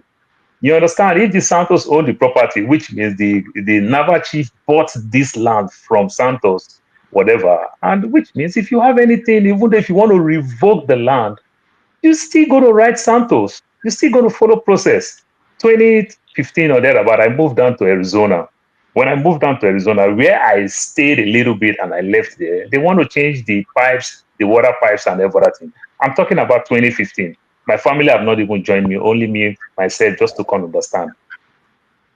It affects the people there. Rent was like $800 for 2-bedroom apartment. Doctor, they give everybody $9,000 because of the inconveniences. Tenant, if you want to leave that place, $9,000. That's a decade ago, about August of 2015. Everybody, I don't even know how much they give the landlord that tenant will quit. Nobody want to live around that place because of the traffic and everything. This is how process work. The government have power to do whatever thing they want to do. But who are their subjects? It is the human being. You must protect them. We can't continue like this. I see how they destroy Lagos Badaru Expressway when government say they want to put those rail there. You don't just abuse people like that. There is a process. You understand? The executive helped the states to carry out the law, but you first need to go to the judiciary. Then they use the police to enforce the law. We know the police still work under the executive arm. But when the judge passes judgment, then the police help to enforce the law. You've not even gone through that process. They fired me in my place of work once. I understand. If HR will fire me, I cannot refuse and let the director or the owner of the company come outside to talk to me. HR will just send security. They write me a paper. And that paper that they write me, they also have a copy in my file. So if I go somewhere else again, they'll still confirm through that copy. You don't just stand up and take order. You want to go inspect a lawyer. A lawyer said they abuse his own boys and everything. They abuse your own boy. You cannot sue. You understand? That's a criminal now. You understand? Landing is a civil case. You cannot go to court. You just took a bulldozer and you are going there straight. Even from your own word again, you say you make calls. You make call. You don't even want the call to take his own course. You just want to go enforce it. You cannot run a nation like this. You understand? They still respect people. People have problem with their dentists, whatever. And these are part of our world. They go to jail for 3 months to go get free health insurance. You understand? That's how they also understand their right in jail. They still do laundering for them. People get all this type of thing. How do we run a nation like this? And somebody will say, oh, the governor is the governor of the land. How come a tenant will stay in my house, will quit them, will go to court and court and court? When we live in Lagos, you see certain tribes will say, no, I don't want to rent property for these people. You see certain people who say they don't want to rent property for these people. You see some Yoruba people who will never give their property to a Yoruba man because they say Yoruba man will save money not to pay rent for 2 years and use that money to go build his own property. You understand? A Yoruba will not want to give a Yoruba house to rent. because they do those type of things. That's how funny, that's how far people can go. You see the same thing to the Igbos and every other thing. Do you know why there's a process? That's why somebody will not pay rent for years. Then you just tell me that the governor, if I own the property and you're staying in my property, how come I just can't just go break the roof or whatever? I'll just call carpenter, break your door and kick you out because the property is my property. It does not work like that. It does not work like that. Same thing to the governor, same thing. You see what the governor is doing with Lagos, the Igbo people in Lagos. Let's not set a precedent that don't make no sense. All right. At all. Thank you. Paul, thank you. We really have to cut it short to 4 minutes. I know everybody will have a lot to say, and but we have to round up. It's over 4 hours. Mazopara, you're next. Yeah, thank you. We have to be very careful about legacy media, all this media. For example, during or the early years of or early months of Russia-Ukraine war, Nord Stream pipeline was blown, and you saw everywhere Russia blew up this thing. At the end, after many years, it was not Russia, it was Ukrainians that blew up the pipe, because they did it because the former German chancellor refused to supply weapons to Ukraine. So they had to blow up because it was a project between German government and Russia government. But the breaking news was Russia blew up these things. We have to be very careful. Even this Epstein or what they call it file, we have to be very careful because media has destroyed a lot of lives. BBC, you see what is happening with BBC and Trump. They will did everything they want you to hear and push it out, and we'll be here discussing it. Nigerian media also, look at what they don't even cover anything.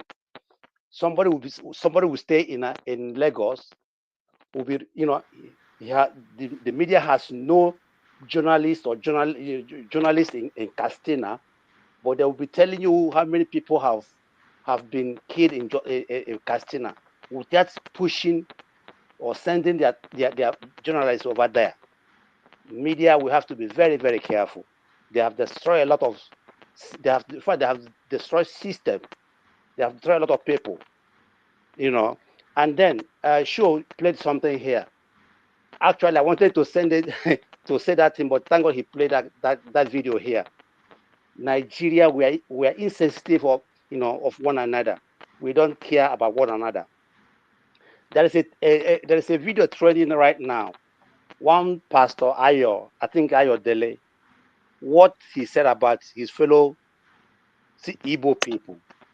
And this is a very prominent pastor that, one of the most famous pastor in Nigeria. Go and listen to what he's talking about Igbo people. And you ask yourself, is it the one Nigeria we're talking about? If you want to live in one Nigeria, why not we be one another, brothers keepers? Why not we accept each other? Why must we, cajole others? Why must we betray others? Why must we talk bad against others? When you listen to that pastor, that or prophet, when you listen to him, I'm telling you, your stomach will boil. You will throw away. You will like your stomach will spoil. What this man said about his fellow citizens, we have to be very careful. Finally, somebody was talking about Mexico, the president of Mexico. As we speak, there is a protest going on in Mexico. They're even accusing that lady of involved in killing of the mayor of one of the mayor of the cities over there. They're even accusing her of working with drug cartels. All these people are corrupt. Whether we're here, where I live in Germany, whether in the UK, if you look at what is happening in the UK today, even you guys who are living in America, you are even safe. Do you know how many Nigerians are now waiting for deportation in the UK? You guys, you don't know what is happening in Europe. You guys are even safe. than we people that are living here. Those who have no residence or their residence is shaky. Go to you can see how many of them they are trying to deport to Nigeria or waiting deportation, even in Germany here. Thank you, Baba. All right, thank you so much. And okay, right. Let's go to Kene. Kene, you're next. I really want us to get. Kene, go ahead. Thank you, Dr. Damages. Good to be here again. I was very late, but I just have to, because sometimes you hear some certain things and you can't just have it other than to sign it. But this is it. We have, you guys were talking about Epstein's file, all that. See, this guy went to jail. He died in jail. And after his death, a Democrat, Biden, was the president. He refused to release the file.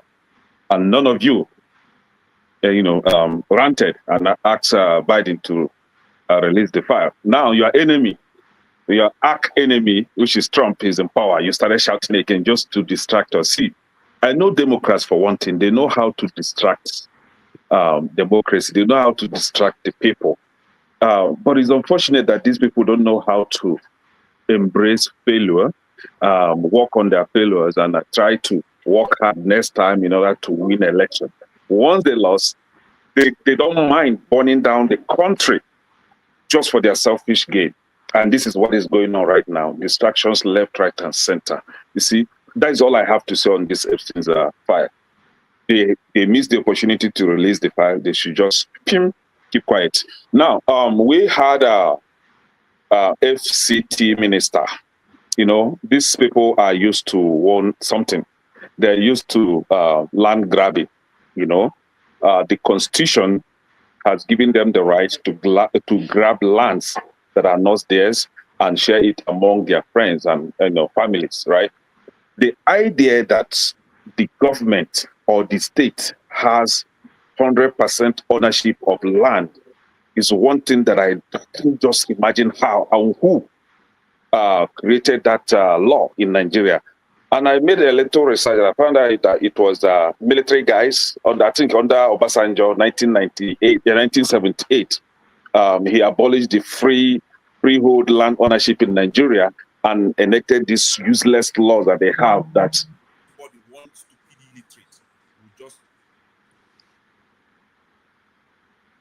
one stupid illiterate will just come up and say that, oh, the state owns this land. They will grab your land without compensation, and then it becomes theirs. Like really, my ancestral land, you come and grab it, and it becomes yours because you are a state. Who born you? See, the thing is, we have two anomalies here. From the state, the land grabbers, and from the military, the soldiers, those that don't know their primary responsibilities. This boy was supposed to be a Navy officer, right? Navy officer is supposed to protect the land, from what they call it, maritime aggressions and whatever that comes through the sea, right? But they are on the street. They are totally turned to, they become, what they call it, megads, like security officers. They guard lands, they guard British, they guard some useless politicians. They even guard the wife of a politician, a soldier that is supposed to be in the sea, on the sea, or on the land, or in the air, protecting the land.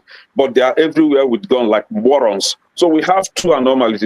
But see, when I was watching that video, you know how you be watching a movie and you try to predict the next step. I was like, just give Wike the slap now, just clear his doubts, threats, so that we will have something to discuss. That a military officer slap Wike. Do you understand? And that would have been a better discussion, but you didn't slap him. The guy just left without being manhandled. But that is it. That is what you have in a country like Nigeria, where the government are criminal land grabbers. The soldiers don't know their primary responsibilities, and everything is just Badaru.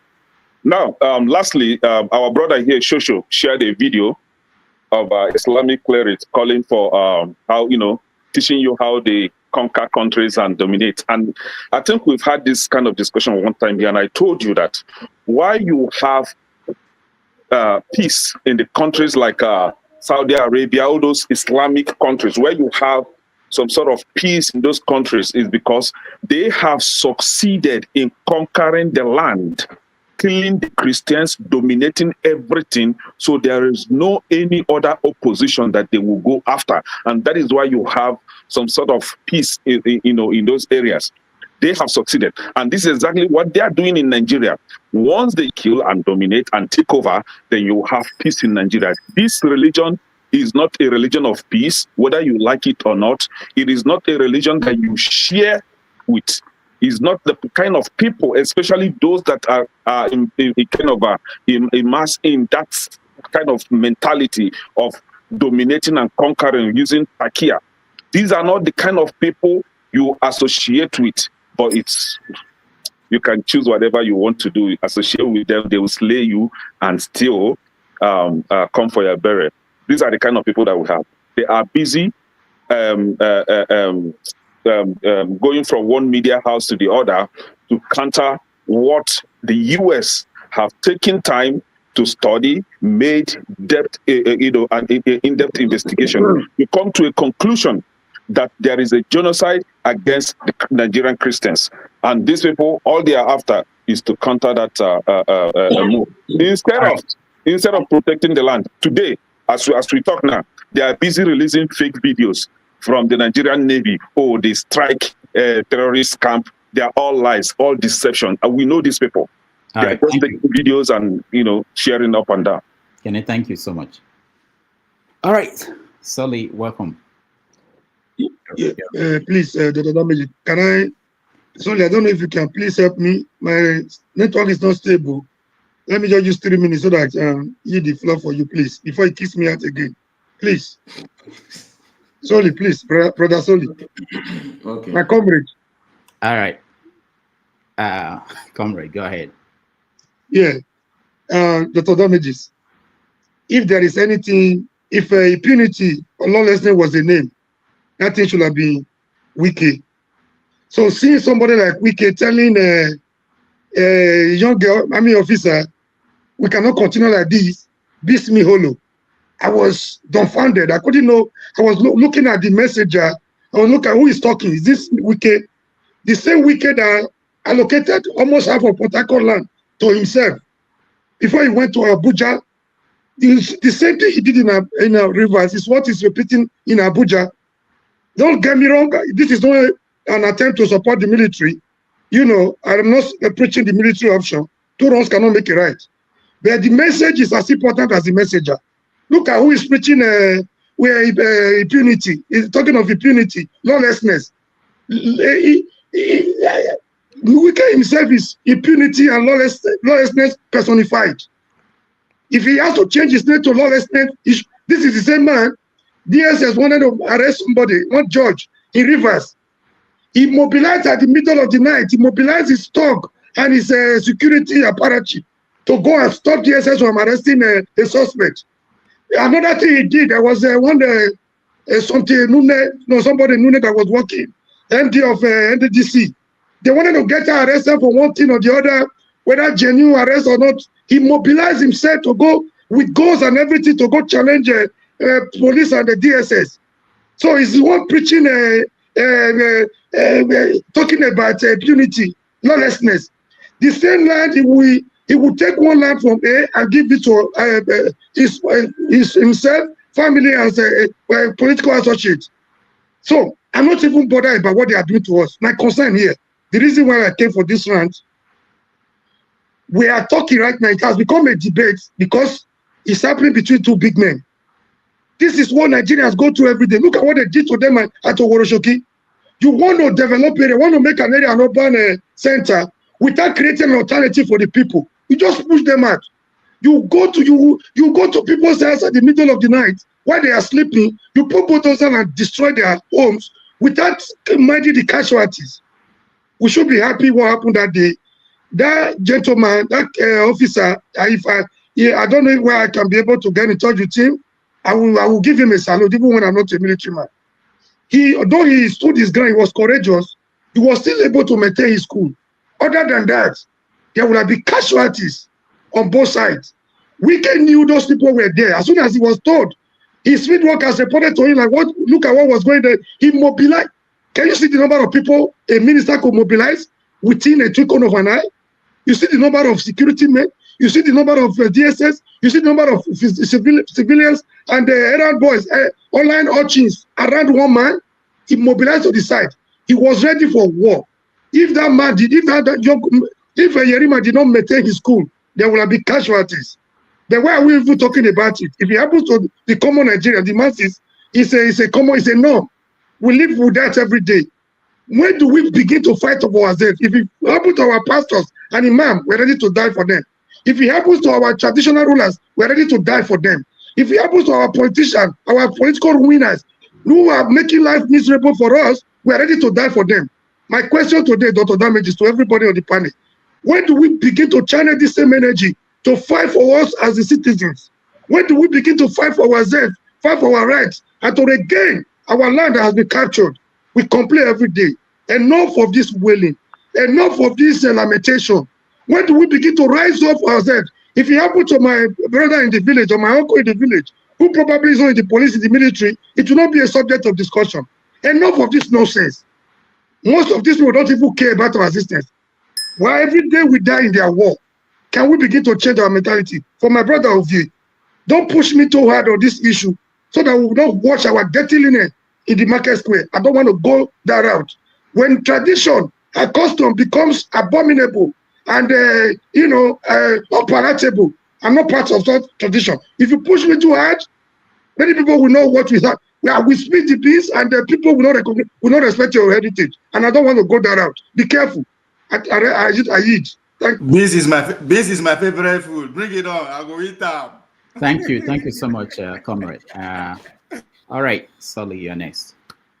Yeah. So I might be wrong on what I'm saying because I didn't do too much research on it. Nothing happened, so I lost my interest. They were just shouting.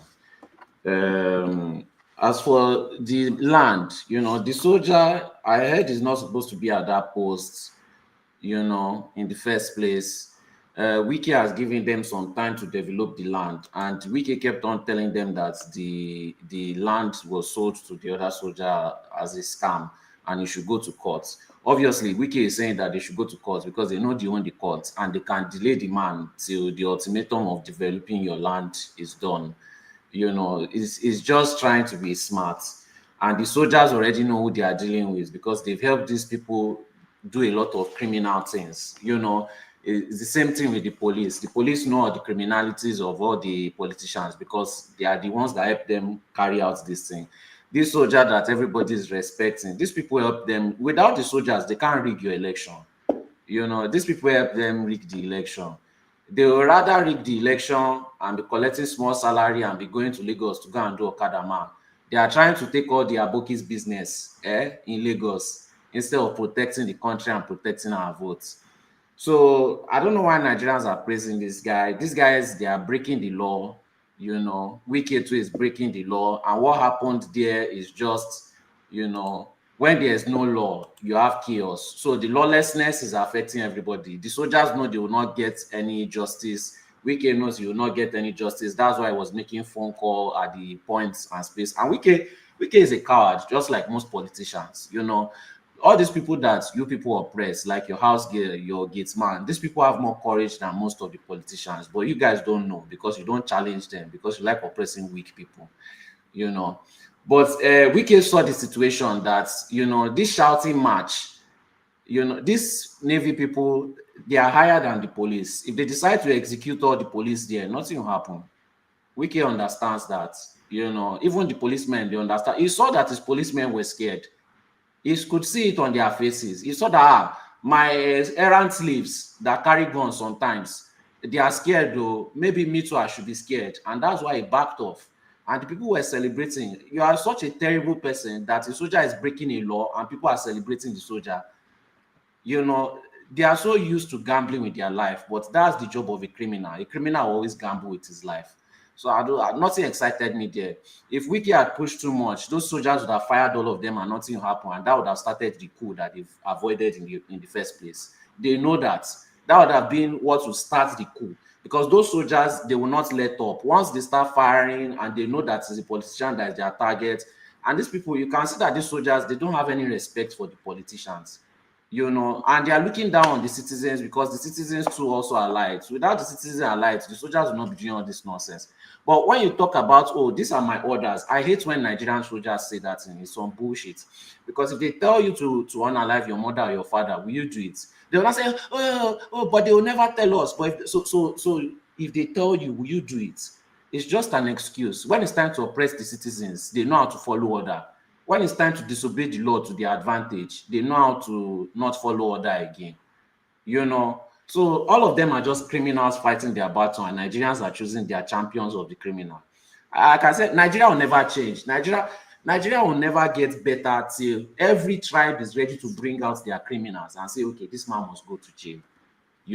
But as long as every tribe wants to protect their own criminal, it's very sweet when I'm talking about what Yoruba people are doing. But the moment I talk about other people's tribe, they start getting defensive. That shows you that you are trauma bonded with your oppressor. It's not about emotional. You are trauma bonded. You are bonded to the trauma. You are bonded to the oppression, but you don't understand it and you don't notice it. And you don't know any better. You've known some of them have never experienced good government. The worst ones are the ones that have experienced good government, but they still want to act in their Nigerian nature. Immediately I see a Nigerian like that, I know that this kind of Nigerian, they don't hang out with other sets of people. They only hang out with Nigerians. Because when you hear the comfort in which they spew out nonsense, in the first world countries where they enjoy freedom, they enjoy their rights, and they still spew out Nigerian nonsense. That these people, they don't, because when you are hanging out with other people from other countries, that's when you start noticing some of the things that you say are stupid. Some of the things that you say don't make sense. But as long as you hang out with Nigerians, you continue to grow up the nonsense that you are used to. And you can see some of them in platforms. When you talk, when especially those ones that have left Nigeria, when they talk and they still talk in such an oppressive manner, they hang out only with Nigerians because they feel comfortable there. They can never feel comfortable around people checking them on their stupidity. They only feel comfortable around Nigerians because that's when they can feel smart being stupid. So I don't have much to say. Thank you. Let's go to Maska and hear you. You're muted, Maska. All right, greetings to all, and thank you, Mr. Rudolph. Thank you. Thank you for the good work you keep doing week in, week out. We really appreciate you. And I would like to know the title Nobi people have bestowed on you so that we can be addressing you properly. I don't like this your closeness to Nobi. It scares me. But anyway, we'll talk. Number one, I like the name, and I think people are good people. I like people who are proud of who they really are. I mean, and you don't do it with an effrontery. You do it with some sort of, I don't know. Anyway, so let me know the title so that I can be addressing you properly. All right. And I also want to make a request that please let there be an audio version of a kiss that never was. Okay. Yeah, I'll talk about the book when I get a publication date. I don't have a date yet. Yeah, I'm pleading that there should be an audio version. Some of us now are too lazy and too okay to listen. Hopefully you'll be the narrator. I'm not here to rant. Actually, it's Mr. Eccentricast that actually I've been listening in the background, but Eccentricast made me to quickly join in, because when he was making his submission on AI, humanity, and the universe, I think either maybe my brain is too slow to comprehend, but I found it very, very interesting, a bit scary. I think it came to me as a bit unwieldy. So, Mr. Eccentricast, please, if you are listening, please, I want to get in touch so that you can personally school me in this area that I think probably generally we black people would want to ignore it and focus on more, what do I call it now? More fleshy things. We are not too good, I think, with the abstract issues. So please, Mr. Eccentric, as I'm sure if you can just find a way of contacting me, I really will appreciate it. And thank you once again, Mr. Rudolph. And once again, good evening, everybody. I yield at this point. Thank you. All right, Maska, thank you. Maska, I reached out to him myself. I was interested in some of the things he said. So when I'm in touch with him, I'll let you know. Chim, you are next, and then finally AY. I want to rant too because I have something on my mind. You're the chief ranter now. Chief ranters are not supposed to rant. But before I go into what I want to rant about, if mine will pass or suffice as a rant, I think I'm liking this segment of ranting. Why didn't you think about it much earlier? We were doing it before, actually. It was okay. Yeah. Okay. Anyway, so what I want to talk about, because I didn't follow the script from the onset. So pardon me if it was something you addressed, but I wasn't part of it when you did that. It has to do with the news about the military personnel, the army lady who was decommissioned because she declined sexual and she had a 7-year-old child. In between when all of this was happening, she was thrown into a guard room, and then her son, her 7-year-old son or something like that, was without his mom. She was for almost a week or something. But this is where my rant is now when it comes to that. It's become a norm in our society, and when I mean society, I mean Nigeria back home, that people in high positions use their authorities to oppress and get away with impunity when it comes to people that feel they are above. This whole concept of "do you know who I am?"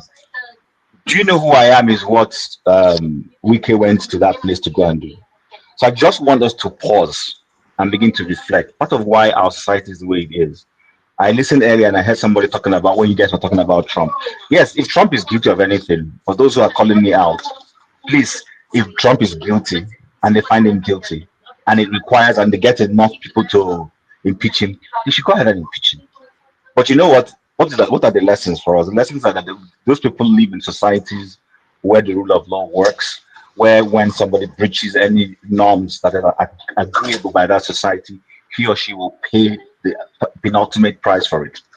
But here we are in our own country where a young woman who is who's a soldier doing her job, and just because she wants to get in between her pants and she refuses to oblige you, then you are that mean enough to incarcerate her when you know she has a child.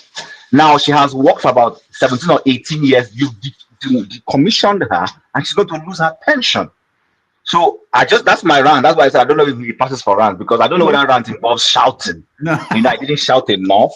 I was quite composed when I was saying it. In fact, I'm trying to be as composed as Yerima. All right. But I just wanted to bring that to our attention. I think it was a headline news, and this is the second person in the Nigerian army that is going through this. Women, because she declined, sexual advances. I don't think it's right. I think by now Nigeria shouldn't be hearing such things happening in our country anymore. All right, thank you so much, Chim. AY. Next. Hey, Dr. Damages. How you doing? Good day. Yeah. Thank you for a good job today as well. I wanted to address what Dexter said, right? So last week we were having a discussion. The discussion was about how Nigeria is zoned into 6 geopolitical zones, right? So I tried to explain the cardinal point. I don't understand what Dexter could not understand by simple cardinal point, that you have the south, you have the north, you have the northeast, you have the northwest, you have the southeast, you have the southwest. I don't know what you don't understand there. So if you cannot understand what I was explaining, I think maybe you should have a friend that is a mathematician or a geographer Let them explain it to you. But to me, it's very clear and it's apt. If your intention is to grab land in the South-South, that is why you still stand that there is no land, there is no, nothing like South-South. If that's your intention, accept that. But it was very clear to people that were watching. Actually, you accepted it, you agreed to it. I don't know why you come here online today to make noise about it again. Yeah, apart from that, the other thing I wanted to talk about is the Wike issue in Abuja. I think a lot of people have actually spoken well about Wike issue. Wike, I think he's playing with fire. He's doing way too much. He's doing way too much. To be honest, Nigeria, it is a shame when it comes to this land issue, like how people are going to acquire land. Somebody will just collect it. I call it Nigeria a pass my neighbor attitude. It will kill all of us. That is what you see happening, because if that guy was not a top military guy, they would just collect the land for nothing. They would just collect the land. They tell you to go to hell. And it's not that they're doing it for the society. They're basically doing it. They will collect the land, give it to their friend, give it to their family. That's what is happening. I think if he's not careful, I think even the president is going to get tired of him. They might just be pushed out. The pressure will be on the president that he can't keep him anymore. But however, I still believe that both him and the military guys, they were both wrong. I think we should try to have laws that work for evil common Nigeria, not only the powerful. So that is what you see going on. Thank you. Just so you can look into that again and understand, respect people's territory. You don't intrude on people's territory. This is kind of stuff that causes crisis in countries. So Nigeria is this geopolitical zone. It better you accept it like that, or you're going to have more crisis. Thank you. All right. Thank you, AY. Let me just briefly rant on something that you guys know. I see the media as my constituency. Most of the time, people think I defend the media. What I actually think I'm doing is to bring spotlight on the media, make people understand the challenges, what their jobs are supposed to be, what they are doing right and what they're doing wrong. I felt, of course, my goal is not to come on public platforms to talk about the media and write about the media, but I feel that this one deserves to be put out there for so many reasons. And behind the scene, I've made some calls trying to understand what happened.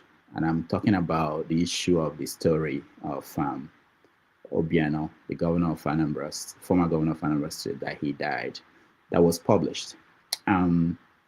Media all over the world, they make mistakes every now and then. But the one that is totally or almost unacceptable at this time and age is really the mistake about somebody dying. You know, the standard wherever you go, anywhere in the world, is that there should be two sources that will confirm a story, at least two, before you publish it. Credible sources. I'm not going to call somebody's nephew to say, did this person die? And if you're in the media, you have access to people. So if you can't get the person that supposedly died, you get the wife, you get the press secretary, there are people you can get. Let me say here that I didn't know what was going on. That was on Friday. I got a call from an editor that this story has been published. I want to confirm that Obiano died or no. And the editor knew that I could call few people, and I did call few people. I don't have the former governor's number. I called people that should know. And they told me, call this person. This person said, I don't know, but I can call. And this person said, I've been trying to call him. The phone is ringing.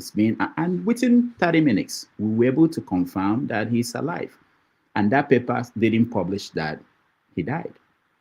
So I felt, I'm disappointed that a paper that I was, in a way, kind of associated with in the past could do that. That is published that, because Because if and let me finish, that could publish that somebody died, even if you can't reach that person, there are people you can reach who will tell you whether it happened. I don't know him, I don't have his number, but I reached people who told me no, and they called him. I reached people who are close to him, like people who live in the same city where he is. But I think the problem now we have is that everybody wants to be the first to publish a story. That's it. It's not that they don't know the process. That's the first thing they teach you in the media. And then the other part of it is that the media in Nigeria, you guys consume the media, but maybe you don't know this. If you look online now, there are still people who have that story up because they copied it. They copied it when it was published. They copied it, they changed the name of the media house that published it and put their name, and it's the same story. Now the media house that published it found out that it was wrong and withdrew the story, deleted it, but their own is still hanging out there. We should do better. I will still give you back. I'll come back on this next week with a follow-up. I really was disappointed, and not just myself alone, and not just because I have anything to do with currently I don't have anything to do with the media, but I have people who still come to me when they see anything associated with Sahara. So something similar. Okay, let me leave for next week.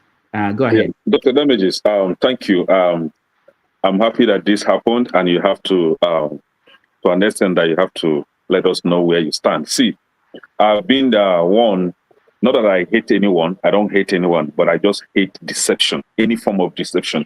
I hate it with passion, right? And you've called the name of that media house, so let it not be like I centered on them. But one particular one that really, really touched me, and I think it should be a wake-up call to most of us, is Ben Bruce, the so-called senator that always wants to make common sense, but he has no common sense. He wrote that his friend died. He referred Obiano as his friend, and he showed concern. The regular Nigerian thing, they love you when you are gone. And I was like, this man, he claimed that Obiano is his friend. Did he actually try to make any call to verify this fake news?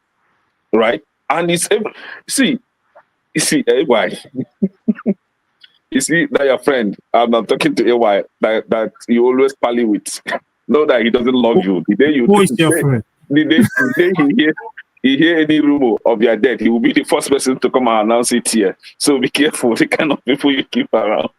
But this is it. Fake news everywhere. Today it is BBC again with fake news. Now they're apologizing like confused media. And I trust my Trump. He said that the apology is rejected. He has to deal with them for once and for all. Yes, so we don't agree. We don't agree. All right. All right. Let me. Don't mind Kenneth. Don't mind him. Rudolph, let me just say something. I posted something on your private chat. Okay. I posted something in your private chat. Actually, 2 things, and I posted it on the chat for everybody to see. Actually, as I was sending it to you, I'm saying that in England, someone conducted the same kind of experiment a few hours ago, called a bunch of churches for aid, and they're getting rejected, getting yelled at, getting the phone slammed on them saying, do you think we're a food bank? But then they called the mosque. And the mosque is saying, each time, why are you telling us you're not Muslim? Just tell us what you need. And they're offering it to people. And I'm reiterating it, and I know it's pissing people off on this show because we tend to demonize Islam a lot. And we hate to see the good sides of it, and we hate to see the bad sides of Christianity, which we have to admit is very hypocritical, even with its followers. So I sent you the links. You can check them out if you want to play them on here. The other moderators would like to hide this kind of things all the time, even when you show them things like how Judaism is not related to Christianity and how it's related to Islam. Nigerians do get antsy at the truth. And it's about time, even if it makes them uncomfortable, we have to keep saying the truth, exposing the truth, and getting them out of that colonial mentality, which a lot of them seem to be stuck in, but refuse to admit that they're stuck in it. All right, thank you. We don't have time. First of all, we'll have to watch the video before we play. There are also copyright issues, so we don't just play it. But I want to thank everybody that joined us today. We are behind, more than 2 hours behind. Can you mute if you're all right? We're more than 2 hours behind. Thank you, everybody. I want to thank those that supported us. Oriaco, Top 8, thank you so much. Eccentricast, thank you, and AY, thank you. We appreciate you. This, believe it or not, this is how we are keeping the lights on. Without this, we will probably one day you'll come here, you won't see us. But thank you, everybody that are joining us. Those at home, thank you so much for supporting us. I know that forefathers, he must be waiting for the last 2 hours. One day we are going to be ending at 3 in 3 hours time. We will get there. I'm promising you. It can happen next year that we stay 5 hours when we schedule for 3 hours. But again, thank you everybody who joined us. Who won? Nobody's telling me who won the rant. I'm seeing Show as number 1, Dexter number 2, Paul and Omori. No, Show is excluded. It's part of the. Okay, so if Show is excluded, then Tokwe has sold out. Tokwe is corrupt. Tokwe is the Mayfield of this. It's not Tokwe that is. I don't know who put this together. Tokwe spent vote. AY bought Tokwe votes. Maybe next time we will give a gift to the best person that ranted. Maybe that will encourage people to. I think yours is the best. I think the just won the ranting. Eccentric card was unique, so I really love this rant. The damage is the INEC chairman. Now he's giving us there should be a gift for the best person. But thank you guys. Let me finally hear from forefathers, and then we close. Forefathers. Greetings, Dr. Damages. Thank you for having me. Greetings to all the panelists, the chat, and the viewers. Sorry, I came late. I was just trying to prepare for the next one, so it's not easy. Yeah, regarding what is happening in Nigeria, I saw the video of Wike, making a fool of himself. Clearly, he wasn't supposed to behave like that. But from the way he was talking, it seems like he was asking for documents. So even if it's the right thing to do, that is not where you do it. And the soldier is also following orders. I really wish a lot of Nigerian military learn how to follow the rules when he was giving the order. So you can't fault the soldier for following the order of his superior. And from that point of view, Wike is to be reprimanded because he's the minister. He's supposed to know better than just to be shouting at somebody at the gate of a premises like that. That is on Nigeria. Regarding the issue of this Christian pastor that is talking about genocide, and I don't understand why our own leaders haven't been managed to be able to talk to these people and try to understand what is going on. And before he got to the point where he comes out and starts shouting like that, for all we know, maybe he's put up to it, we don't know. The truth is going to come out in time. But our leaders, they have not done very well for themselves. Like I said, one of my litmus tests for this government in terms of national cohesion and whether they are being biased or not, if somebody like Abike Dabere is still in office after what she did, no apologies, no nothing, yeah, we have a serious, deep problem in this country. Because if your leader doesn't see that as a problem, to send somebody flying out of their office in a diverse nation like Nigeria, then we have a big problem, and that problem is going to show itself again during 2027, this election. In the context of the world, politics, it's beginning to emerge the reasons why our leaders are not able to do what they need to do. You didn't know it was that late? Sorry, there's a bit of conversation going on. Yeah, it is beginning to emerge the reasons why our leaders are the way they are, why they are not able to do what they need to do for our nations. There are videos out there saying how sometimes they go to Washington and New York for UN. They are being threatened. These are people are being threatened, and it's even happening to American politicians. It turns out that Candice Owen is opening the nyash of all this nonsense going on around the world. That they are all threatening each other, blackmailing each other, not to do what they need to do for their people. It's not only the Americans are complaining. Americans, their healthcare, they have to pay a lot for their healthcare. They pay a lot for everything. And they invent most of all these things. The rest of the world even get cheaper prices. The people they fund have free healthcare, while Americans don't have free healthcare. It doesn't make sense. So a lot of people are complaining all around the world. It's not only Nigerians that are complaining about their leaders.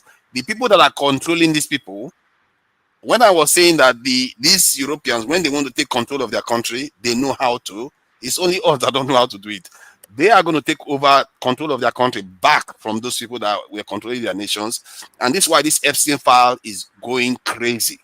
I don't know whether you have heard the latest one about Trump and Clinton.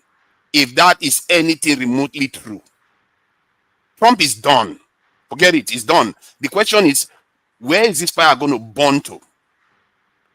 Where is the fire going to burn to? Is it going to burn all the way to Israel? Burn all the way to this is Democrats?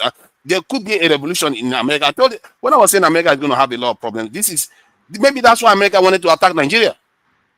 I told you, one of the ways Trump is going to look for a way to get out of this is to start a war.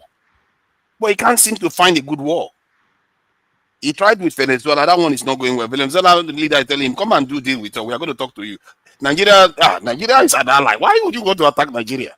It doesn't make sense. All his life, no American president has threatened to attack Nigeria. Suddenly, Trump wants to attack Nigeria. Why? Is it because Nigeria sided with Palestinians in the UN only? No, he's trying to distract people from all the issues. They try to stop this Epstein file from being released for months now. I think 50 days at least. They delayed a Democrat from being sworn into Congress because they don't want to release this file. This is a file that he came into office saying he was going to release, and suddenly he discovered that his name was there. He doesn't want to release it anymore. Watch this space. By this time next week, because they released 20,000 files, and information is beginning to dribble out already. Information is beginning to dribble out. They are talking about how Kanye West was talking about this years ago, saying that even black celebrities, black billionaires in America are not allowed to do certain things. They cage them.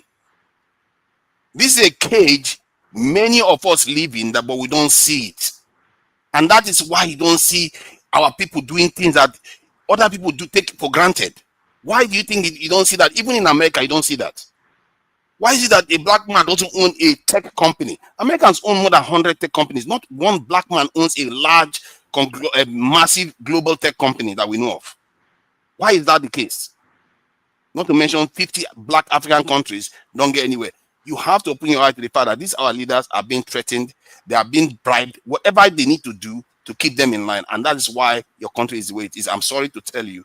It's not entirely in their control. And that's why anybody you elect in, including Labour MPs, this in House of Assembly members and senators, they go and start doing the same thing. Because when they go there, they discover that this one big past them. They are all scared. None of them are capable of being leaders. I'm not even sure Nigeria have leaders. Maybe if Trump had attacked us, we'll create a leader by force. I'm sorry to say that's what it might take for Nigerians to have strong leaders. Because let me say this one as a parting shot. If you have a leader, if you have a kind of elite class, whereby if they misbehave, they are willing to take their own head off because they disappointed their own people, or they disappointed their own elite class.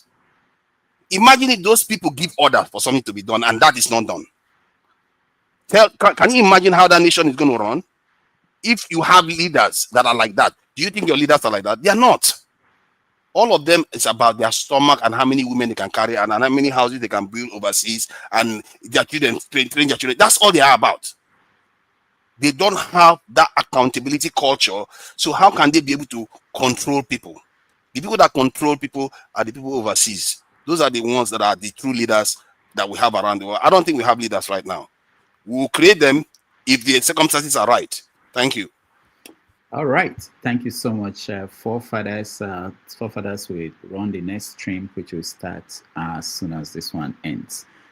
Before we go, let me just play this for you guys as the final video, and I want to thank everybody who joined.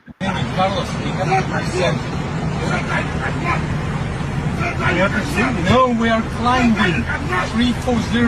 Yeah, but we need to reduce. Don't need select the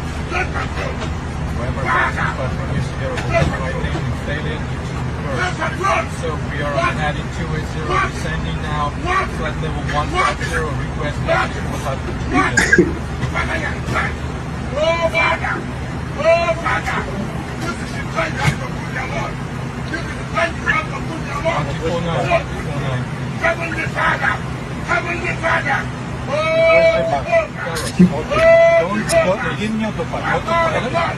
now we are descending. We are descending. Flight level 150. Heading. Go back. Check the speed. Maintain to 50. To 50 no. Yes. Don't need to hurry up. Don't have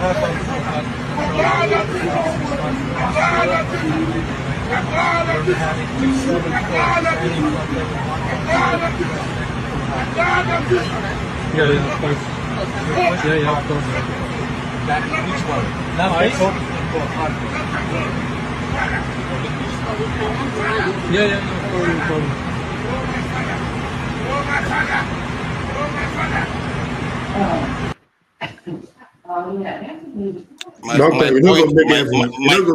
My point exactly. These guys they are not leaders. They just bully Nigerians. Like they are not powerful people. They are all cowards when it comes down to it. They are not. I'm sorry, we don't have it. I'm sorry. I never forget these days. As a Wike supporter, I never forget these days. Can you imagine that? You know, you think we learn from history, we learn from what is going on. If a man went through this because he thought he was going to die, and then acted the way he acted this week, imagine. There's no connection to it. This is really terrible. People imagine if foreigners threaten his life, he would be begging like this. And it's our leader. There are consequences. This is my point. We don't have leaders. They are not the class we have at the top. They are not brave people. They are not. They don't understand it because they were never. This is created in a crucible. That great leaders. They are not those types. Forefathers, thank you for being on the show. Heaven is the goal. Forefathers, thank you for being on the show. 2 Nigerians, 1 brain cell. Thank you for being on the show. Mazopara, thank you. Ovie, thank you. Kenneth, thank you. Dexter, thank you so much. Ike, thank you. All the people that joined in the studio and those that watched at home on the comment section, I appreciate all of you. I will see you tomorrow with Evangelist Ezekiel.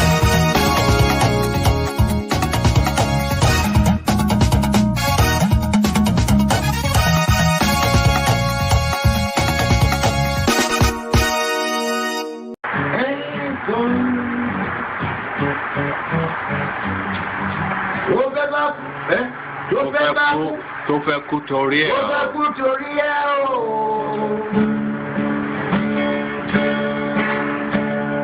Ọwọ́ ẹni ló ti ṣàánú kọ́. Ayé la bá, ayé la fi sílẹ̀ sí. Ọ̀nà èyí yóò.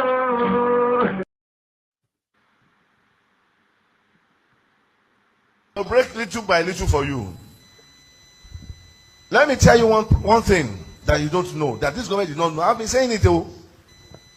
Watch out ethnicity and religion crisis. Watch out ethnicity and religion crisis. Right? The Igbos, they are tired of this world called Nigeria.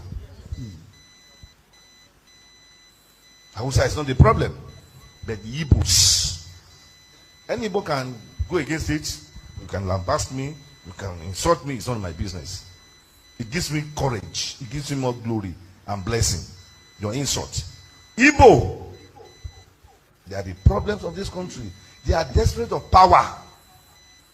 They want to rule Nigeria at all costs. And I've not seen them ruling Nigeria, even in coming dispensation. Let them bring, when 10 trillion will come out. Igbos, they are betrayal of themselves. Igbo cannot control Nigeria. Let's be realistic. Let's be honest with ourselves. But they don't understand. Instead of them to seek wisdom, they are flexing muscle. And that's not the answer. That's what Tinubu does not even know. Obasanjo, who is advocating for them, they are the one who spoil it. All these Obasanjo, Yakubu Gowon, who are they? Many of them. So Obasanjo wants to make an amendment now, when it's too late. Tell the Baba to go and sleep. We can't make any amendments. Igbo, there is an error at the beginning. A course is on you. If you don't reverse that course, Igbo, you can't be president of anything in Nigeria. Note and underline: wisdom, understanding, knowledge. That's all you need.